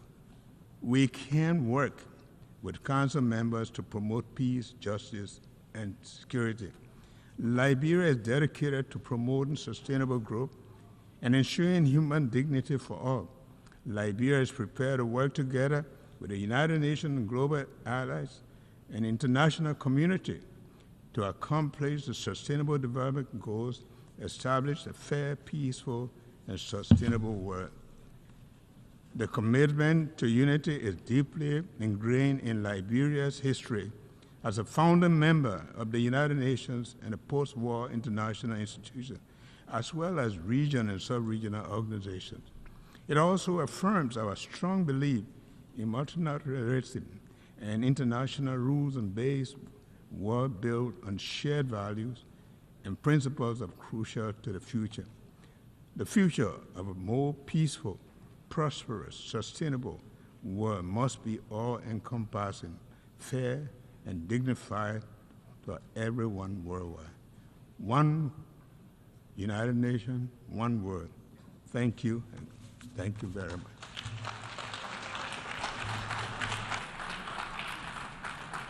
On behalf of the Assembly, I wish to thank the President of the Republic of Liberia.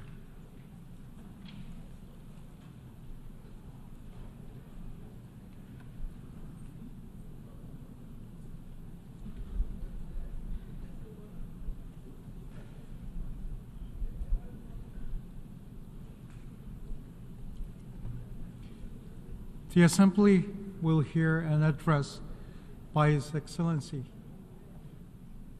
Mokwetsi Eric Keabetswe Masisi, President of the Republic of Botswana. I request protocol to escort His Excellency and invite him to address the Assembly.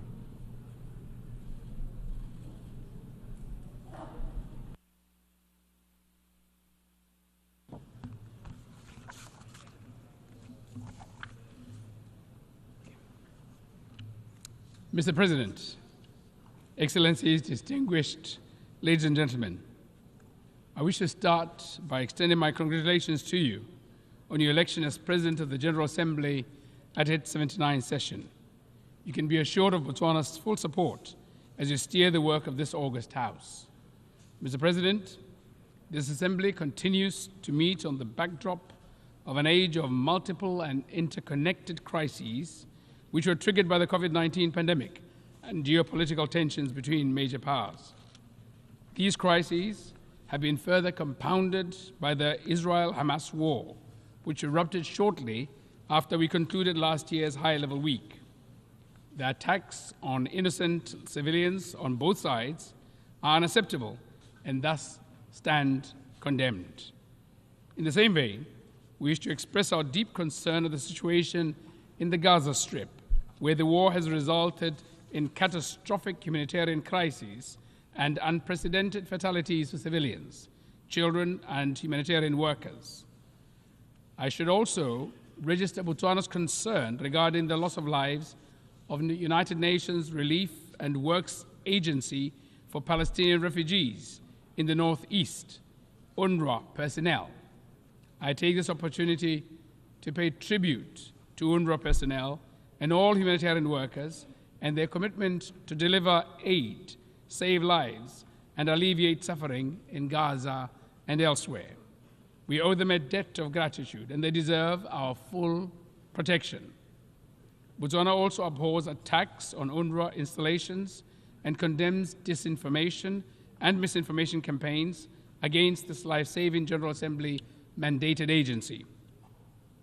Botswana firmly supports the work of UNRWA, which entails providing humanitarian and development assistance and protection to Palestine refugees pending the just resolution of the question of the Palestinian question. In this regard, Botswana is proud to be among the countries that joined the Statement of Shared Commitments on UNRWA, which reaffirms support for the agency, its mandate, its staff, and highlights its indispensable role during this difficult time. Mr. President, we wish to reiterate the centrality of the two-state solution in resolving the Israeli-Palestinian conflict and the attainment of a just, comprehensive, and lasting peace. We therefore urge parties to commit to a political process that will pave the way for the realization of the two-state solution in which Palestine and Israel live side by side in peace and security based on the pre-1967 borders. Mr. President, the war in Ukraine also rages on with no indication of an end in sight. We continue to underscore the need to respect the sovereignty and territorial integrity of Ukraine in line with the United Nations Charter and international law. We also call on parties to give diplomacy and dialogue a chance and to seek a peaceful resolution. In Africa, the guns still have not gone silent. We continue to grapple with armed conflict, terrorism, and potentially explosive geopolitical tensions. We commend the African Union, sub-regional bodies, as well as the UN for their efforts in addressing these challenges. In this vein, we welcome the adoption of United Nations Security Council Resolution 2719 of 2023 on the provision of support by the United Nations to AU-led peace support operations on a case-by-case basis and look forward to its operationalization. Mr. President, I must add that this time of escalated armed conflicts, violent crime, and humanitarian crisis requires intensified efforts and more vigilance to protect human rights, advance humanitarian action, and promote the accountability in line with the UN Charter, international law, international humanitarian law, as well as relevant principles such as the responsibility to protect, or R2P. Mr. President, it is evident that peace is under strain across the world. It needs to be revitalized. However, that task can not only be left to multilateral and regional bodies. Governments have a responsibility to create conditions that enable peace to thrive within their countries. Key steps that governments should take include, among others, building effective institutions, committing to good governance, protection of human rights, and upholding democratic values. As many are aware, Botswana has a long track record of commitment to these democratic principles. The implementation of recommendations from our recently concluded constitutional review process, as well as our upcoming general elections on the 30th of October 2024, provide opportunities to deepen our democracy and strengthen our good governance credentials. Mr. President, regrettably, while on the one hand, the scourge of war rages on the other hand, the promises of sustainable development is in great peril. It is deeply concerning that with only 6 years before the 2030 deadline, sustainable development goals are way off track. We learned from the latest Sustainable Development Goals report that only 17% of the goals are on track, while the rest range from moderate progress to stagnation and even regression. There's a lot of work to do. We must take inspiration from and build on the success achieved in the reduction in global child mortality, prevention of HIV infections, attaining girls' parity with boys in education, increased access to energy and the internet, while also scaling up action and investments in areas which are lagging far behind, particularly poverty eradication. The levels of extreme poverty remain disturbingly high, but we cannot attain sustainable development without eradicating poverty in all its forms and manifestations. Poverty eradication is a sine qua non of sustainable development. A comprehensive approach will be required to move the needle in the fight against poverty. We therefore endorse the call for comprehensive social protection systems and inclusive economic policies. Pro-poor policies should also be complemented and reinforced by policies which spur inclusive economic growth and create sustainable employment. Policy interventions that aim to leave no one behind ought to be matched by adequate SDG financing. In this vein, my delegation reiterates the call for predictable, sustainable, and sufficient development finance to developing countries from all funding sources. In addition to livelihood issues, progress should also be accelerated in addressing other forms of inequality within countries, especially gender inequality. Meaningful action is needed to empower women and girls in areas where they are left behind and to combat harmful cultural practices and gender-based violence. Mr. President, extreme weather events and related natural disasters continue to remind us of the severity of climate crisis and the urgency of mitigation and adaptation. In our sub-region, Southern Africa, the El Niño phenomena induced drought and floods, which resulted in devastating consequences on livelihoods and a humanitarian situation that affected over 61 million people. I take this opportunity to reiterate the Southern Africa Development Community's SADC regional humanitarian appeal of at least $5.5 billion aimed at augmenting domestic resources of the affected member states, including efforts to resource mobilization from national, regional, and international partners in response to the impacts of El Niño-induced drought and floods. I cannot overemphasize the need for adequate climate finance for effective climate action. We continue to remind developed countries of their annual $100 billion commitment in climate finance for developing countries until 2025 and call for a more ambitious goal thereafter. Mr. President, efforts at attaining sustainable development ought to be redoubled in countries in special situations, in particular small island developing states, SIDS, least developing countries, LDCs, and landlocked developing countries, LLDCs, which are disproportionately affected by development challenges. Botswana, as an LDC and current chair of the group of LLDCs at the UN, is deeply concerned by enormity of challenges faced by LLDCs in their effort to implement the 2030 Agenda and its SDGs. With no direct territorial access to the sea, LLDCs struggle with international trade, connectivity, and economic development. Our countries are cut off from the global marketplace and without the means to develop adequate transport and logistics infrastructure, and inevitably face significant challenges in achieving the Sustainable Development Goals. The forthcoming third United Nations Conference on Landlocked Developing Countries, LLDCs 3, from 10th to 13th December in 2024 in Gaborone, Botswana, under the theme Driving Progress Through Partnerships, will provide an opportunity to effectively address these challenges in an ambitious, action-oriented, and forward-looking program of action. I therefore invite transit countries, development partners, and other stakeholders to join us in the beautiful and vibrant Gaborone as we shape the future for our 32 member countries. Mr. President, as you rightly observe, it is only when we act together that we can effectively deliver meaningful progress for people, planet, prosperity, and peace while leaving no one behind. Without a doubt, the United Nations-led multilateral system remains an indispensable platform for the effective global action that this moment demands. It is therefore of paramount importance that the multilateral framework remains fit for purpose. The onus is on us as member states to ensure that our intergovernmental processes enable rather than stifle effective multinational action and international cooperation. We must not allow the current geopolitical tensions and great power rivalries to get in the way of progress. Our shared values, norms, and interests, as expressed in the UN Charter, the 2030 Agenda, and other relevant frameworks, should remain the North Star that guides our engagements. The spirit of consensus and solidarity ought to be at the front and center of our actions.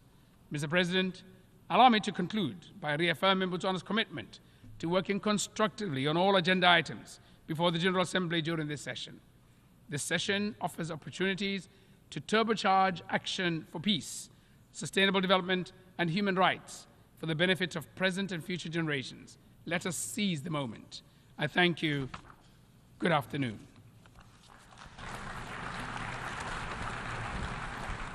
On behalf of the Assembly, I wish to thank the President of the Republic of Botswana.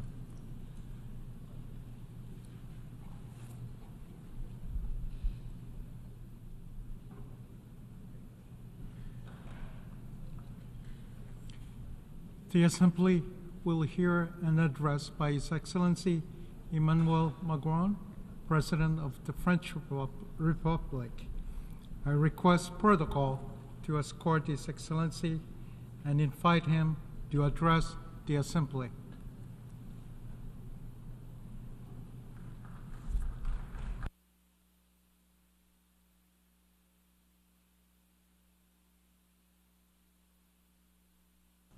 Monsieur le Président de l'Assemblée générale, President of the General Assembly, heads of state and government, Mesdames et Messieurs les ministres, ministers, Mesdames et Messieurs les ambassadeurs, ambassadors, ladies and gentlemen. Je m'exprime ici au nom I'm d'un pays speaking qui here on n'oubliera behalf of a jamais country ce who will dont les never nations sont forget capables of what quand nations elles are sont capable unies. of doing when they are united. La liberté, Freedom. et la France vient de And rendre France hommage has just paid tribute cette année aux indeed peuples this year d'Amérique, to the d'Europe, peoples of d'Afrique, America, d'Asie et Europe, Africa, d'Océanie Asia and qui lui ont permis Oceania, de se who libérer de allowed l'emprise us nazie to voilà 8 liberate décennies. ourselves from the Nazi grip. Le progrès et la paix. Progress and peace also. Libérée, la France a fondé avec ses peuples une communauté France, with d'États its libres et peoples, have souverains, created a community of capables de free s'engager states, les uns sovereign envers les states, autres et de able to s'entendre engage sur with each other l'essentiel, and to understand et l'espoir, what is essential. comme celui Also, que nous avons hope. encore vu ces derniers Much temps like we've lors seen in des Jeux recent times olympiques et during the paralympiques, Paralympic and accueillis cet Olympic été par la Games France dans la beauté, that France l'enthousiasme hosted et this la year concorde des peuples. with beauty, enthusiasm and the support of the peoples. However, Malgré cette liesse, despite this, la trêve olympique unanimement voulue the ici même Olympic truce that est we restée wanted lettre here morte. did Pourtant, not come to life. le danger However, d'une the parole danger sans effet of words et without d'une action diplomatie and impuissante impotent sont là chaque jour diplomacy devant nous. are before us every day. Pourtant, However, notre organisation our affronte la plus organisation grande convergence de is crises facing qu'elle the ait sans biggest doute connue convergence of crisis après possibly ces 8 ever décennies d'existence. after its 8 decades of existence. Et le sentiment d'une perte And de the feeling contrôle of a loss grandit of face aux control is guerres, au growing when changement faced with climatique, wars, with à climate l'accroissement des change, inégalités et des increasing injustices. inequality, Et injustice. chaque jour, And l'humanité every day, semble se humanity fragmenter seems to be davantage, more fragmented alors que les at a circonstances time when the exigeraient de trouver des circumstances réponses would communes, require us to find fortes, common responses, strong, effective responses. Pour redonner à ces To deux mots, Nations Unies, These leur two puissance words, United d'espérance, Nations, need to embody nous hope devons once again. And nous what must we retrouver, do comme for jadis, this? sur un We socle need to essentiel. find Et c'est this de cela dont essential je voudrais bedrock dire of this, quelques and mots. that's what I wanted to touch on D'abord et avant briefly. tout, Above il faut all, first restaurer and foremost, we les need to termes de la restore confiance et the du respect terms of entre les peuples. trust and respect between Et je les vois peoples. And s'estomper here I can dans see les them débats qui sont les often nôtres. trampled in our Pour ce faire, nous debates. devons en effet To do montrer this, une we need égale to attention à pay ceux equal attention to those who are Je suffering. l'évoquais ici même As il y I a mentioned 2 ans, here 2 years ago, in fact. conjurant la Let's possibilité stave d'un off the double standard, possibility of having a double une standards. vie égale une One vie. life is La equal to protection another. des civils est The une norme civilian impérative et doit protection is rester an notre imperative norm and boussole, must remain alors our même que North nous célébrons Star at cette a time année when with this year le we are marking 75e the anniversaire 75th des conventions de anniversary Genève. of the Geneva Et ne Conventions. laissons pas And s'installer let's not l'idée let the un idea seul take instant root for que a les morts de moment l'Ukraine sont that ceux du those Nord, who died in que les Ukraine are morts from de the Gaza north, sont that ceux du those who Sud, have died in et Gaza que les from morts the des south, conflits au and Soudan, those who dans la die in the région des conflicts Grands in Lacs Sudan in the ou Great en, Lakes region, ou en Birmanie or in seraient ceux Myanmar, would des be consciences those qui trop whose seuls s'en indigneraient. consequences who are alone Reprendre and le ignored. contrôle et Let's restaurer cette regain confiance control and implique restore donc this de partout confidence chercher and la trust, paix, which means that we de should n'accepter look for peace everywhere and not différence accept à any chaque differences fois que la dignité at de a la vie humaine time, est en or jeu. indifference at a time when human lives are at stake. N'accepter aucune Let's not différence accept any à chaque fois que difference when l'intégrité territoriale, la difference being souveraineté made when des États territorial est en integrity and the sovereignty of states is at stake either.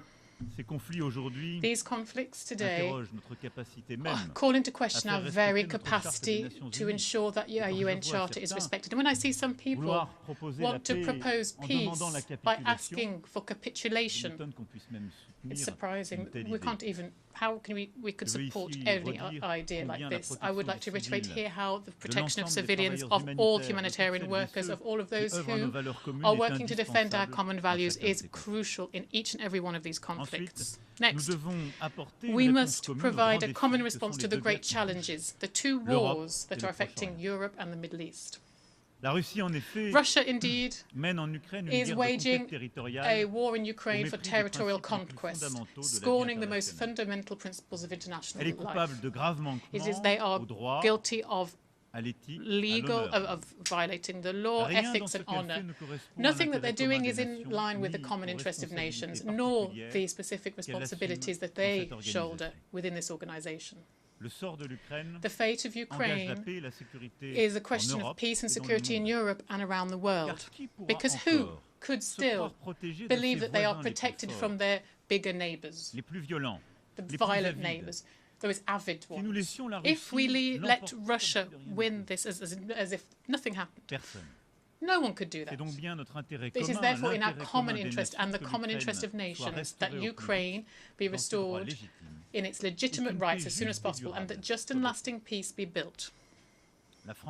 France will continue to do everything in its power so that Ukraine can hold strong, be out of danger and obtain justice. France will continue to provide it with the equipment that is necessary for its defence, and with its allies and partners that are closest to them, France will support the remarkable resistance of the Ukrainian people and will commit to their lasting security. Let us look for peace. France will join its forces with all of those sincere partners to build solid peace in Ukraine, for Ukraine and for Europe. I know that for many of us, the key issues are elsewhere. There's a long list of forgotten wars, unjust victories, badly negotiated resolutions, or perhaps resolutions that are never implemented. I am not forgetting any of them, even if I can't list them all here. President Tshisekedi, who spoke earlier at this tribune, said that the situation in the Great Lanes, and I will go back to him and President Kagame in a few days, we'll cover that. That is of concern to us as well.